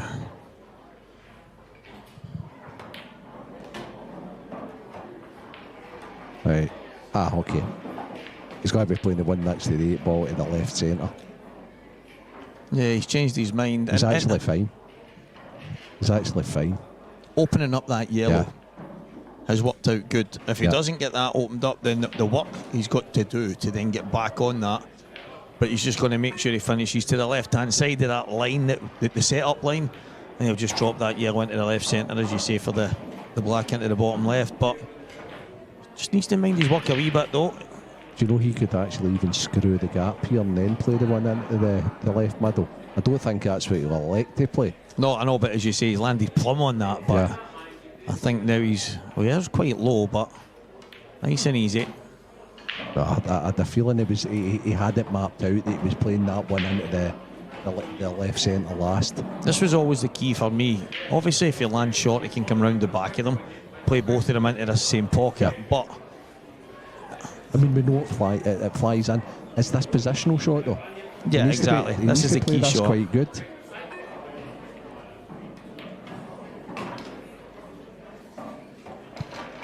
Okay, is that good enough, or is his cue ball veering to the left? Yeah, I think he's. I think you might see him screwing on and over here, Steve. Yep. And something we discussed earlier. This is one of these ones that you can be as wide out as you want to be. Yeah, very good. So there's a shot earlier today in the first stream match where Ben Davies tried to play a very similar shot. You've seen the way Greg controlled that there. We trace a reverse side and it brought it back out absolutely plumb. Obviously Ben was disappointed with his and then he got out the snooker and potted, but I liked the way he cued that there. It was really positive and a good finish. I like the way he hits the ball. Yeah, tapping the leg from Adam. What a fantastic finish. A brilliant break, but he took them out well. Okay, so Morgan McInnes 8-7 against Gavin Robinson. Epic. That's for earlier though, guys. Jake Dillon Newlove. He beat our Dave Adano 8-7. Dave's a great player. Dave is absolute quality, and Jake is one of the on-form players in the UK right now. As you're looking on your screens at the moment, loads of outer action from the ladies elite, the ladies amateur. Still pro events getting on.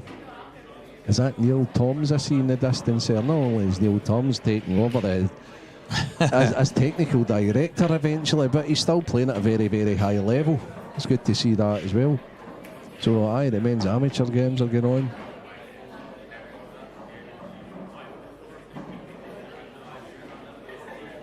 Tom Barley's 4-2 up and Richard Swarfield. Craig Brown 2-2 Eddie Roberts. Dean Shields 5-3 G Wager. What a cracking first round match that is also. The informed G Wager. Against the informed Dean Shields. Yeah. He was playing the big ball game last week. Yeah, that is very much correct. Dean getting his sell about.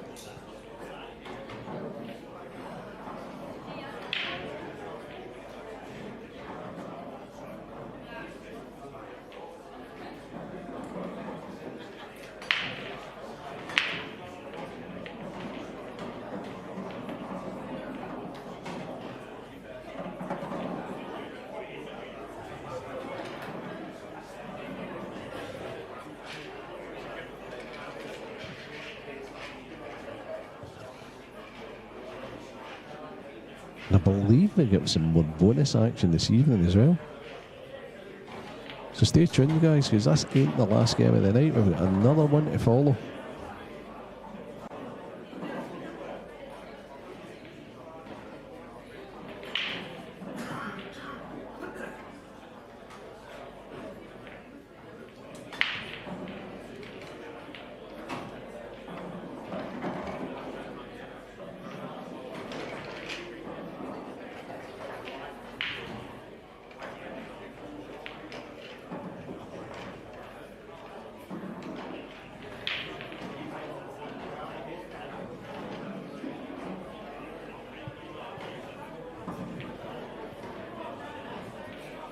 So the ladies amateurs not starting till tomorrow.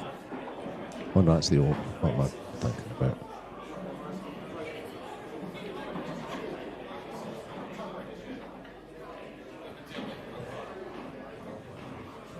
Oh, okay. Yeah, so we're halfway through. First round of the ladies amateur as well. Games right, left, and centre. That's Adams changed his break 3 times here. Is he fine? Oh! You just can't find the right one. I like what he's doing though. I like the fact that he's mixing it up. Oh wow, he didn't half at him. And the best chance he had was that last little roll. Nearly potted the one into the top red. The one that Adams going to play just now, he's going to play yellow onto red. He's now on reds, and a real good chance to go 4-2.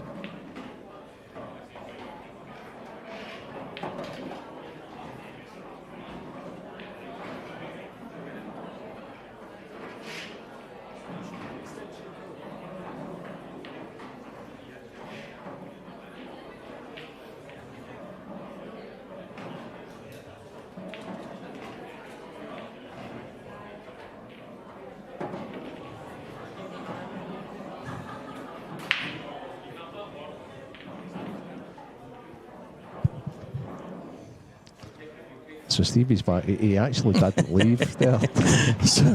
Oh, got like a laptop backstage. It took him about 3 hours to plug it in. He was getting stressed out. That's an unforced error. Yeah, I couldn't figure it. I could not figure it out. I wish one of my kids were there so I could say going to sort that, because when it comes to technology these days, it's all about the kids. Aye, of course. Or Craig. Aye, Craig. Or the high-vis guys, apart from that. Yeah. When it comes to the rest they're kids. They're no, kids. exactly. They're kids to be anyway. Unforced error by Greg. Adams think he's an extension. He would wish that this yellow he's closest to goes into this bottom right hand pocket. If it does, it's a chance for him. I think if he finds a gap, it's in. Good shot. So that's got good points and bad points. The good point is he's still at the table. I didn't like the pace he played it at. No. If it didn't go clean and you were having to clear that bag, you have to get it out of there. Yeah. maybe he's thinking it's going to slide to the opposite side, but obviously it's come off the knuckle and straight out. But a wee bit of misfortune, to be fair. Like that. Okay. So he's actually on 2 kicks just now, but he can't kick them both at the same time. He can play the one at the right middle and get into these 2 yellows down here, or he can take the one into the top left and bring it. Yeah. I would keep that there though. I would try and get the 2 into play. Yeah, because if one of them go towards the bottom right. Bigger margin for error, as long as he misses the 8 ball. It's fine. And this is... he's unlucky. I mean, you take it. Yeah. Maybe it's time to slow down now, Steve. Yeah. I think that's pretty obvious what I've just said there.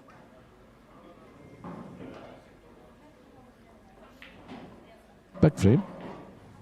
The context of the match.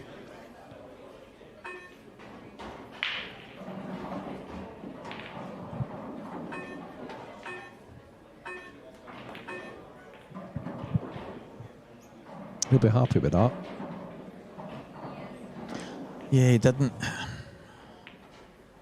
get that right, if you know what I mean, the way he was playing the shot, because that could have went really wrong. Did you see here, Stevie? He's going across Dumbo here. Aye, he could do. Or he could put this in the middle. Yeah, see, the thing, you're not going to believe this, Stevie, right? You've still seen a finish here. Yeah, I mean... Cross double the one that he played slow. Bring the fight back down and then play the pot dislodge for the one at the bottom left over into this, and you've got the ball over the bag to fall back on. It's unlike Greg with his aggressive nature. He missed that. I says last week to one of the youngsters, when you're going to go and play that finish the way you did. And by the way, Adam's unlucky because he's so close for that drop there and giving himself a chance. And funnily enough, if Kirsten Phillips watches his match back from today. Oh, yeah, exactly. There was a couple of times he played very, very loose little tactical shots and presented it back when he could have probably had a go. So I mentioned one of them too, Dave, about the shot where he left him the shot to nothing, where he cut, and you actually mentioned, would a Dunster, would any of them left him that eventuality? And the answer's no. And obviously Dave comes back, knocks in the kind of shot to nothing, gets the other red over the bag and then rolls them in, and it's right, sure, okay. A huge moment. Was he surprised then? Was that what he said? Well, he said he went, I remember that. He says there's obviously 1 or 2 other moments where he came back probably more favoured than he was expecting to, because he was thinking he was going to be a bit of bother, and he's ended up coming back with a half a chance kind of thing. So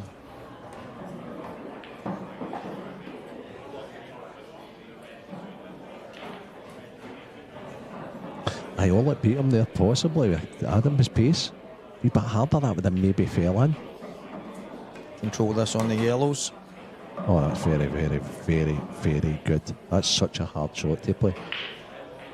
Maximum check side, check screw. Yeah. Even to kill the pace of that cue ball.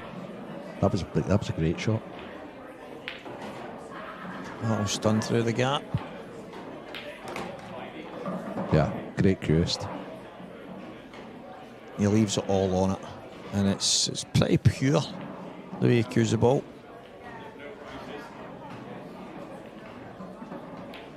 So his containing shot has won him the frame ultimately.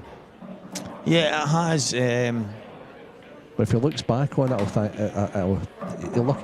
he'll thank his lucky stars that Adam just didn't play that a little bit harder. A little bit harder than that's in, and obviously the opportunity was there before. I was just about to mention when I was saying to one of the young kids about it's more or less that exact scenario.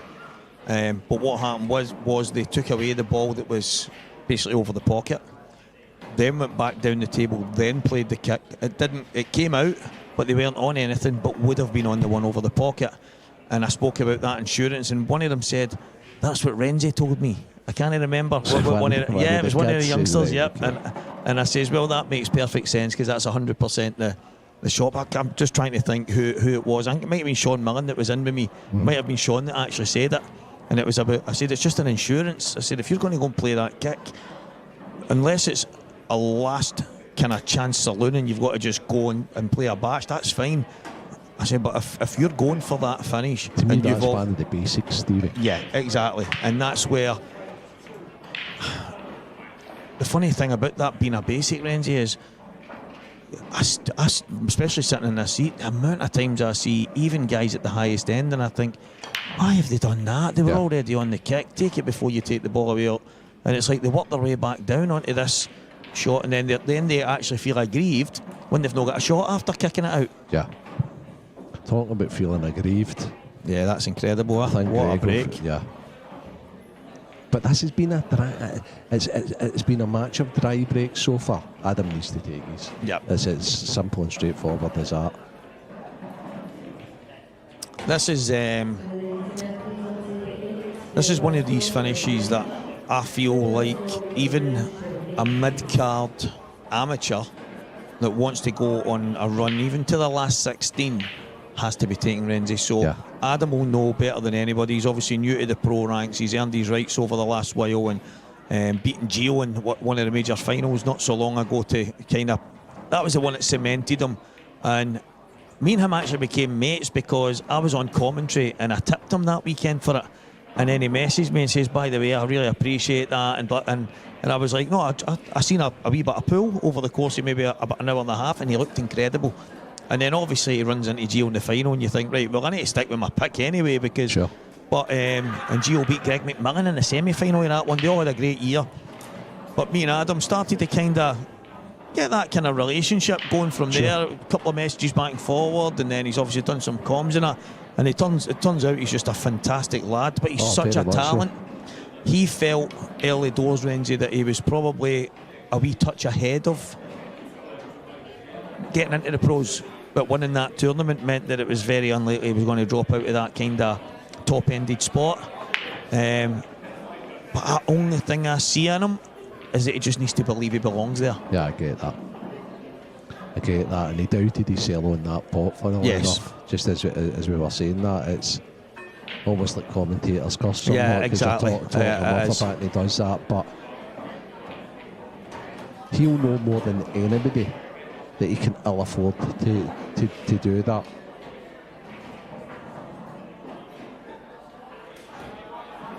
Good shot. Ruthless. The thing for me, when I look at, regardless of whether you're in the amateurs, the pros, whatever, I used to be one of these, and you know this more than anybody, I would raise my game against the top guys, and then against the guys that people say you've got a chance against have nightmares. Over the last while, that's changed a wee bit to an extent. I can't believe he's just played that.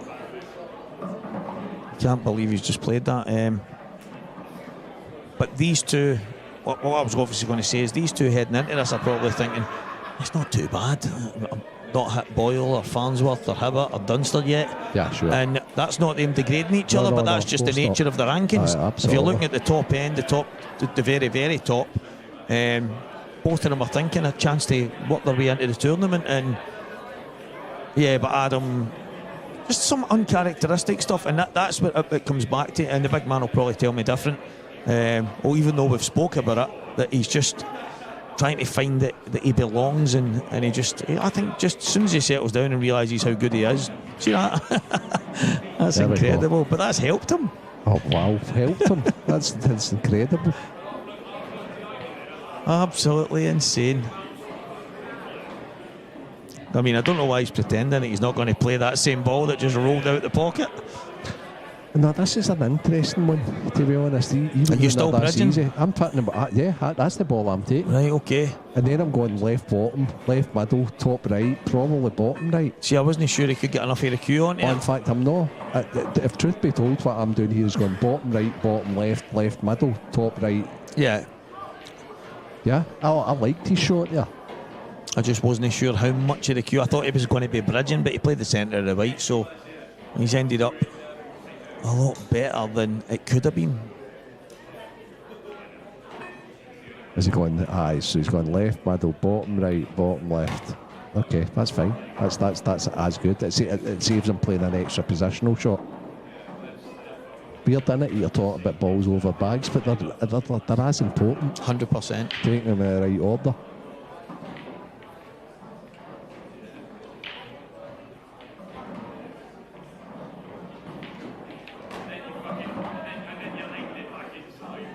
Yeah, and then he can go up as high as he wants on this one.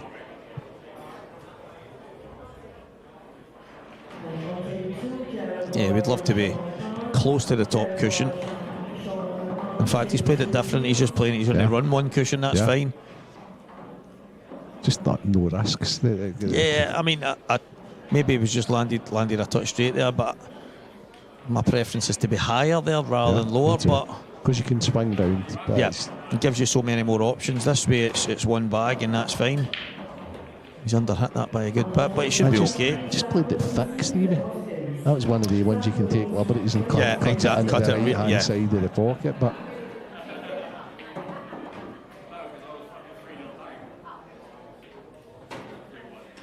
So he does get it. It is 5-2. Yeah, Adams is in stances. But that one there in particular, call it commentator's curse. Adam will watch it back and know that that's at any level trying to go and get through rounds in any competition, never mind in the IPA pro ranks, you have to get them. I think Adam gets him in an outer table with no shot clock pressure. Yeah, you're probably right.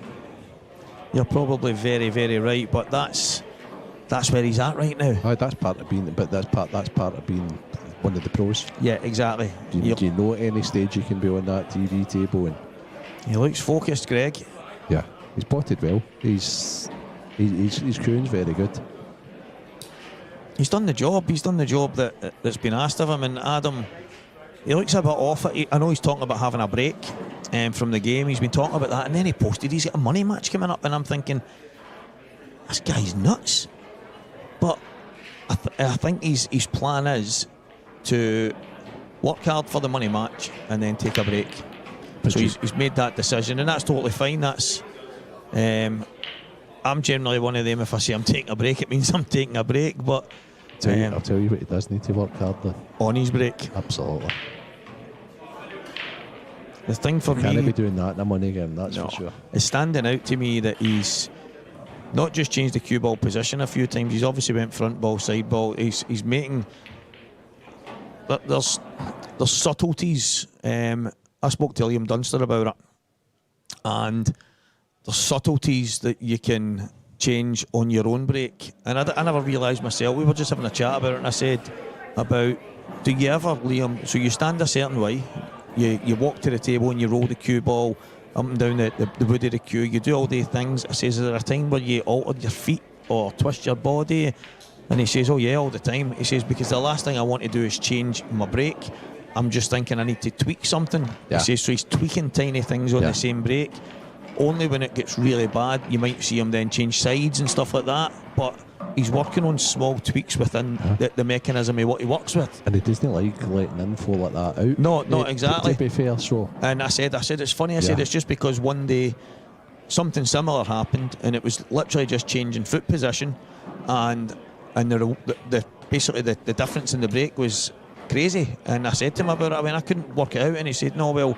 He said it's just obviously small details, he says, but you wouldn't really notice it in them because it could be the most subtle of changes, but obviously how meticulous Liam is. And you have talked to him lots. Yeah.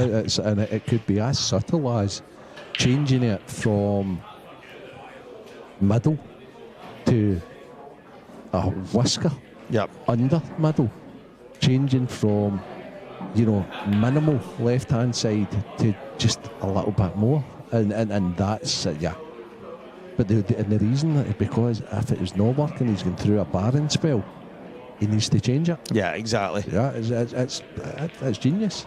That's it, and it's when you think of the simplicity of it. Most people, when they change their break, that means they're changing where they're putting the cue ball, what ball they're making contact with, now whether they're screwing all the way back, whether they're playing topspin. It's like. Dave McNamara's made an incredible recovery. Look, he's smiling, he looks happy. I'm wondering what's in his Beecham's. I might know as well. He must have Gary Brecker on speed dial. No, Dave's good to see Dave look a wee bit older than he was earlier. I don't know if his opponents will be too happy with him right enough. No. They've took the foot off the gas, thinking Dave's struggling, and next thing you know, he's come in here tonight with a one-man band kind of party attitude. It looks as if he's out in the town tonight. Yeah, he's all smiles into the last 16 tomorrow. So what have you got here, Adam?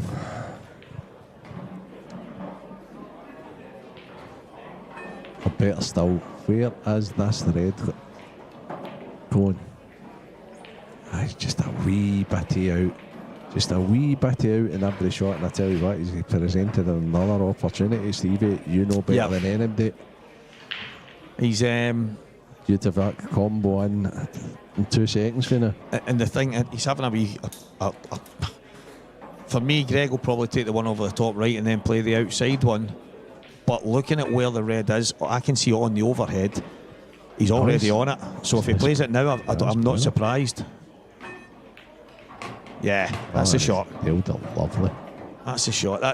That's maybe not as tight as it's a wee bit tighter the way the shot wasn't. It was Ants Morrison, and I've played it almost. It was almost close to the cushion, and he looked at me and went, "That's one of the best 2-1s I've ever seen." And I says, "It's not really, mate." I said, "Look, it's easy." Yeah. And he was looking at me as if easy, and I says, "No, I'll show you." And it was basically where the ball was positioned in the bag that made it easy. So you just had to make sure of the point of contact. Yeah. Greg's played that so well. Yeah, very much so well.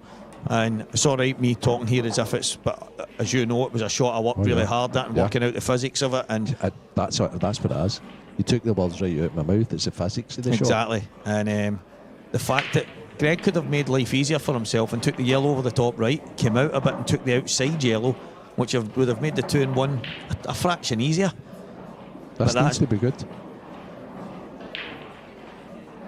Yeah, it does, because it might look like a big window, but from the point of contact on this cue, the object ball, it really isn't. No, this needs to be good. And it is good. I know he's too far. Is he? Amazing when you see certain paths. And that's the thing, you look at the overhead right now, the gap looks massive, but what it doesn't show is the object ball was almost in line with the snooker in line. So, what a touch. I think he might have snookered him back, unfortunately for Greg, though. Which then means in turn he's going to be snookered back again. Yeah, it was a shot that was nothing for long for Stevie. Yeah, not exactly. Even if he lands on what we would call the snooker blue spot, he's got a cut back on it, he's got a shot. Yeah, exactly. Needs to be careful here. That's fine. Yeah, that'll do it. And that shot Greg played a moment ago, that touch was sublime. So there's going to be a bit of cat and mouse because he's going to play the same shot again here. Yeah, I was going to say there, that was a tough shot the first time. Getting that twice in a row. You know what might be better to... I think he's got it snookered. It might be better to leave him the one on the left-hand side, just a thin edge of it. In fact, I think that's a good shot he's played. He has played a good shot. I'm not even sure if Adams... I don't think it's a total, Yeah, that's a good shot. You only want to leave the cue ball on the right-hand side. Oh, it's a great pot. Fantastic. A little too honest for my liking. Yeah. But that's the way Adams going to play here. He's going to live or die by the sword. It's as simple as that.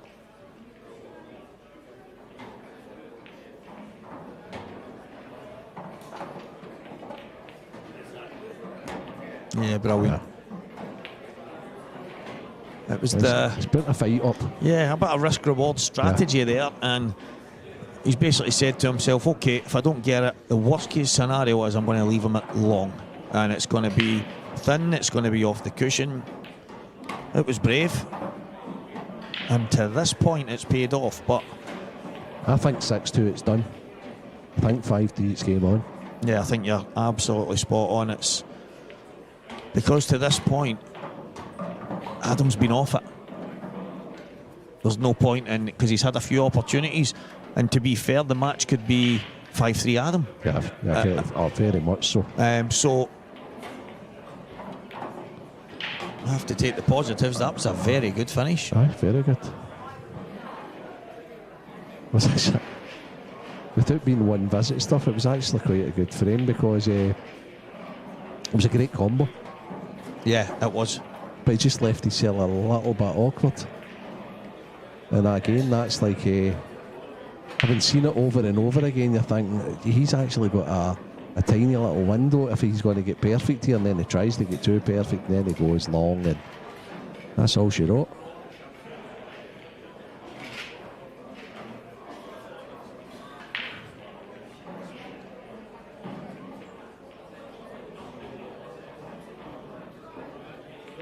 I don't know if that's a mate Adams in the background there, if it's a backer or a coach or.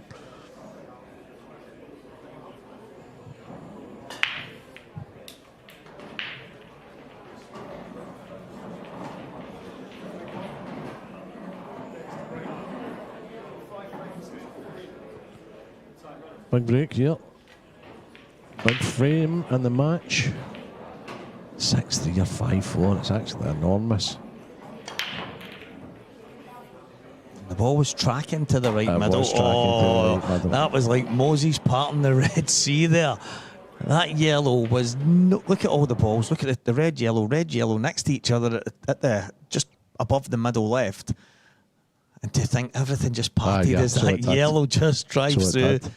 Absolutely incredible. It drives you bonkers when you're sitting in your seat. You just see it. You shake your head. Okay, so reds. There's only one danger ball I see here. I can't get on it right away. Can he go upstairs and get on that to the top left? He's not even going. He's not even going. Oh, so he's playing a lot of little tactical shots. That there, obviously, he's not played that very well. He's not executed it well. And I don't think it's his game. No, it's not, and that's exactly I can see by short choice it's not his game. When he's playing that, even his cue action doesn't look right. Yeah. It looks like he's as if his brain's telling him you're doing something that's no natural to you. And then somebody's got a hold of Greg, haven't they? And, you know, maybe the guy that's like the tactical genius in the league or what have you says, right, okay, you're going to need to. You're really good at this and really good at that, but you're going to have to play a couple of safeties now and again. And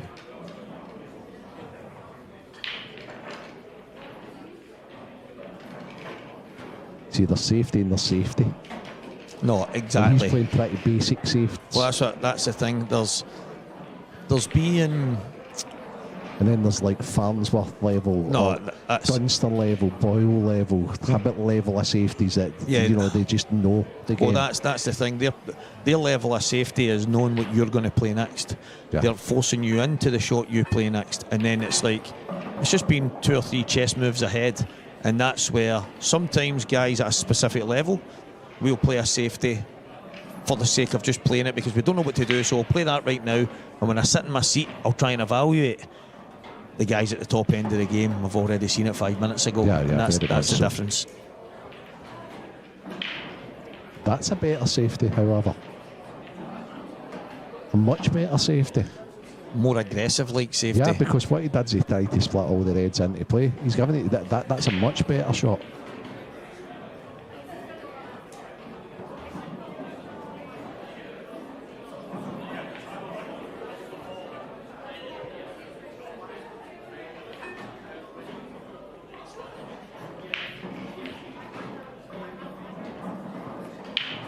That's a decent reply for Adam.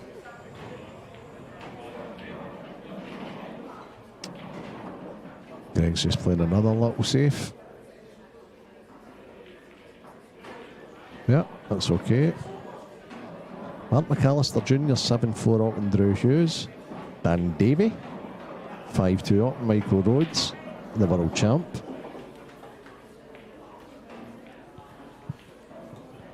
Matt Steeper 7-1 up and Greg McMillan.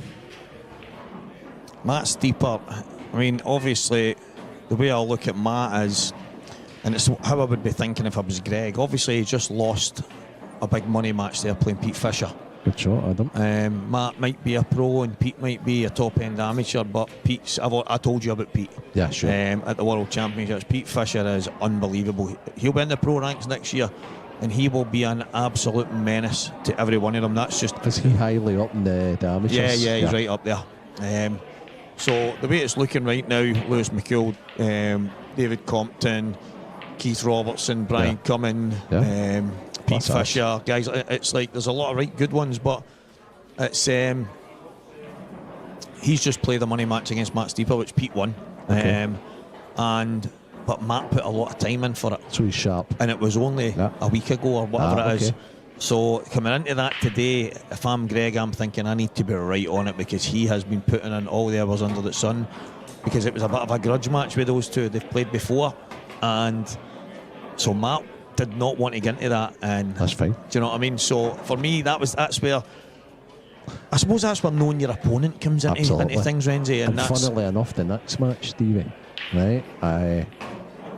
Gio's now 6-5 in front of Dean Shields. He was 5-3 down. 5-3 down.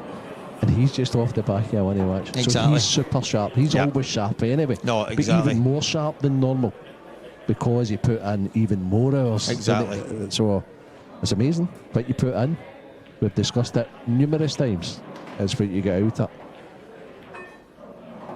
it. Lovely shot. Well, this is a shot for me, because you can't help but clip off the red. Now, can he see enough to screw off it? Or does he take his medicine and just drop it? I think he's going to be okay drop it. I like that. I just knew he was always going to end up maybe with some kind of awkward cueing.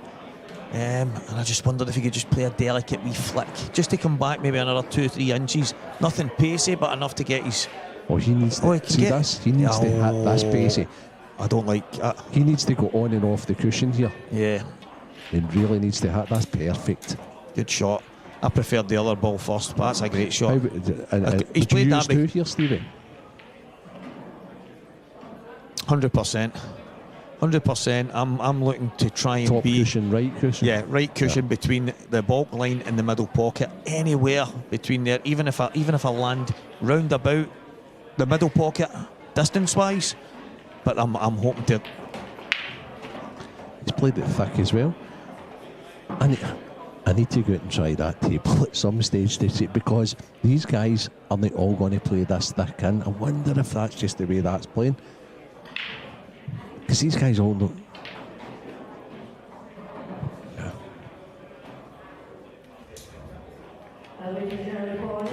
Oh, brilliant. Very good finish. I'm so glad that Adam's making a fist of this. Great match.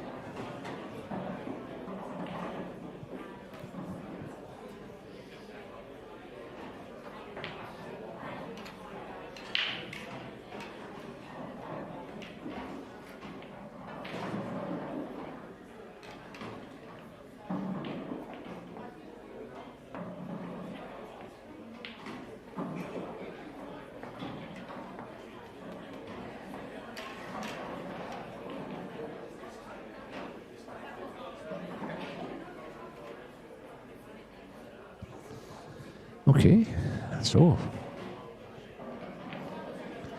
5-4, and I'm sure it's Adam to break. Yeah. Okay, so what break are we going with this time, Adam? You've tried 4 different breaks here. Funnily enough, the one he was successful with was the side break.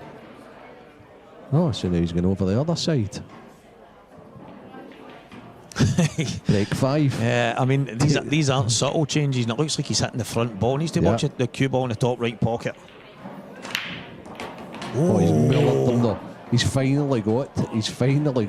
Oh, look at his cue ball. Is he on the bottom yellow? He's on the red to the middle. The reds are great. Is he on the red to the middle? I think he is, looking at the overhead that we've got. It looks easy for your view, Steve. It's anything but easy when you're out there. He's on that red to the middle. He's on that red to the middle. And if he gets the red to the middle, it's pretty straightforward. He just wants to clear the downstairs, put the red to the middle, and then clear the one next to the 8 ball. And they're pretty straightforward thereafter. Nothing straightforward under this pressure. See, look at. I don't think he's on the red to the middle, Renzi. The overhead makes it look like he is. But looking at that, is he going to play a billiard shot? He is going to play the billiard, but I don't think the billiard's on. I hope he proves me wrong, but it just looks to me like the red's just too far down, so he'll cut it. He's playing the billiards there before. Yeah. So when he catches, he's going to stun onto it. Now that makes sense because I think he'd be running off the front of it. He tried to swerve side. it, yeah. Tried to play it with side. I tell you what, he's got to be a result because look at the 8. Yeah, don't get me wrong, obviously the yellow at the bottom. I think the yellows are the better set now. I think the 8 ball goes to the bottom right. Yeah. Yeah, pretty much. It's maybe starting now. I wonder if the yellow he's closest to. Yeah, the one at the bottom right looks like it's too thin. He's maybe losing the cue ball. Possible win off in the left middle, so he might be taking. So he's having a look at it. It's a thin cutback. Can he play the one he's closest to at the top? Right? Yeah, he can. I think that was his first look, but he's changed his mind here. This is thin. This is really thin. Cue ball's going to be travelling. Oh, that's better than me. Aye, it was. And he's brought the badge out. And he's developed the 8 ball. And he's on the plant upstairs.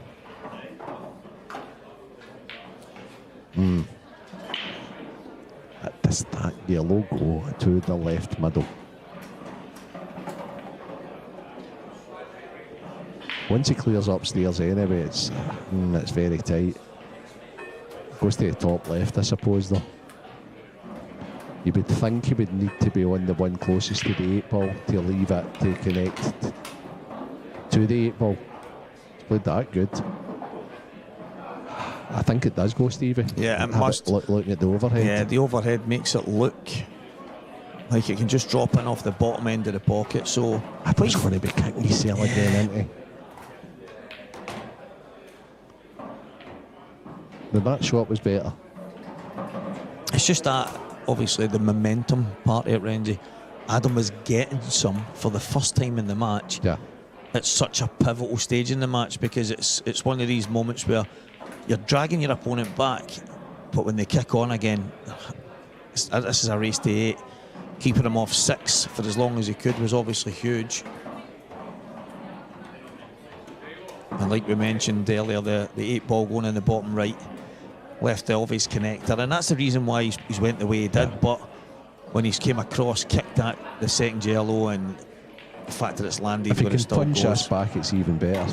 He can. Yeah, easy. That's fine. Yeah. Very easy stuff. Well, a couple of shots away from a 6-4 lead. And Greg Davis,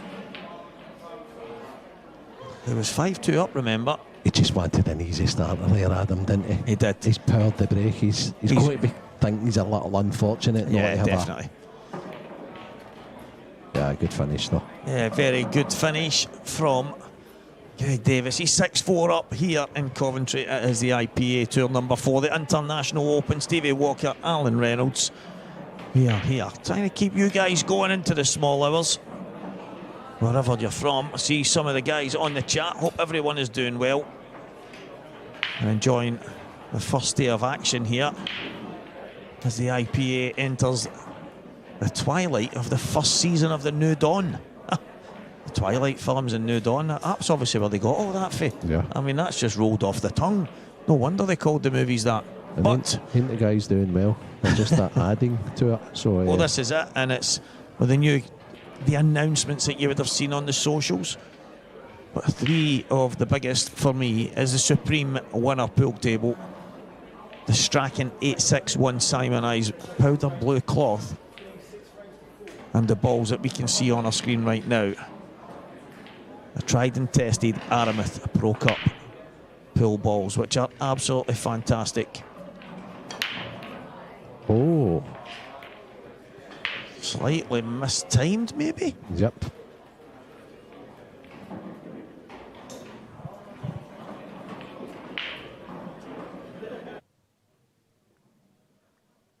Yeah. Yeah, I think the rack was okay. I wouldn't expect anything different for Ben. I just think,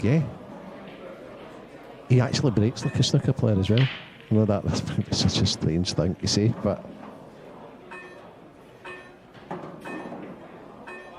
his break's been great. Don't think you're on the one you played for, Adam. Yeah, he's just taking that a bit too easy for me. He should have been coming off with a wee trace of reverse, so he's going high. Even if he's in the top cushion, that's exactly where you want to be, but it's like he's took that a wee touch too easy. 8-5 G Wegger for 5-3 down.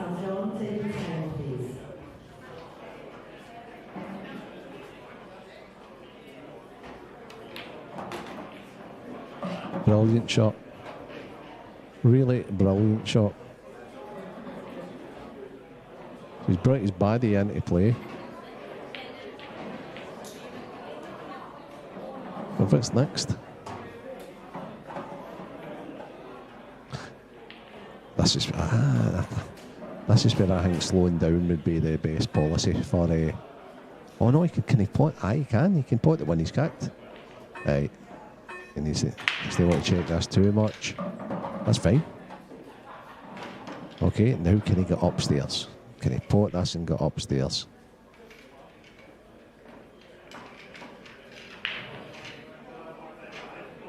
If he can pot this and go upstairs here, do you think, Stevie? I think he can. I think he can just miss 2 cushions, 3 cushions possibly. 1 cushion, 2 cushion, 3 cushion. Is he on it? Oh, it looks super tight to me. I'm not so sure. And now what's next? The one beside the 8 ball? I'm not sure he can get that either.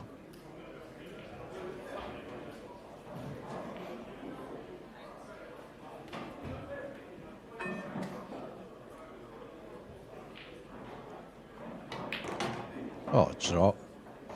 He's played it too good. He has played it too good. Okay. So what would you play here, Stevie? Now that I know that yellow goes through that gap, I understand what he's playing, but he's going to have to go cushion first, cannon the red out the way. Because if he goes straight into it, I think he's got a chance ending up close to the bottom pocket. Okay. See, funnily enough, I could have played it at the bottom right and used the red to get through for the left middle. See, I didn't that was a problem. So for me, he had to hit the cushion first. That was a problem. Yeah. So that's why I would have elected to play the yellow into the bottom right. Yeah, and coming through. And brought forward and thinned the red and then played the last yellow into the middle. Yeah, I didn't. Used to play a Ben Davis kick shot here. That's why I mentioned there, if he hits the red, he's in danger. So he had to hit the cushion first and then on the way back out. He's going to try and thin snake gas. Oh, he's overdone it. Yeah, it's just one of the other unfortunate moments when you start getting into balls. If he misses the red on the way in and catches it on the way out, he's probably on that yellow. And that's the fine margins. Greg should be going here because I think that one goes inside the yellow.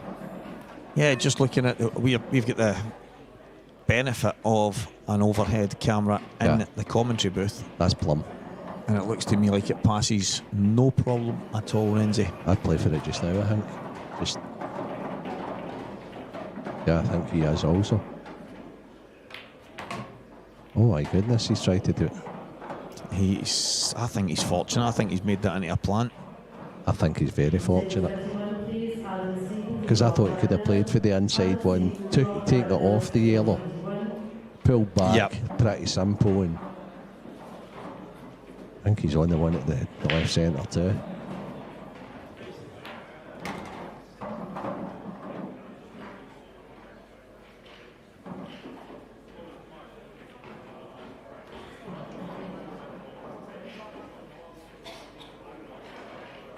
Yeah, he needs to play this, and he needs to play this quite.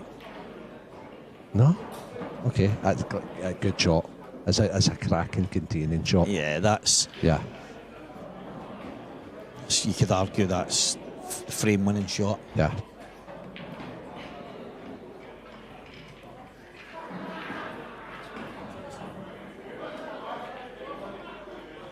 I don't think there's anything Adam can do apart from go the cushion he's closest to.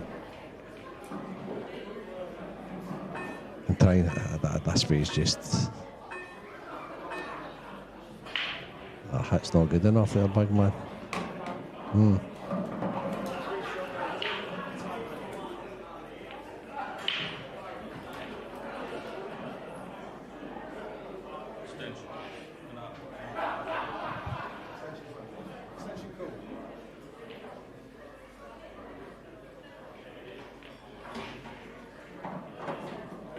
Yeah, this should be the moment that puts Greg Davis on the hill. He's just making sure, taking his extension, very clever. But this is mad, Renzi. I'm looking at one of them. I mean, I reckon I could get the wee man to come down and roll these in, and he has literally overcomplicated it in his own mind. Yeah, I get that.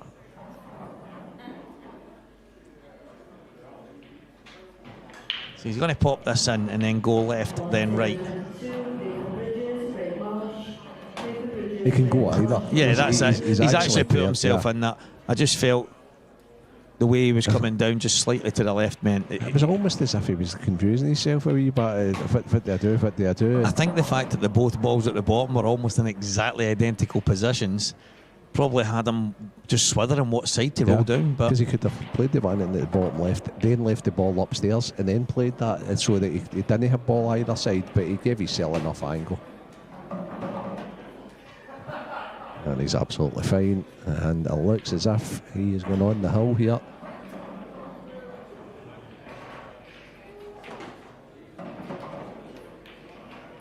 Yeah, he is. 7-4, Greg Davis. Adam Myerscough had a small revival in the middle, but that has been swept aside, and it is one frame from victory, and Greg will be hoping to get it in the next one.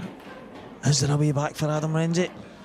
I can't help but think he's maybe missed his opportunity in this match. He's had a few chances. I'd say Adam's been the steadier of the two players. Is he 3 frames in the match? Nah, probably not. Maybe a couple of frames in the match. Yeah, sorry, Adam. Greg, yeah, he's been slightly better than the two players. I think he's just taking his chances better. Yeah, no, that's it. He's probably been the... Well, not probably, has been. He's been the more ruthless of the two when the simpler stuff's been there. But you hear the top guys say it. It's not easy out there. And this is still new. The big man's break's not been great. Yeah, apart from the last one, and he was a bit unfortunate because he didn't have an easy starter. So I've enjoyed it. That looks like another one again.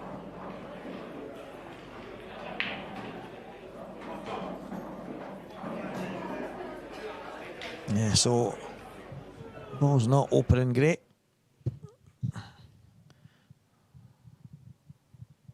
You see there. Looked to be less power that time. And yeah, it's the way he came across the front of the balls. So a bunch of them went flying all round. It was like he just... Yeah, he's obviously trying to find the recipe for the perfect break. But trying all the different flavours within the match sometimes doesn't equate to finding it. So Greg Davis at the table. A good finish if he gets these.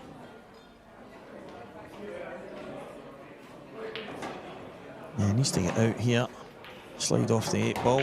Got that first part done. Oh, he was dicing. So fancy whoever gets on the 8 ball will plot it. That's for sure. Right, okay, so what's his next trick? I mean, he would have loved this one, the highest of the 3 at the top right, to be playing the plant. A connector. Well, I don't blame him for playing the plant if he does. Nah, it wasn't easy. I did. That's why I asked about the plant, because it wasn't easy to get a good chance here, Adam. Put the ball into the bottom right. Just make sure you're on any next yellow, and his bad ball can be developed by the one to the top left. So just needs to make sure he gets a first pot here, and then obviously get on the pot dislodge as soon as he can. But pretty much just make sure you pot us in the bottom right.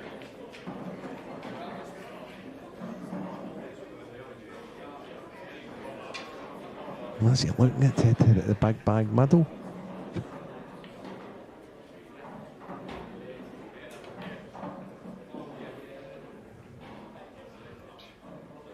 Yeah, that. So the thing for me, he's obviously trying to deal with the problem yellow straight away by playing one of the toughest shots that he's probably played all night. For me, it's try and get the pot, and then you've got a yellow right next to it. I'd like to see that again, but unless I was seeing things here, did he have an open bag downstairs? Yeah. Why would you knock it back in? That's the thing. It's because the big man's such a good potter.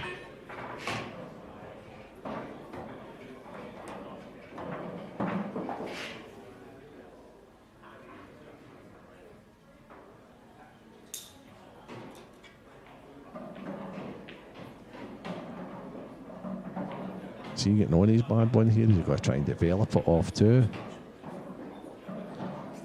Wouldn't it be the worst thing in the world to ever do? Maybe pot this and slide round off too and just knock it out a little bit. He's going to have the ball at the top right to fall back on. I just can't see Greg making any mistakes here. That's exactly what I thought it would have done. Even that's fine. She's got a couple of different options. He could play pot, double, and then pot the ball over the top as last.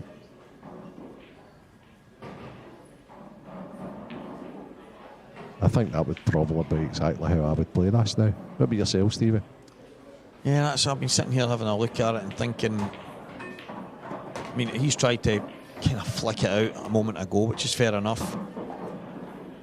Yeah, he's doubling it in. Yeah, for me, I felt that the one over the top right would have been the ball to flick it out, and then you've got the two to the top left. But it was pretty straightforward in the end.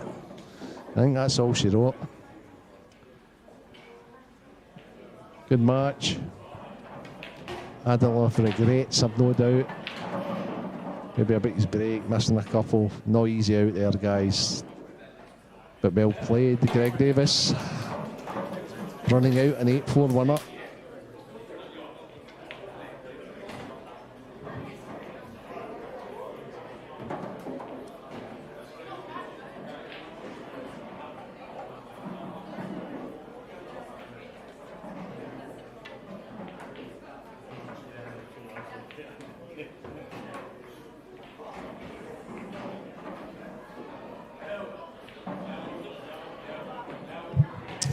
Yeah, well played. Stevie's going out to do his Mr. Presenter role now.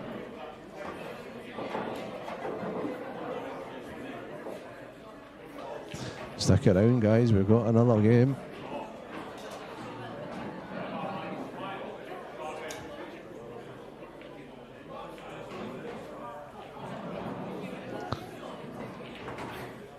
But the final score, Greg Davis 8, Adam Mazkov 4.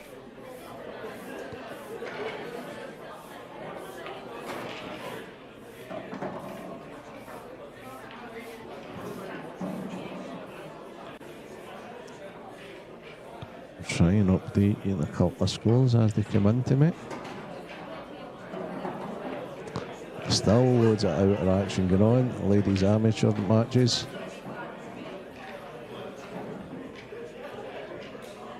Men's pro matches.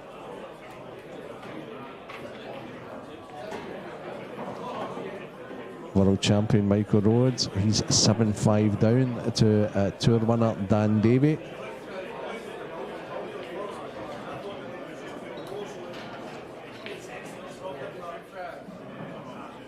Eddie Roberts is 7-6 up on Craig Brown. Johnny McDermott is 6-2 up on Alan Robinson. In round 2, Adam Stevens and Rob Dagnall have just started. Mark McAllister has eventually won his match.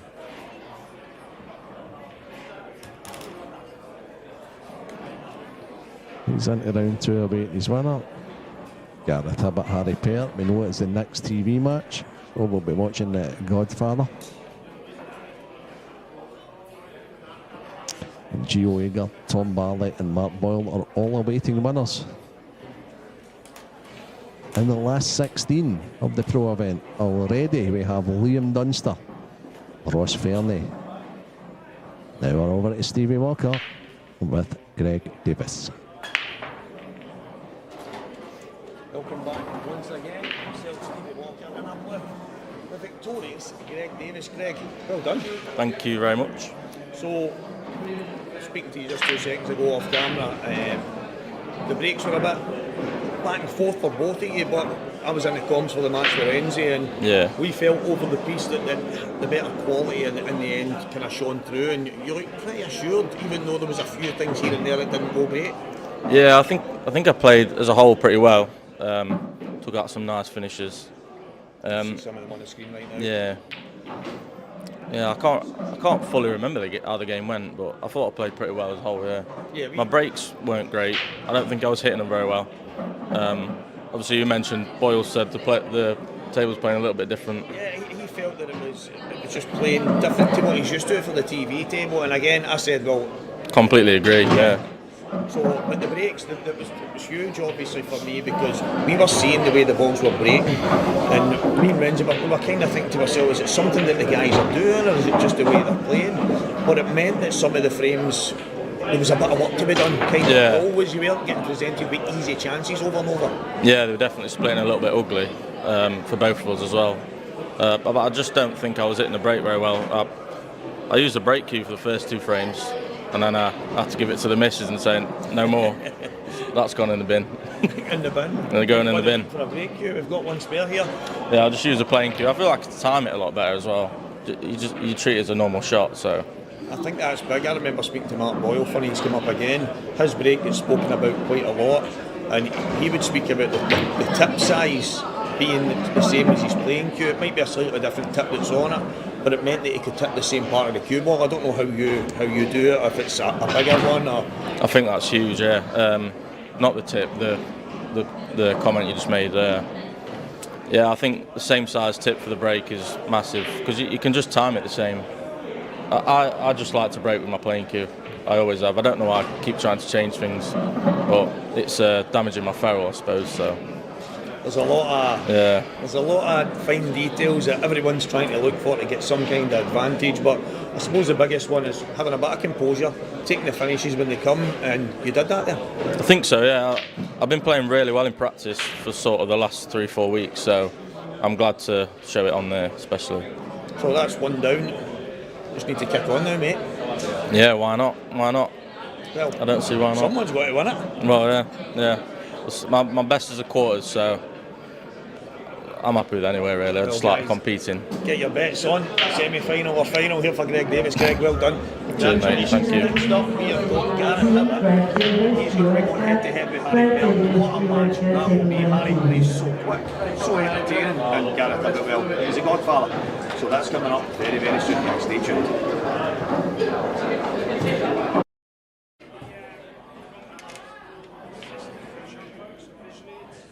Thank you, Stevie. Yep. Harry Peart getting ready, and Gareth Hibbert also getting ready. This is the second round of the IPA International Professional Championship, and I'm delighted to be joined in commentary for this one by David Adnell. Good evening, Dave. Hello, Dan. How you doing? All right? Yep, not too bad. Yourself? Yeah, good to be here. Yeah. It's how's your day gone so far? I know the answer to this, but I'm asking for the viewers' benefit, not for mine. Yeah. It's as nicknamed Decider Dave. I've lost another one, so but that's the nature of this game. It can happen. So, but it's a tough opponent against obviously Jake Dillon Newlove. So tend to have quite a good match. So today kind of just summed it up really. So was it the kind of game where you've lost but you've walked away with your head held high sort of thing? You can say I didn't do too much wrong there. Yeah, pretty much. Yeah, I made a couple of mistakes as you'd expect, but over that race to 8. But no, yeah, pretty much like that. Yeah, I'm a bit of both really. It's a bit of a weird one, but yeah. I know the feeling. Yeah. Those who've been watching will probably know that I did exactly the same thing earlier. I played Andy Lucas, lost in a decider. When you play a player of that quality, if you get 8-7. Yes, you're disappointed, but equally you're like, I gave it my best. Yeah, I know, exactly. like you say, we've called out two really good players there, Jake Dillon-Newlove and Andy Lucas. So exactly, yeah. It says it all, doesn't it? And yeah, I mean, World Championship finalist, of course, Jake Dillon. And well, Andy Lucas has got world titles to his name, but in the seniors and masters sections. Don't know what his best result is in a sort of main event, but I bet it's pretty good. yeah, it's, has he got the like the BI titles? It's a good question, actually. I think he might have. Yeah, I'm sure he's won a few of them actually. I think he might be a BI world champion. Yeah, I think he might have 2 or 3 of them.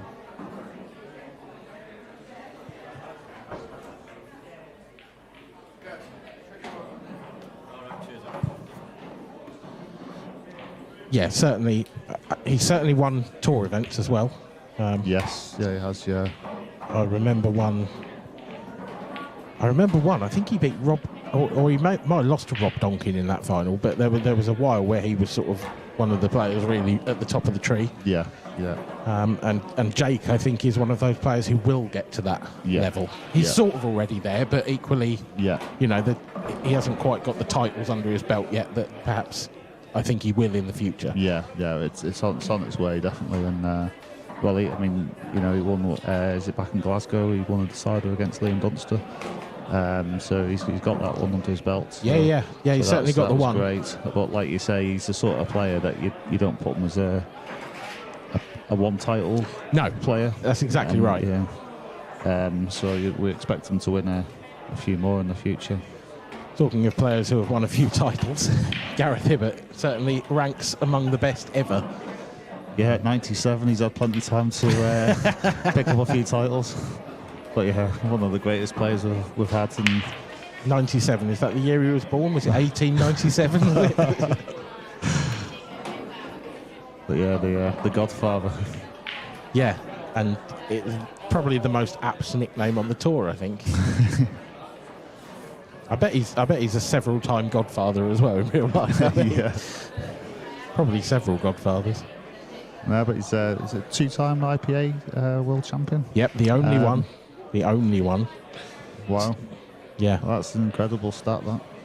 And I think he's got a case for the sort of, I hate the conversation, but the GOAT conversation. I think he's got to be in that mix because of those 2 world titles. Because for me, I think the IPA World Championships is the hardest tournament to win because of the format. Yeah, like you say, with the sets being like a short format, that does make it a little tricky, and it's a bit of a leveler, isn't it? Yeah, it is. You can quite easily drop a set to literally anyone. Anyone can win a race to 4. Exactly. And if you find yourself under the cosh, you're a set down and maybe 2 frames down or something. I remember Gareth in the last time he won it. I think it was like his first match of the tournament was against a young lad, and I can't remember who he was. But he was a quality young player, but he was young. He was sort of 17, 18. And Gareth was a set and a couple of frames down, and it really looked like he was heading for an early exit. Yeah. But like, it also gives you that chance to turn it around. Like you say, it's it can be tough, but it can also give you an opportunity as well.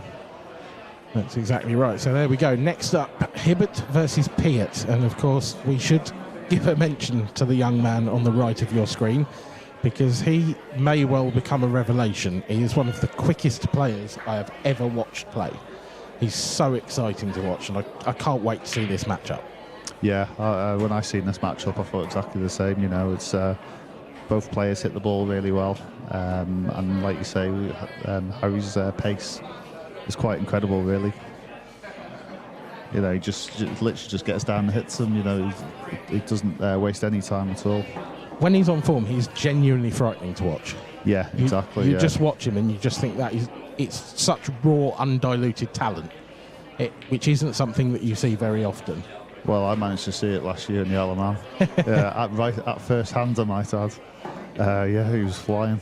Yeah. He was flying. I think he made one mistake. I made maybe 2, and that was it. It was a great match.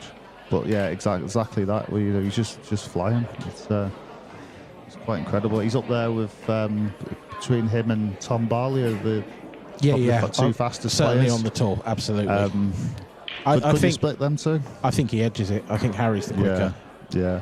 I think so as well. I actually think maybe sort of 3 or 4 years ago, I think it would have been close. And I think Tom has just slightly added a little bit of patience to his game and that extra little bit of time. And to be honest, I do think that's something that Harry needs to add to his game if he's going to win titles. No. Like he will win matches at a canter, but to be able to play the way he does consistently across a tournament, I think he's going to need to work on his B game a little bit. Yeah, and like you say, Tom's done it for a reason, and I think Harry will as well. And but sometimes can't take too much away, because otherwise you can affect your game completely. Well, here he is at the table for the first time, Harry Peart, after that dry break from Gareth. Gareth hit those quite nicely. And because of this raw pace, it's like he's just playing like without a care in the world. It's great Harry plays. Yeah, I mean, this is it. You know, you are rarely going to see the shot clock tick below sort of 20 in this match when Harry's at the table. Yeah.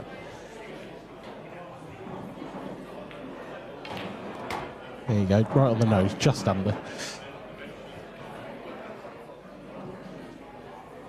I'm sure he's trying to clear a table in 30 seconds, but sometimes it does take a little bit longer. Oh, just jabbed at that one slightly. I'd have fancied just rolling that in really, and so you could play it a bit more of a natural pace rather than screw it back, which obviously gives the pocket chance to rattle. Yeah, definitely makes the shot that much harder playing it at that sort of pace. So, I mean, all you need to do is run it through, and then the yellow in the middle, you cut it in, and you're coming back on a similar line anyway. So, but a chance here for Gareth.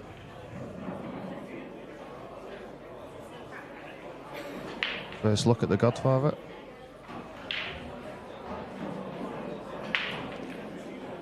He's got one of the best touches in the game, I'd say. The way he hits the ball and he always strikes it well, I find. Yeah, I mean, he's an all-round master, really. But yeah, you're absolutely right. It's the cue ball control that he manages to deliver is quite exceptional. I do quite often think back to that deciding frame in the Worlds against Jake Newlove. Oh, yes, yeah. And just the way he took those out under that sort of pressure. It wasn't an easy finish. There was plenty that could have gone wrong. But he just always finds the right shot at the right moment. Yeah, and he made it look like as if it was halfway through the match, not like a final frame of a world final. Yeah, he's just overrun this one a little. Would have liked to have been straight on this red to the centre. Now it's a missable pop now. This the angle's not too bad because he's going to slide past the 8 ball. I think the fact he's not in between actually works fine for him. I think if he was in between, it'd have been a bit awkward, but I think this works okay for him.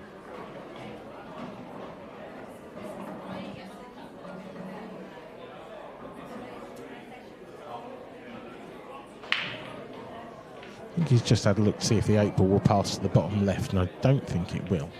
So if he's got that red closest to the left centre as his last ball, no, he hasn't. No, he's played it well though, so yeah, this is nice. But the final red here is going to be a bit similar to the one Harry played earlier. He's going to have to strike it a little bit. It's close to the cushion. Yeah, I think with it being close to the pocket, and in fact it doesn't have to do much with the cue ball, I think that will make it a lot easier. Oh, it's definitely easier, no doubt about it. Just depends how close you want to get to the black. Do you just give yourself a shot, or? I'd have liked that to have bounced off. Yeah, it's not a great angle, is it? An inch. See, now he's going to have to play it with a bit of raw power. He might have to come between the 8 ball and the yellow. Oh, it's not got there, I don't think. That's a very thin snick. That's a very thin snick. Oh, well, he's looking at the corner though. Does it go?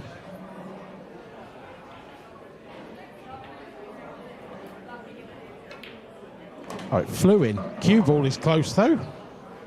Ooh. Oh, that shows how reactive the table must be then.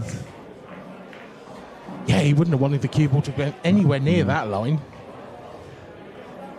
But as it turns out, that 8 ball had a full pocket. Shows what we know.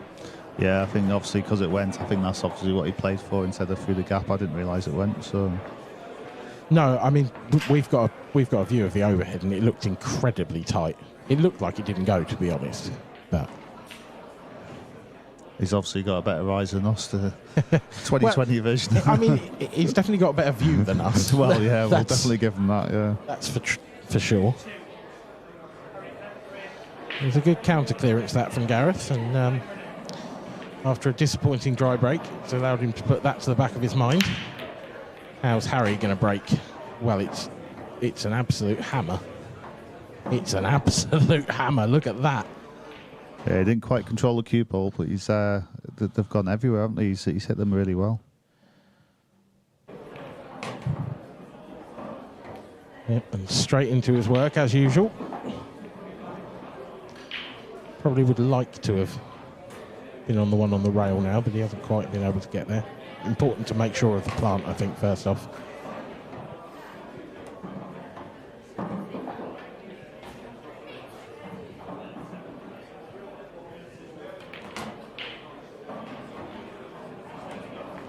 Just got to be careful here. He doesn't want to flick this yellow. Oh, that could have gone so much worse. He's rolled his eyes there, and as well he might, because it's not a great result, but it's certainly a better result than it could have been. Could easily have pushed that safe.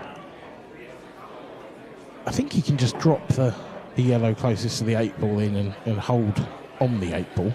Yeah, I think that's the shot. Just a little stun shot. You just don't want to overhit it and push the 8 safe. Oh, he's played it well. So it's so between these 2 yellows, you've got to think, where do you want the cue ball for the 8 ball? Do you want it through the gap of the 2 reds, or do you want to come out into the table? Got to be out into the table, surely. It has to be. It just depends on how that yellow was over the middle, but obviously the way he's played it, then definitely. I was just more thinking if he couldn't manoeuvre the cue ball, he might have to. Yeah, pretty nice clearance that. Wasn't made as easy as perhaps it could have been, but he's got over the line. Yeah, it was always that yellow in the middle on it, making sure he didn't flick the yellow, but it was always tight, so he was always wary of that.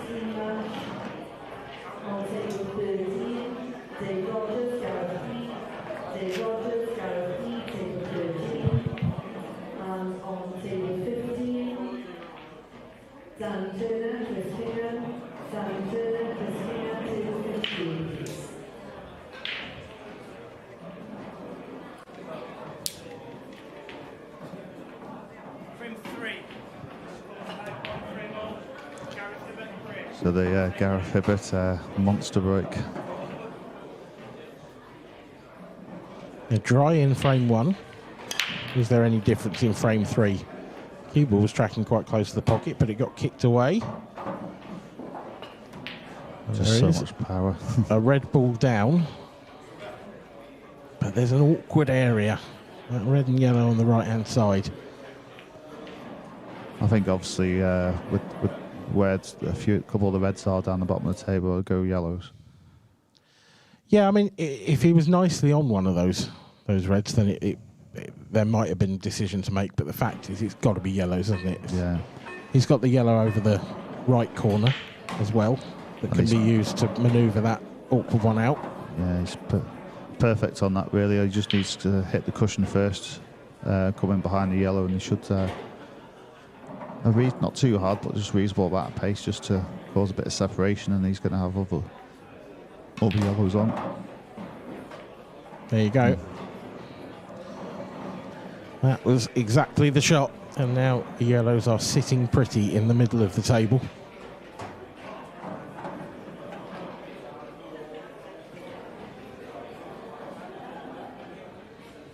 You would think that is all the hard work done. It's a fraction shorter pace. Did he underhit that or maybe get a kick? Yeah, I wonder if his reaction...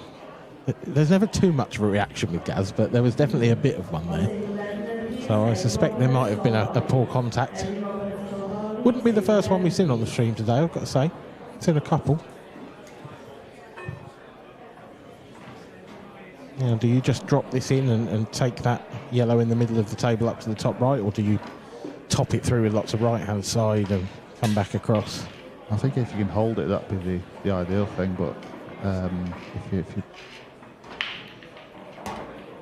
decent amount of right-hand side.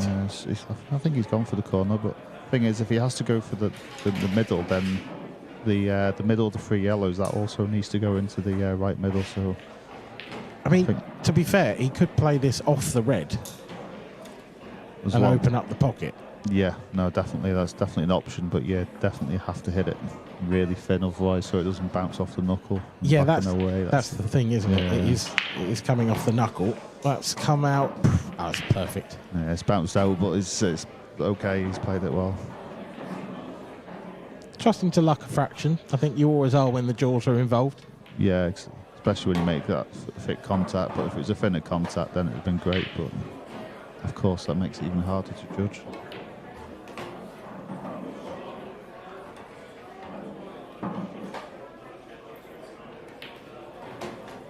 Drops in the 8 ball for his first break dish of the match. 3 frames in, 2 break dishes, not a bad standard so far.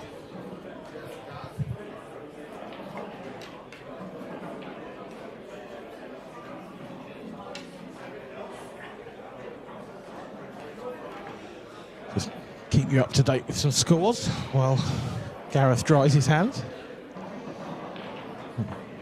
We are firmly into the second round now. There is one first round match still going on, but that's right.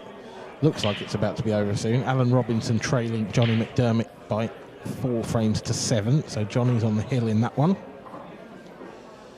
And then in the second round, Liam Dunster safely through. He will play the winner of Rob Dagnall and Adam Stevens. Rob Dagnall winning that one 4-2 at the moment. And at the bottom of the draw, Nathan Bridges 2-1 up on Craig Marsh, Matt Steeper 2-1 up on Morgan McInnes, and the other games with no score as yet. Still a fair amount of pool to be played tonight, but I imagine we'll have a relatively early night by IPA standards, to be honest. Yeah, the schedule seems to be working really well with the new setup and a few adjustments, so it's been going really well. Of course, we don't just have the professionals, we have the amateurs and the ladies as well. I'll tell you about the elite ladies. Current scores, we have 2 games remaining of the day, I should say. Beck Sweeney is currently 4-all with Alexandra Cunha, and Marianne Ward 4-2 up against Rachel Tucker. And that is to complete the quarter-final lineup. The winner of those 2 matches will play each other. We'll have a quick look at the amateur state of play in the amateurs, perhaps after this frame, but we better get back to the action because Harry Peart's breaking, so we all know what that means. Whatever happens, the next shot's not too far away. He's caught those quite nicely, but nothing's gone down. So it's looking like a chance on yellows, providing he can make that ball on the boat rail. It looks like he can do though. Yeah, it looks quite comfortable actually, and just play this with it quite slow, but with a bit of top just to push the cue ball through. Well, he pushed it into the yellow. It's a good shot. He's played that to perfection, to be honest. I think maybe he just had a little bit more angle than we thought. Yeah, I thought he could avoid it.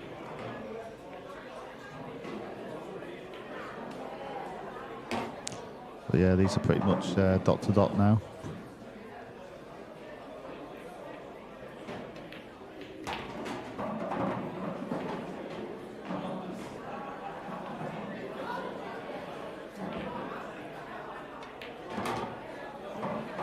This is the thing, we were talking about Harry's pace before, but I always like Gareth's pace. It's always pretty. Oh, he's consistent. no slouch. Yeah, he's no slouch. Yeah.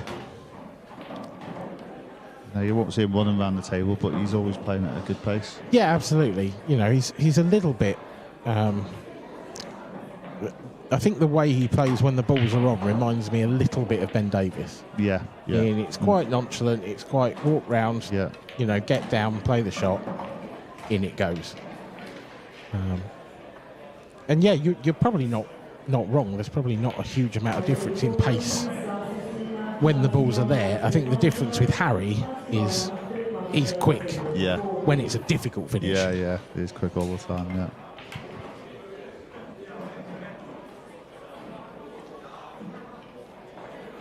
Gareth Hibbert with a reverse dish. It's been a, well, faultless start from Gareth to this match, to be honest. Yet to miss a ball. Just the one miss in the match so far. Harry in the first frame with that yellow down the rail.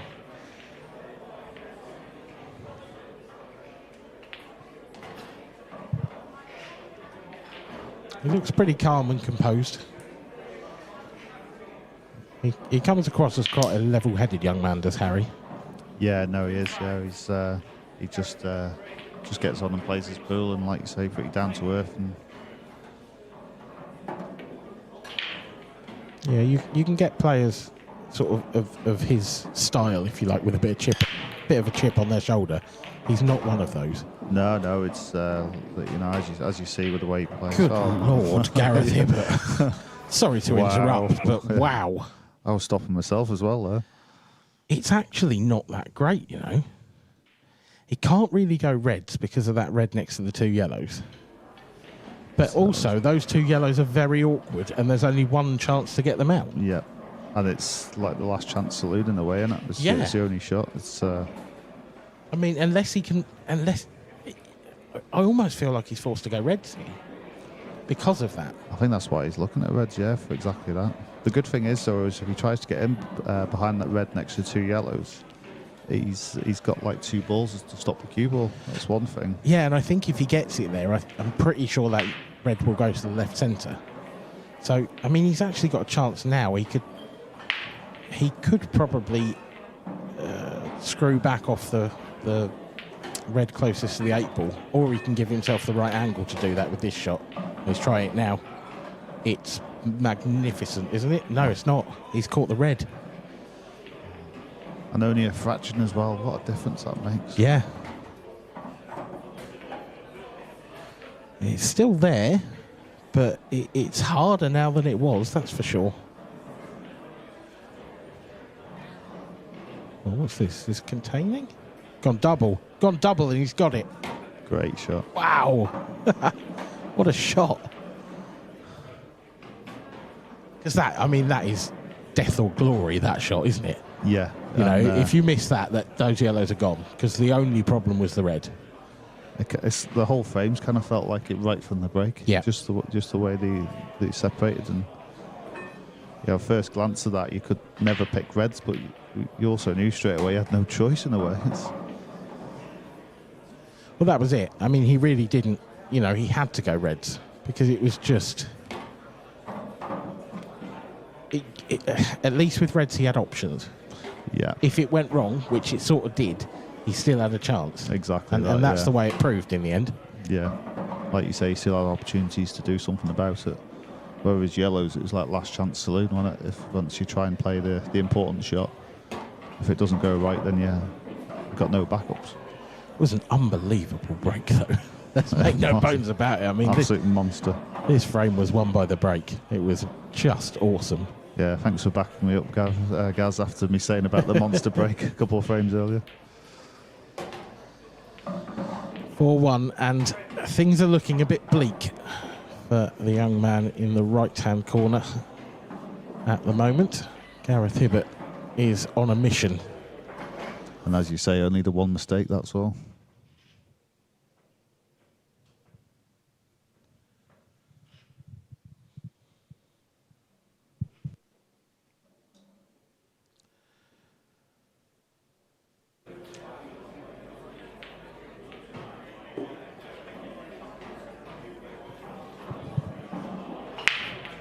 Just look at the state of play in the amateurs. There's not too many games happening at the moment. Only 5 matches on the table. There's a few to be played tonight still. Although not many. We're into the last 16 now. And you've missed it, but Harry Peart's potted the 8 ball off the break, so we'll have a re-rack. The referee has spent time and care and attention getting all the balls touching and then has to do it all again straight away. How inconsiderate. Oh, that was rude, actually, frankly. So, yeah, that's the state of play in the amateurs into the last 16. Dave Rogers, he's having a great tournament. He is playing Gareth Key, that's 0-0. All these matches are 0-0, actually. Danny Turner, he knocked Andy Lucas out in the previous round, and his reward is a game against Chris Kingham and Anthony Monarch. Quality young player up against Philip Marshall. So that's the last 16. In the previous round, Dan Wiley 6-4 up on Ryan Hopkinson, and Gerard Boyle is 7-3 up on Sean McMahon. Now, we were talking about huge breaks. Yeah. How do you get that many balls in that half of the table? How do you make a cluster there? That has to be like a question of sport question, doesn't it? What happened next? Yeah, what happened next? Yeah, you know, it's to have only one ball down this part of the table and it'd be the 8 ball. Yeah, it's extraordinary. We're not going to see that for a very, very long time. Very awkward, this though. It's so clustered, isn't it? And do you think he'll attack? Will he cover the pocket? I mean, I kind of feel like he's got to cover the pocket, but I also feel like it's not his game. Yeah, exactly. And he's gone aggressive, and it's sort of worked out. He's only got one bad ball now. Yeah, apart from that yellow just going over to the side cushion, the had actually opened up, which I didn't think they could do. Does it double, or is the red in the way? It's tight. He will have a ball to move it as well. Oh, now he's playing safe. It's a very good shot. So that's why he left the 8 ball down there. Yeah, makes sense. Yeah.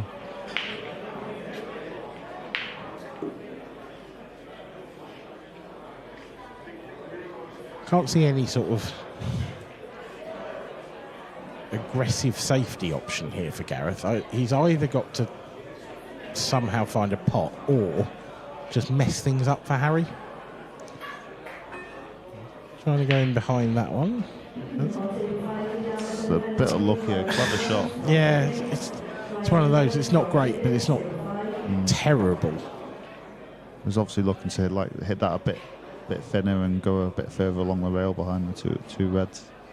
I feel like that yellow doesn't double, because I think Harry would have gone game if it did in the previous visit. He was also happened to have been able to pot a ball at the time to then get there, but yeah, I feel like he had one in the middle at the time, but maybe he didn't have the angle he wanted. Possibly, yeah. I mean, he can play the plant here. Oh, that's a bold way to play it. So aggressive, isn't it? I mean, yeah. There's no guarantee that yellow was going to be there as a breakout ball, or if he's going to break out, it might be the double, like you say. Arguably, it still isn't a breakout ball, is it? He hasn't got the angle yet. Looks like it could double kiss the red as well. Yeah. So if he's going to break it out, then he's got to leave himself the right angle here. He hasn't hit that, has he? He's on it. He's going to have to double. Yeah, whether he wants to or not, it's with the angle, he has to play the double.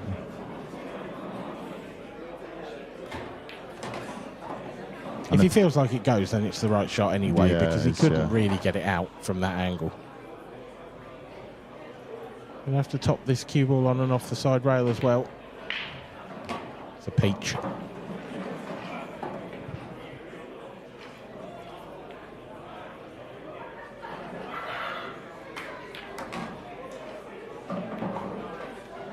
Harry Peart brings an end to a run of frames for Gareth Hibbert. And you have to say, what a clearance. Fantastic clearance, yeah. And played a nice safety shot at the right time as well. You know, he played a nice containing shot. Didn't leave anything easy for Gareth. We did think it would be one shot earlier, but Yeah. But the thing is, he played his shot, and then he still had all the enough balls on the table to play that safety shot. Yeah, and in that sense, it was quite a good time to go for it. Yeah. Because he had a go at getting them out, and then recognised that they hadn't come out quite good enough. So he's done well. Keeps him in touch as well. It was an important frame, that. The difference between 4-2 and 5-1 is a pretty big chasm.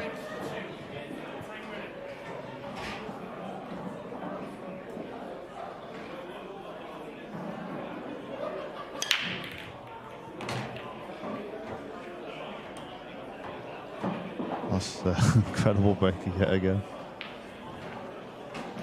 And yet again, it's not an easy finish. It's that's not. left. There's a couple of options at 3-ball plants.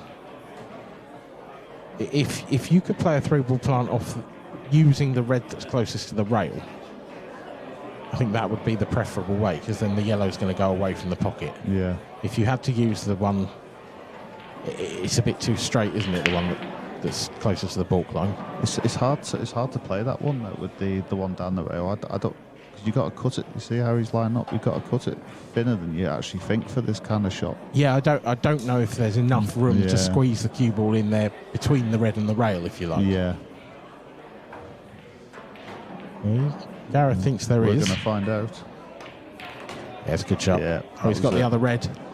Oh, the other one's gone safe. Oh. Roll the dice, take your chance, but that's how it's rolled. That's exactly it.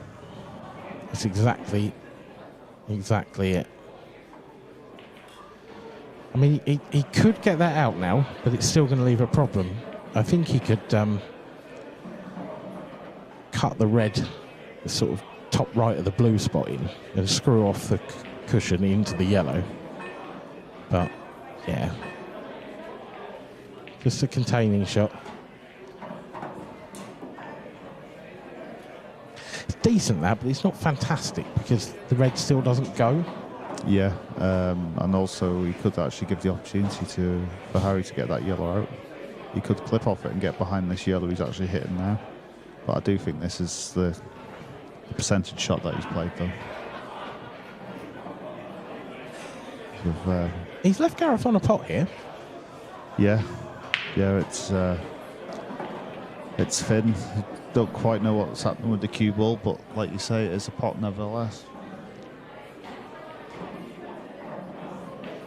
Thing is, because he's got to move this red, that really is the only thing stopping Harry. Yeah. I feel like he's got to go. It's a magnificent pot. It's come out reasonably nice. I mean, the red next to the yellow, I mean, if you get the cue ball in a good place, could it actually still go? I mean, you couldn't do much with the cue ball, but it doesn't look like it. Really tight, isn't it? Yeah. The other option, if he just drops this one in, can he get round the right-hand side of it? What, right in behind it? Yeah. Yeah, he could do, yeah. I mean, he's not got much room, but it's definitely possible. What sort of angles he got now? I feel like he's guaranteed to go into that yellow below the balk line.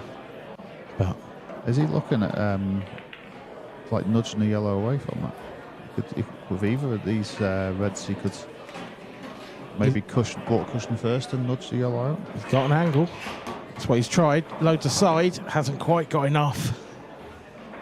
They're so hard when you haven't played with side. If they're a bit more natural, they're on, but it was a fraction away, really. It was. So what option does he have now? He doesn't have a long double. I think that yellow's in the way. Possibly a double to the centre.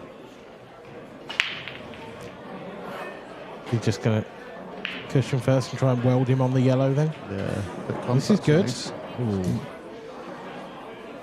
It's fraction fuller there, a fraction fuller on the red. Yeah. And that could have been a very good shot.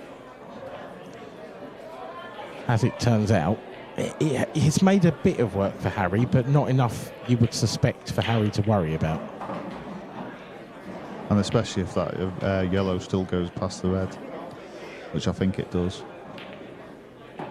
Yeah, it must have. Certainly looks like it does now. Yep.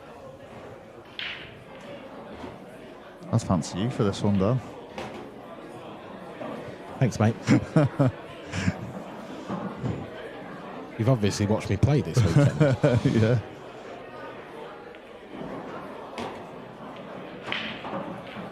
Now, this is the moment where I just feel like Harry could do with taking his time every now and then. Just a split second. Yeah.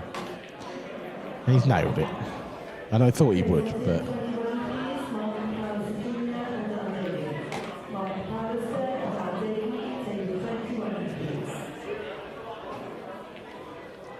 Well, it doesn't need to be much, does it? It's just that split second, isn't it?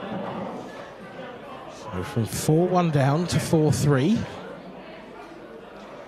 It's hotting up a little bit in the arena.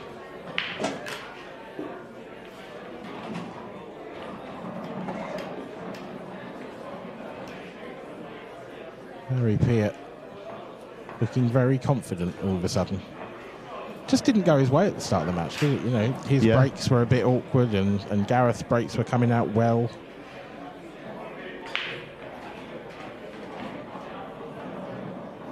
But he is certainly well in this match. The thing is, Gareth didn't have anything easy there, really. You know,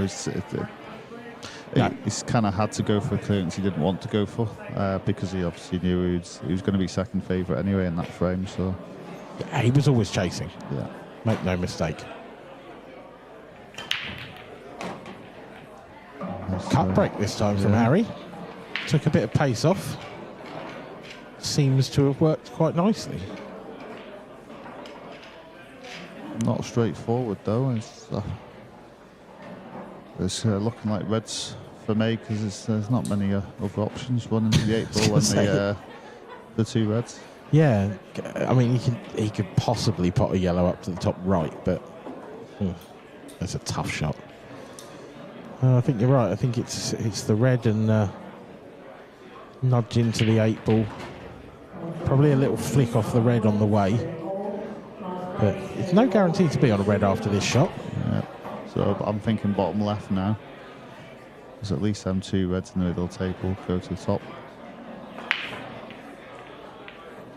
Ideally, you could do a nudging into the yellow to be on the red. Swerving this a little bit. He's not on it. Oh, right. I thought that was tight. He was definitely loading up the cue ball with side. And he couldn't quite load it up enough.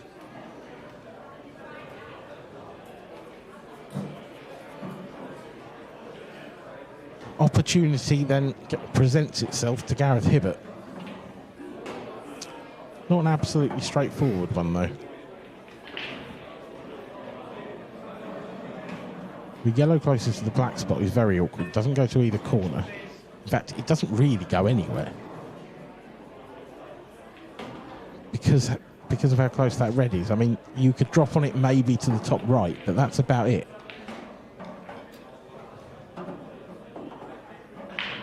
Can he get enough to clip it into the middle? That's going to be a very tough shot.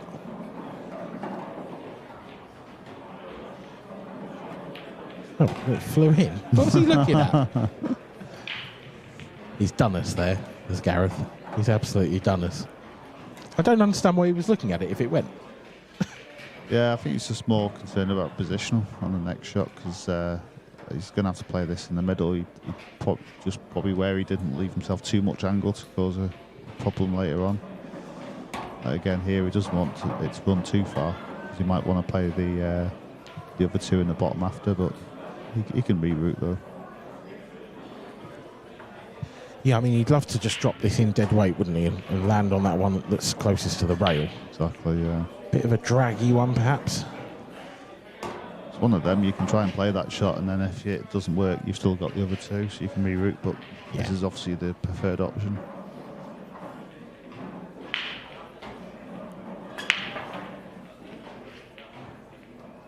He wouldn't mind a touch more angle on this one. It's just straight enough that he's just going to have to force it through slightly. Yeah, I would have liked a bit more on... As a result, he's just slightly underdone it. Exactly that. Well, the good thing is he's got a pretty good guide here. You know, if he's just below the middle pocket by a couple of inches and a couple of inches off the cushion. It's kind of a bit of a good guide. On the way there, off the cushion, you should be good on it. Perfectly straight, so that's perfect.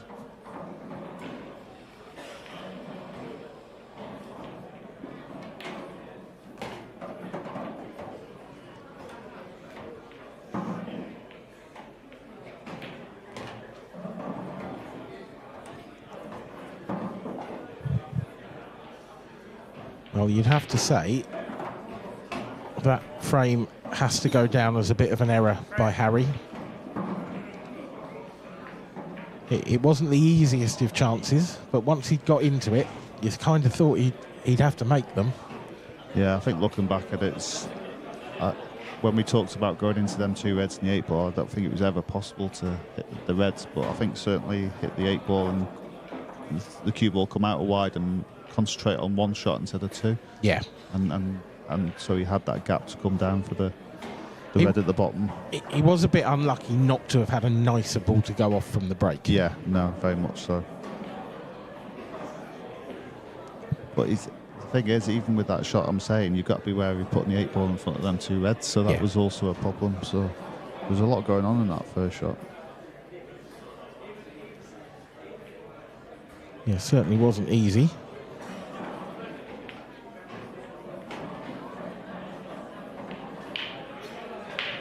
So you see in the background, the our balls agreed another deal with the IPA, which is great, and also the Sibnist. The cloth and the balls. Yeah, we are continuing. I love it, to be honest. I love Pro Cups. I do think they are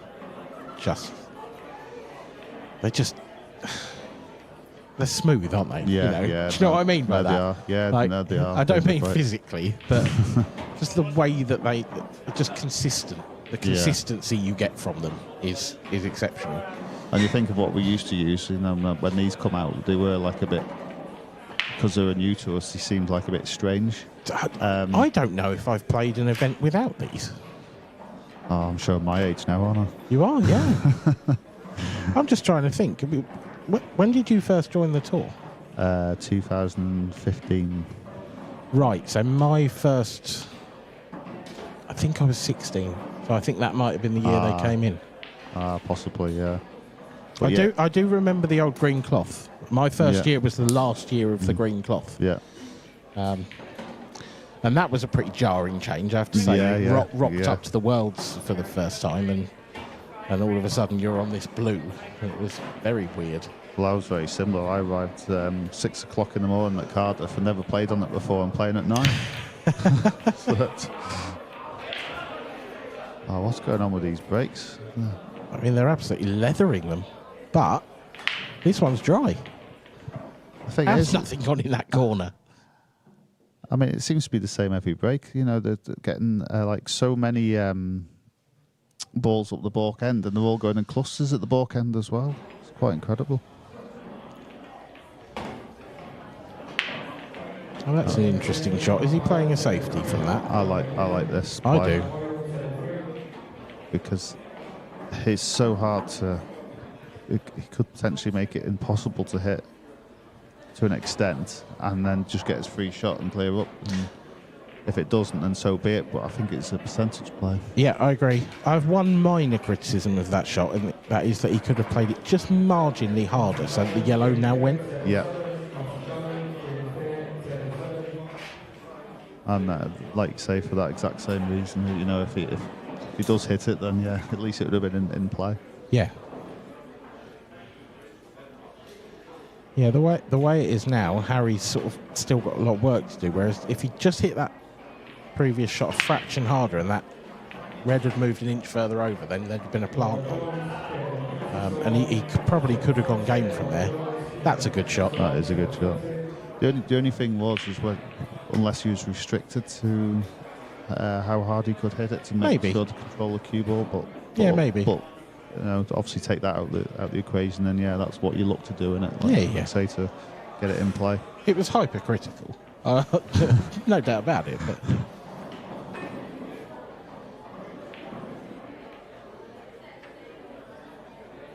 Gareth covering the pocket.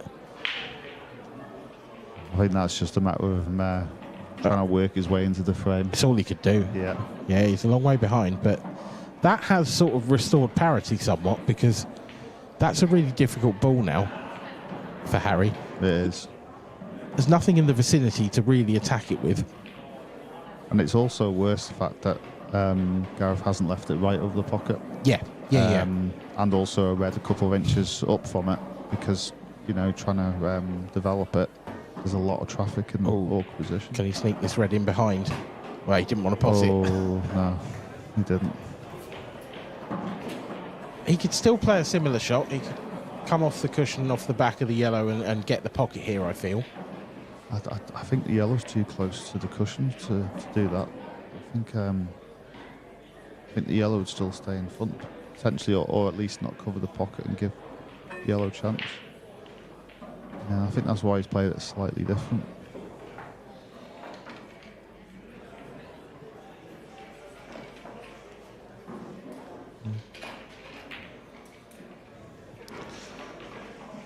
Oh, has he fluked it? Oh, wow. Has he fluked it? No. Not quite. He wouldn't have been grateful for that fluke. He'd be happy to stay that out, I think.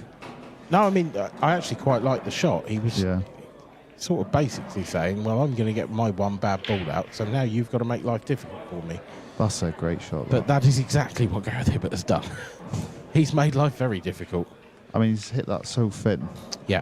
Like, so many players there would have actually hit the yellow trying to play that shot. He's so good at them kind of shots. Played the double. Ideally, I think, to cover. Hasn't got the cover.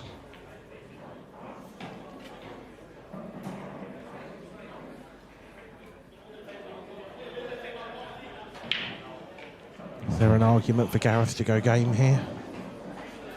I think hold back a bit, really. Try and open up this bottom area before.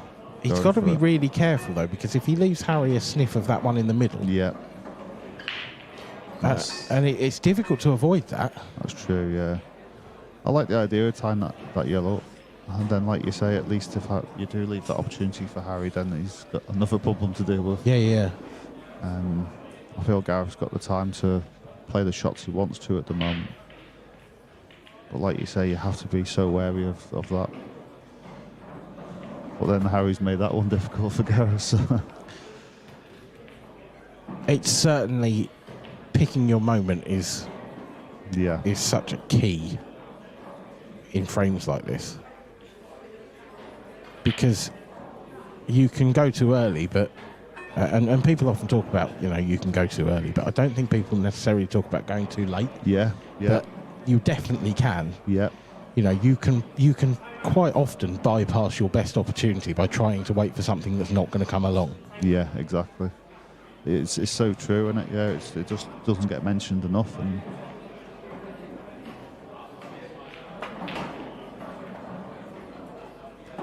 the thing is, even if you fail, at least you can say to yourself, you've gone at the right time. You go, I may not have had a better chance, even though I didn't like it. Yeah, I had to go for it. There's definitely a school of thought, isn't there, that it's better to go out attacking. Yeah. And I think I subscribe to it, because it's so frustrating when you play a safety shot and lose from there. Yeah. You know, even if sometimes you play a good safety and still lose. Yeah.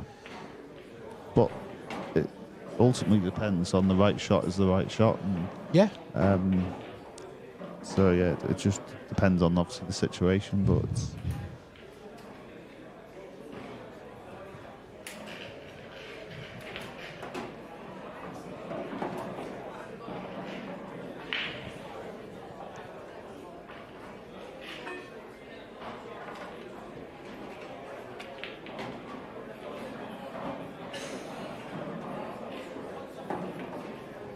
Bit of a stalemate at the moment, this one. Yeah, it's. I mean, obviously Gareth has got the advantage with the. I was going to say 2 pockets covered, but just the one now. But it's getting access to the one behind them 2 yellows. But in the meantime, he's going to want to open these 3 reds, but then, like you say, it's the yellow of the middle he's got to be cautious of. Yeah, he can't leave. That's the thing that Harry's got in his corner at the moment, is that Gareth cannot leave the ball in that half of the table. Yeah. Oh, hello. All there, apparently. Now he's got a chance. Now he can try and move things. How's your luck? How's your luck? How's your luck? It's pretty good. You played it that quick, I missed it. Still one awkward yellow. He's a bit shy when coming to hitting the cue ball, isn't he? Now, what do you play here? Do you try and drop on the one over the pocket and then try and land? Is he playing a 3-ball plant? Off the cushion, I think. Off the cushion, off the yellow. I like it. That's perfect. It couldn't be much better, that. That's actually really clever because he's got the yellow in a better position than when it was over the pocket. Yep, wants to be straight, doesn't want to be off angle here. I think he's just about all right. Is he going to have to nudge the yellow into the 8-ball? Well, it's either that or he drops it in and plays that yellow to the top right. Yeah. Or even thin off the red. A few options. Oh no, he goes in the middle. enough, yeah. Goes in the middle. Oh, I couldn't tell if it went from that camera, even from that camera angle, but clearly it does. This is a great little counter clearance. Isn't it just? Huge pocket as well for the 8-ball if he wants it up to the top left. I think he'll go for the middle just in case it double kiss off the reds. Yep, there you go. That is a fabulous clearance from Harry Peart. That really is. It's a absolutely fantastic clearance. And a couple of clever little shots in there as well. Yeah, big time.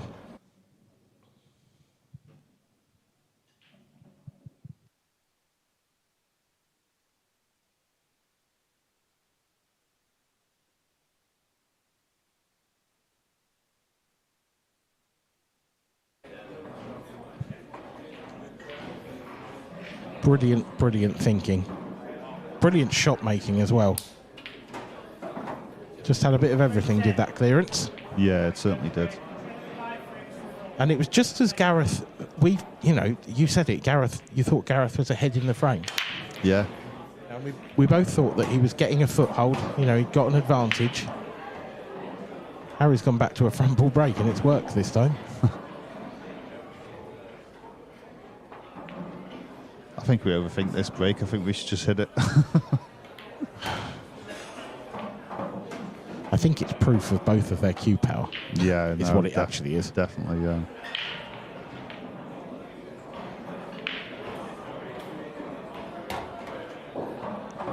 I think the beauty of the speed that Harry plays, I also think it helps him hit the ball better as well. As I tend to find if you're playing a good rhythm, you tend to hit the ball sweeter as well. And yeah, I think there's a case to be made for that. Not overthinking it. Yeah, exactly that. It's that sort of... I suppose, certainly for a player like that as well, it so much of it is muscle memory. Yeah, exactly, yeah. It's just that repeatable action, doing it every time. Like you say, it's just the not having to think about it. You're not getting chance for negative thoughts of what could go wrong or underhitting it, overhitting it. It's just he just plays it. For a player of that speed, he always sets himself well. He's got that pre-shot routine down to a fine art. Yeah. And that shot is a piece of art as well. Yeah, That's quite a narrow window he's found there between yellow and 8-ball, and he's found it absolutely perfectly. And he did take an extra second or two there, which was good to see. Oh, doesn't want to hit that. That's a poor shot. And I think he might have to play the double now. That's a very thin cut. He could play it, and the cue ball's probably tracking into the yellow, so it shouldn't be too much danger, but it's mighty thin. I wonder what happened there. Did he try and play it with side to come off two and not just not get enough, or did he think he was going to miss the yellow? I can only assume he thought he was going to miss it. But I agree, he shouldn't really have been anywhere near it. I mean, it was always a natural for me, so you've got to do something to avoid it, I thought. Bit aside.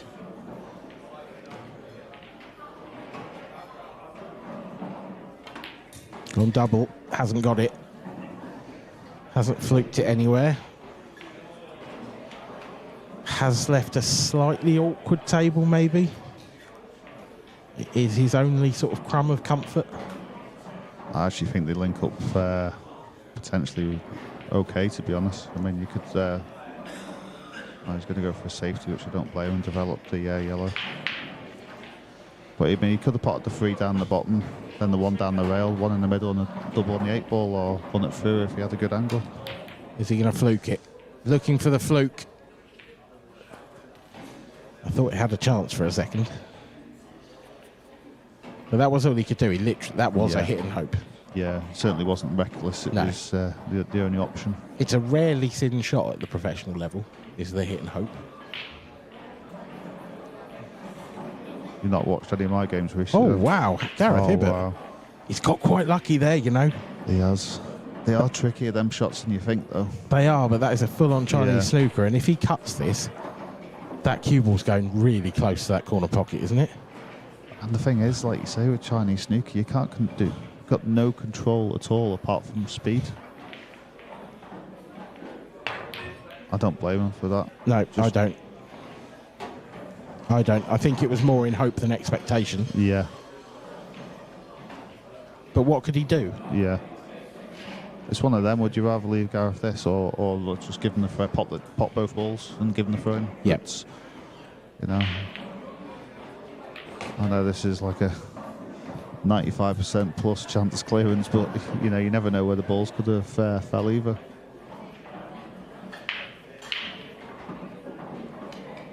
Thing is, with the hit and hope as well, it's not even just the fact that you might fluke the 8 ball, but it's the fact that you could maybe put a couple of yellow safe or next to each other, and they don't like glued to each other, and they don't go anywhere, and it gives you a bit of extra in the frame then.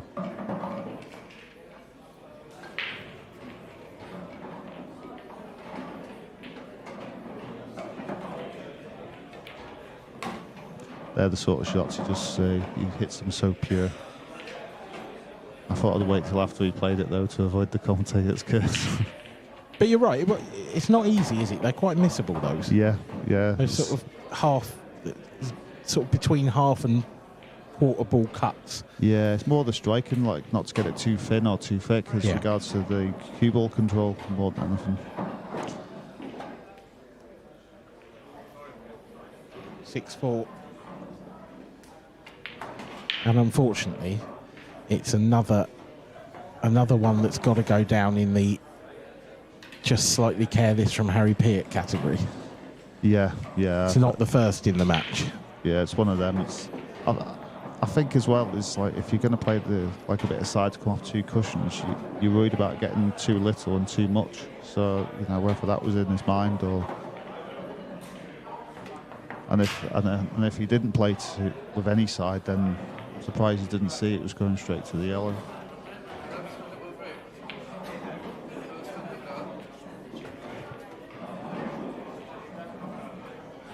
Small discussion with the referee. Not sure what that was about. But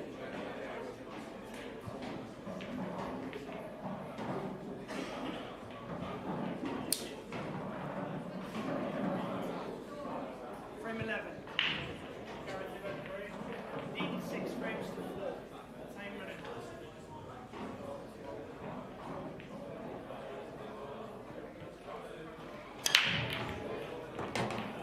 Wow. the strike. And that was it. It wasn't the power. It was exactly that, wasn't it? Yeah, it was just pure, wasn't it? Just absolutely pure. He's not been massively rewarded though for it, apart from a visit to the table. Been weird, the breaks in this game. They've been big and they've made balls generally, but they've come out awkward. I think what we need a camera angle for the break like this, and then we need another camera angle the other way around for the rest of the frame.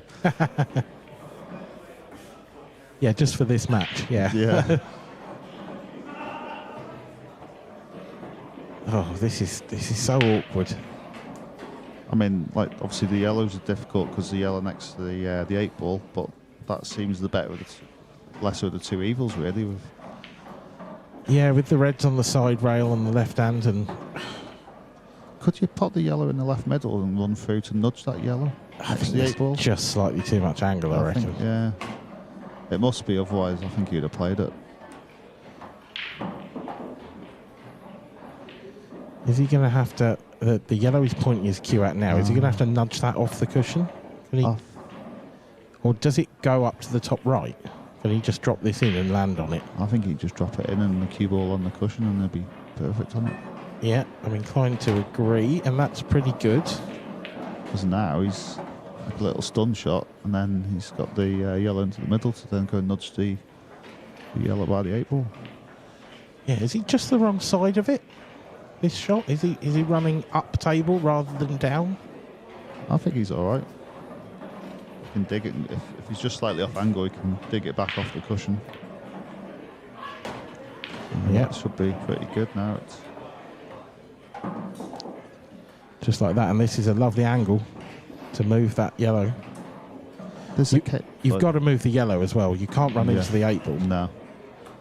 There's actually a case for coming off the 2 cushions, the bottom cushion, side cushion. And it doesn't matter if you flick the 8 ball or the yellow. True, as long as you get the pace on it. Yeah. He's gone for what we said originally. I think I preferred that. Yeah. I think with the pace you'd have had to hit it, it made the shot that much harder. Yeah. But also, if you underhit it, you could have stuck yourself in behind the 8 ball. Yeah. I just think there was more to go wrong. I think this at least guaranteed you your next shot. And also, as well, the more pace you have, it brings the red ball into play as well. Yes, that's true. Yeah, could well have thrown into it, couldn't it? The harder you hit it, you're waiting for the spin to take, and it runs straight into the red ball. Sorry.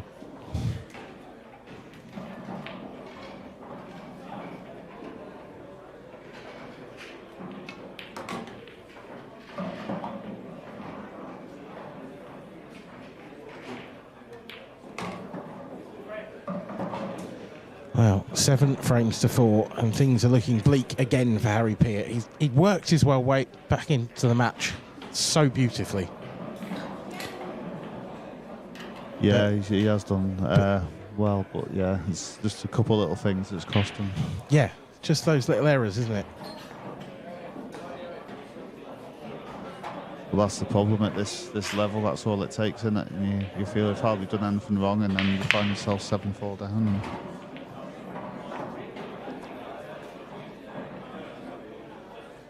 And he's definitely a star of the future for me. What, Gareth Herbert? Yeah, probably. Probably. But yeah, no, most definitely. He's absolute great player. And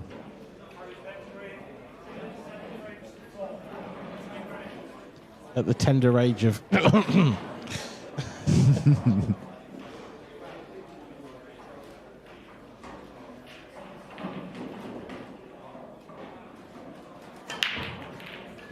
I mean, you know, we call him the Godfather, but his nickname, his actual nickname that was given to him by the people, you know, nearest and dearest and who play where he lives, isn't the Godfather.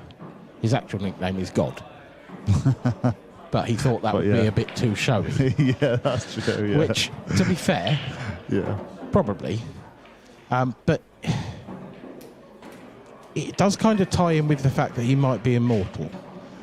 Yeah, he's he's 97 now and still playing like this. I mean, I think that pretty much says that he is immortal. Is he 97 or is he sort of Doctor Who, kind of like 6,097? He's brilliant. I mean, he's probably still here playing in 50 years' time. It's quite incredible, really, isn't it? But I think also it's to fall in line with the being the oldest player on the tour as well. Oh, that's not great. Because he did make a comment about being the oldest player on tour. So is he though? I don't know now, but I think he was at the time. Right.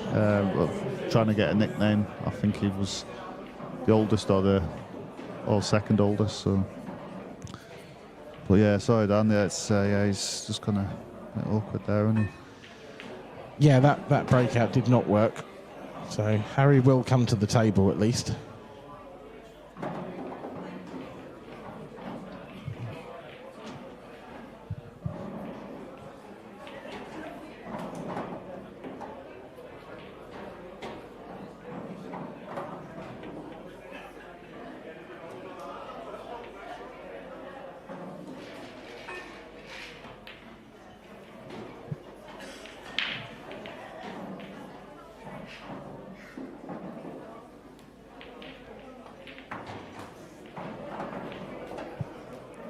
Yeah, so it's still really tricky, these, where these are.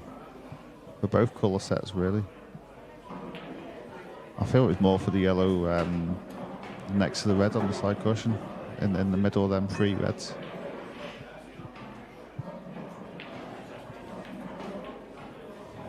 It's a nice shot.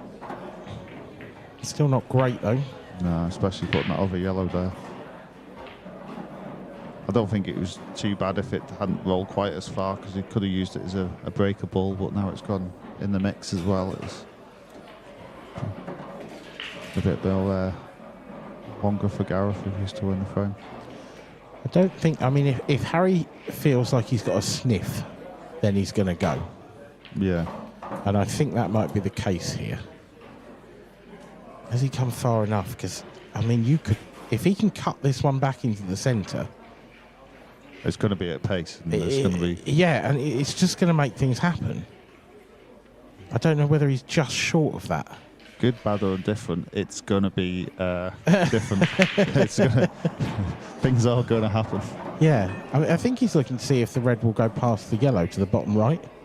I don't think the cue ball's come far enough for the cut, to be honest. No, that's what I'm he's thinking, but I think it would have been a good option if it had come maybe 2 or 3 inches further. I just feel like at 7-4 down, you've got to go out swinging. And that's short pace for that shot, and there's not a lot else. There's no other real possible balls on the table now. So even that red below the 2 yellows is going to be tricky to deal with.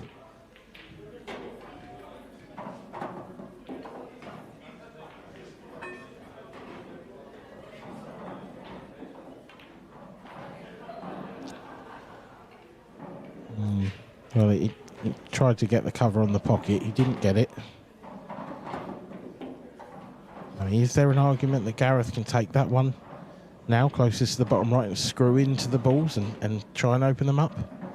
It's a tricky shot, but it's definitely in his locker.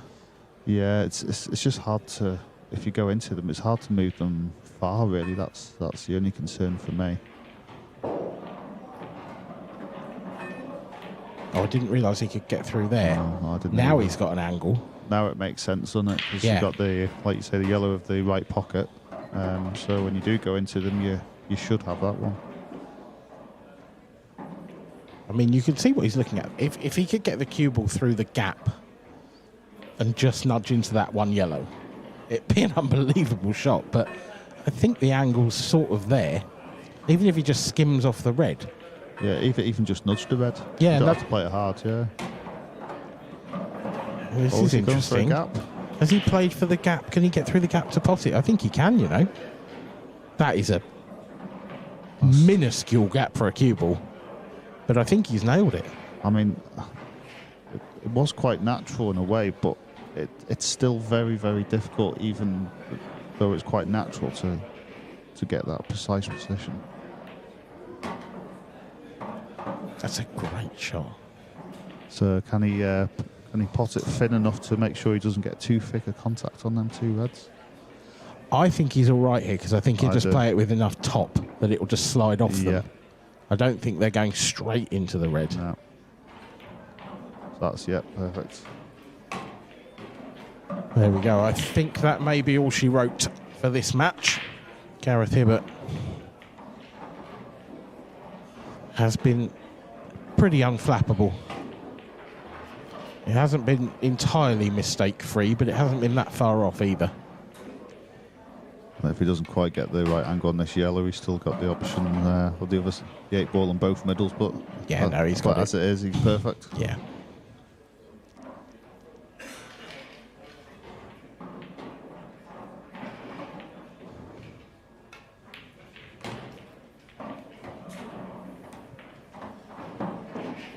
Yeah, consummate performance from a consummate pro. Gareth Hibbert is through to the last 16 of the IPA International Professional Championships. And it was a pretty good performance, Dave.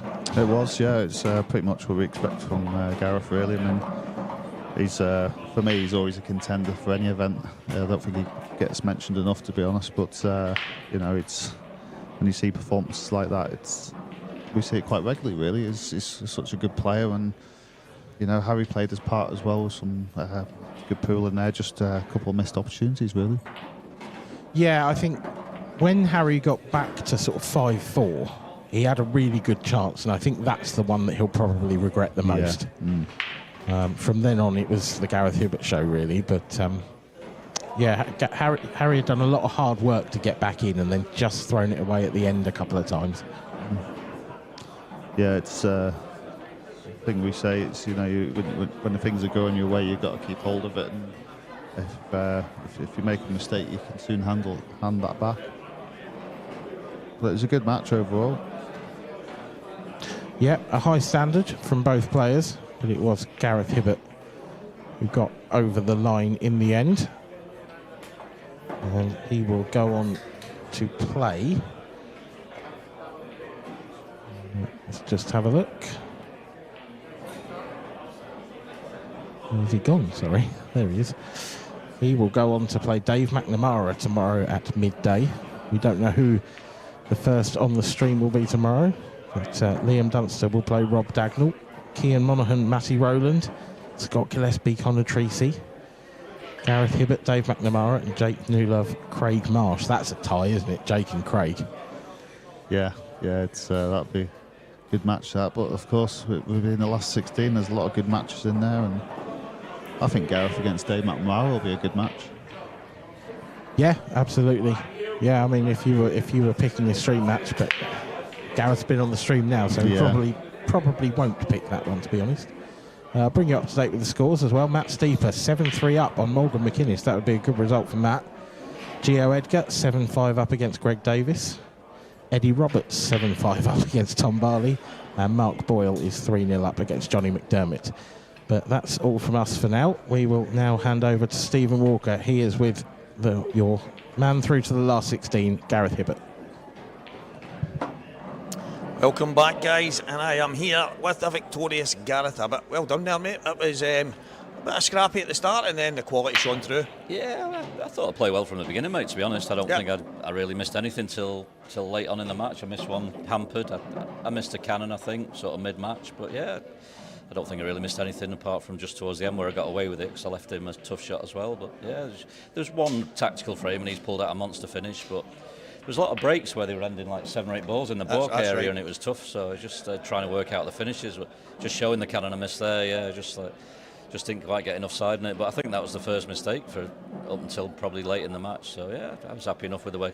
Yeah, that's probably more what I'm meaning. The way the balls were lying rather than throwing in misses and stuff like that. But the good thing, they're getting to see some of the kind of highlight moments. But Harry, obviously, he's come in here after he's having a bit of a tough time right now, and a lot of the guys there watching, hoping that he would do quite well. But they're saying Gareth just doesn't throw you anything. It's just, but that's the nature of competition. Oh, I know he'd won his first round from 7-3 down, that's so right. he's obviously found a bit of confidence there, and you sometimes can take that through. You've dodged a bullet, and you just sort of wing it from there a little bit. So I knew he's dangerous. He's dangerous against anyone. He doesn't care who he's playing, and I just try and play a similar game. Obviously, I'm not as quick as him now because I'm getting twice his age. But yeah, I just try and, if they're there, just try and get him in as quick as possible. Just don't mess about, Steve, to be honest, because that 30 seconds comes quick, and if you start thinking, it can play with your mind a bit. So that's one of the things that probably stands out about the TV table is the 30 seconds.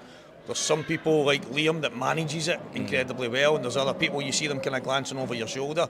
But experience obviously helps when you're on that kind of TV table. Definitely, mate, yeah, but I think the last tour I didn't play on it, and I didn't come up to Scotland for the Masters, so probably 4 months maybe since I played off that time, and so it does, it takes you a little while just to get used to it. Liam plays most of his matches and he gets to semis and finals all the time, so he knows how to manage it, doesn't he? But obviously when I'm running well in comps, I get used to it as well, but your first one's always a bit of a toughie, so just the time, the beeps just come before you know it.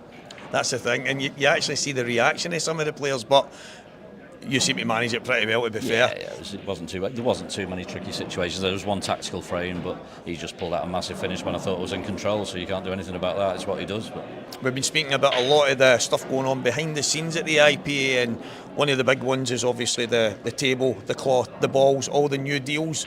It's good for the IPA to have Aramis Pro Cups and the Simon Ice Cloth 861 continuing that support. Obviously, yeah. They're the biggest names in the business, aren't they? So if you get deals with those, they're the people you want to be working with in the future and as of now. So yeah, the balls and the tables are always perfect, so we can have no grumbles there. Well, no grumbles. Congratulations, Gareth. Yes, Well played today. Gareth will be back tomorrow. We are finished here at the IPA for today. There is still matches on the go. On the TikTok table, we've got Mark Boyle and Johnny McDermott, and we have Jerry Boyle and Preston McInnes on the outside table. So, guys, stay tuned for that, but we will be back tomorrow with our mainstream. There at the end. That's sorted.